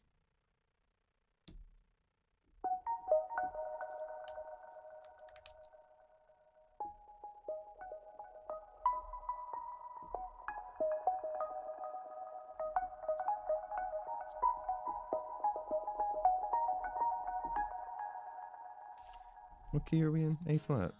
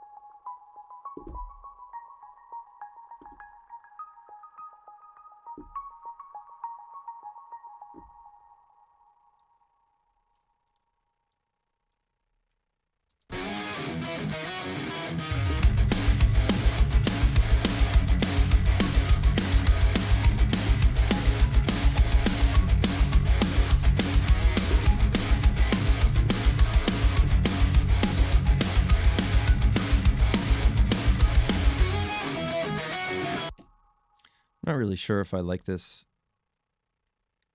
in this section. I love the plucky sound. Like, I love that. Maybe that happens later in the song. Parentheses, not today.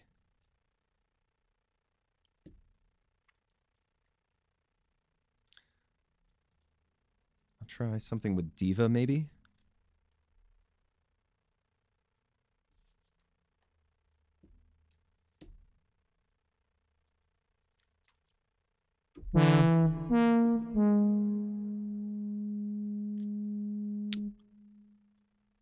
Something like a mini Moog?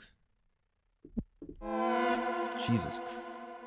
Scared the shit out of me, dude. It's a spooky sound.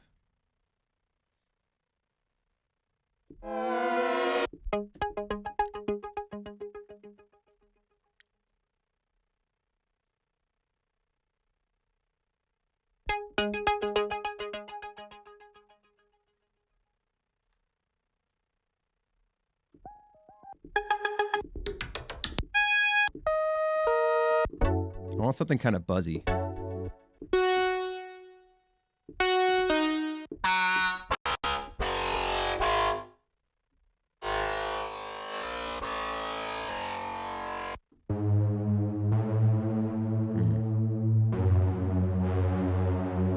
Maybe I could tweak that sound. Turn off the delay in the plate.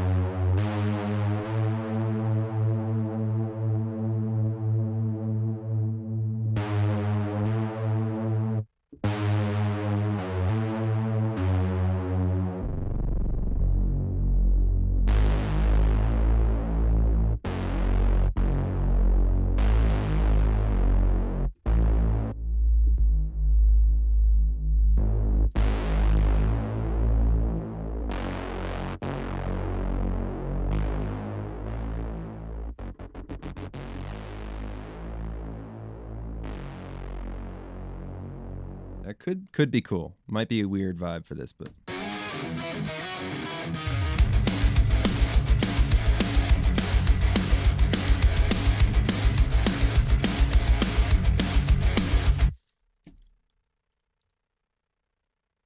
maybe it's got to be a Moog.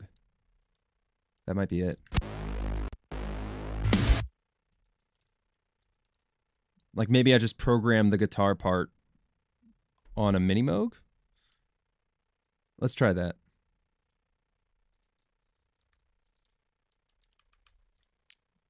What do they call it? Mini V something. Mini V4.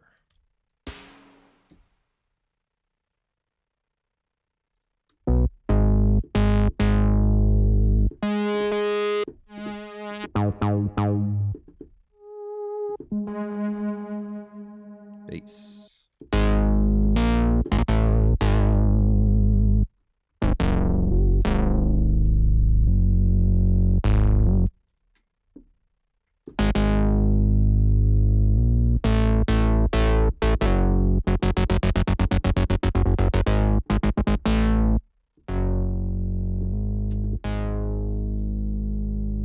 I think that's it. And I'll use an arpeggiator to like.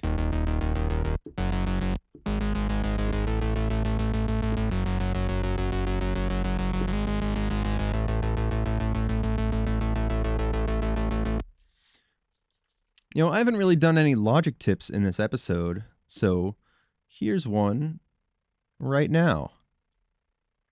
I want to record the MIDI that comes out of this arpeggiator here directly to the track.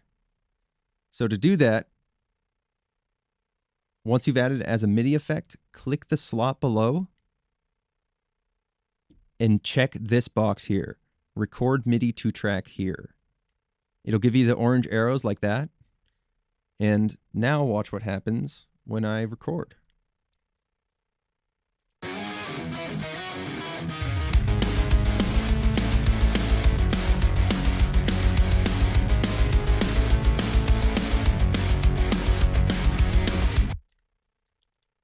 It gave me the output of the arpeggiator rather than the notes I actually played. That's really sweet. I need that, you know, like that's the kind of thing you rely on.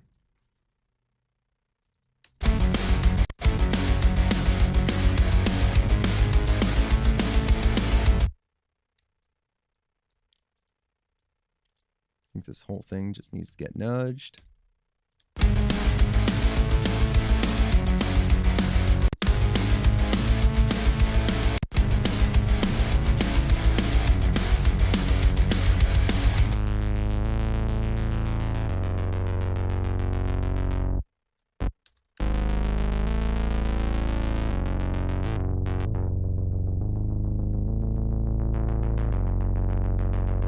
Now I got to fix the envelopes so that that works.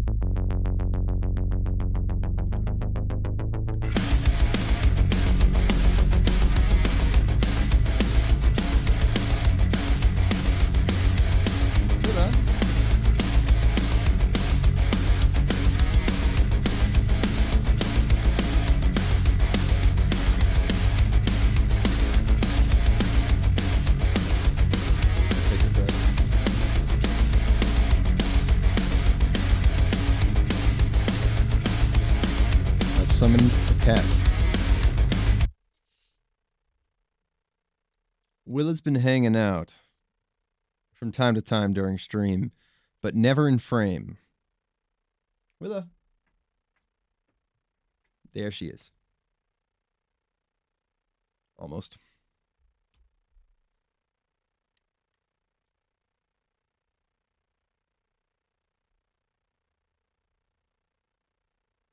Okay. Okay, Willa. That's enough showing them your butthole. Found the treat?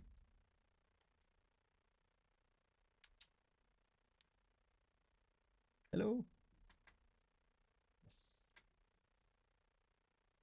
All right. Now, hopefully, she'll hang out on the pillow. She likes to do that. Yes, this is a very fluffy Siberian.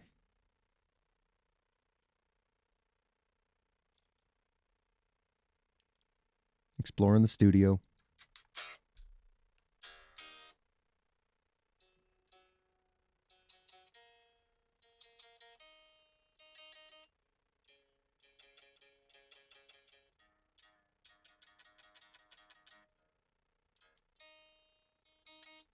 Good girl, Willa. You hanging out?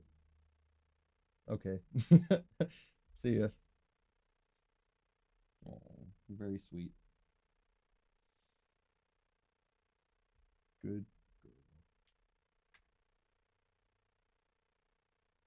All right. Let's finish this song. It's almost done. Almost done.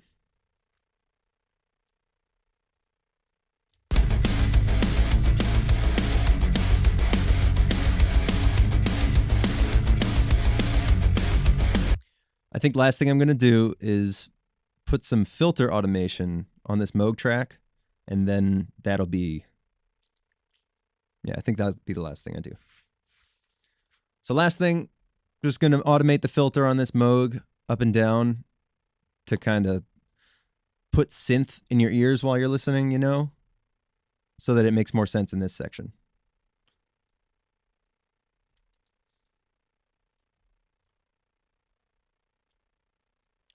Here we go. Got latch automation on. Just gonna roll the filter while listening. Oh my God. Dude. Oh, it's so weird. Getting a really weird graphic glitch happening. Anyway.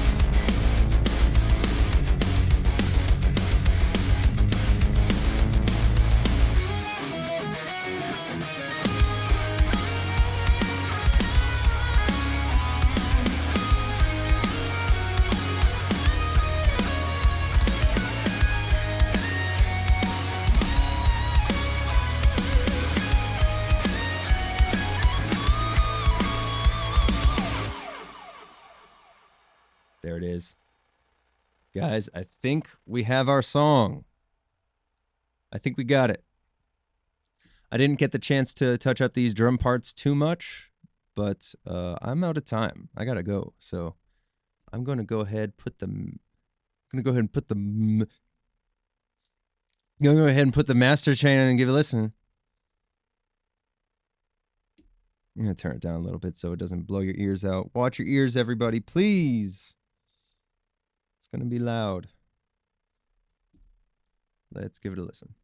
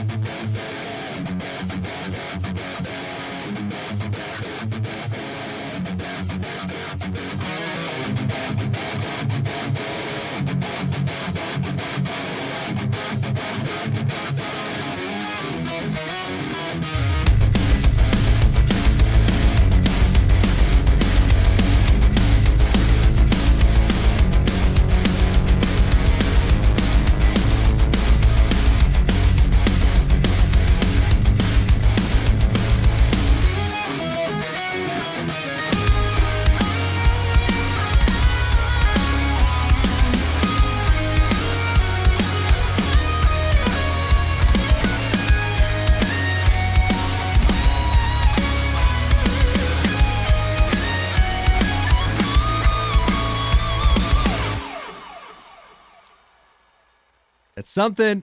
That's something, guys. What a banger, you rip, dude. Oh, dude. Thank you. I appreciate you. I'm glad you're digging it. After that listen through, I'm just going to adjust the mix a little bit on the fly so it sounds a little bit better.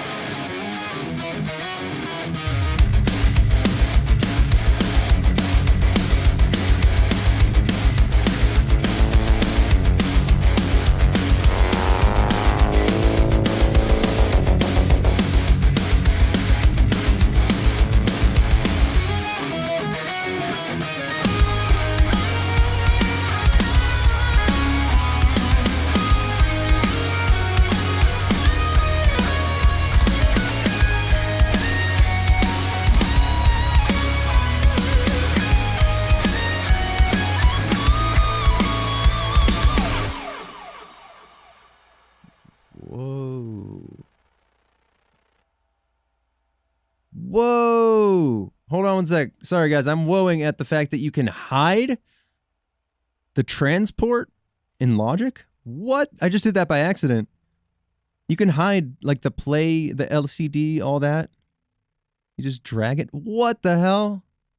I also didn't know you could like drag to show all of the tools that I never ever use because they all can be shortcuts. Look at that. That's weird. I'm not used to that. Well, I know I can hide that now if I want to. I can't think of like a good reason. Unless I'm really low on like screen real estate. I'm so stuck on the way the second guitar comes in. Got to steal that concept. Yeah, man. You got to steal that concept from me. You got to steal that idea that I had. That's an idea that I came up with. Not certain if anyone else has done it before, but pretty sure they haven't. I'm just being a dick. Definitely steal that. Please steal that. That's like, these are the kinds of moments that I feel like they come to me most on stream or when I'm in a session with somebody in person. That's not something I necessarily would think to do when I'm just working alone. And something about the energy of hanging out while making music just kind of brings ideas like that out and makes me think more clearly about like my influences and like, I don't know, what would John Petrucci do? Those kinds of thoughts. Yes, definitely. Yeah, man, happy you're taking inspiration.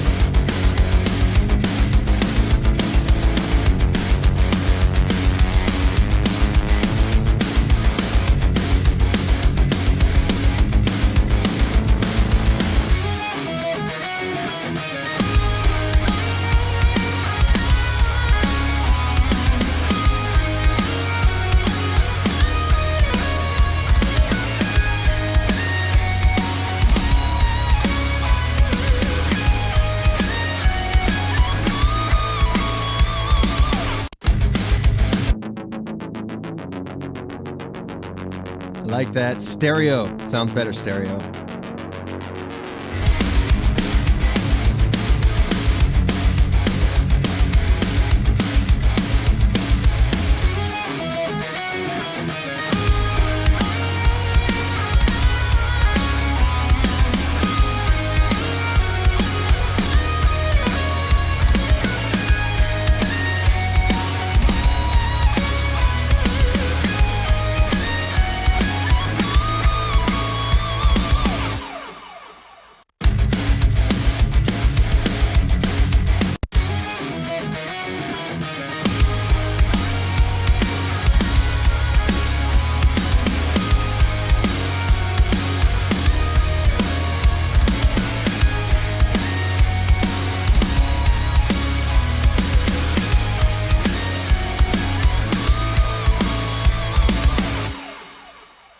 What in the hell? Plugging, bugging out a little bit. Got some plugging, bugging going on.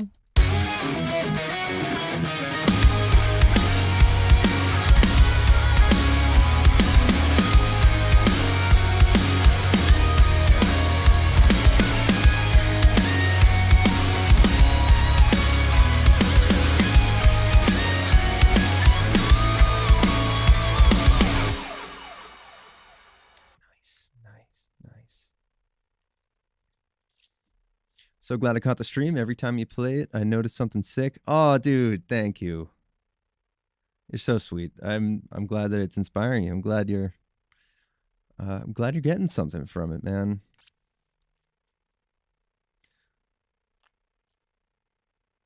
It's so nice, like, hanging out with people while making music.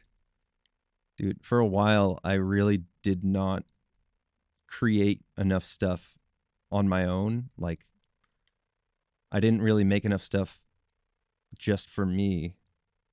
And then I started this. I started making videos and streaming. And, dude, it's just the atmosphere. You know, it's working totally alone is a little like, working totally alone can be kind of boring, I guess. Or kind of depressing sometimes. You're like, oh, I have all these infinite possibilities in front of me and no one to like bounce ideas off of and get clarity through. But yeah, man. So, yeah, man. Thank you for hanging out. This couldn't be possible without y'all. I'm going to do the final listen through now that I've kind of touched out the mix. So I'm going to say the line again. Let's put the mastering chain on and give it a listen.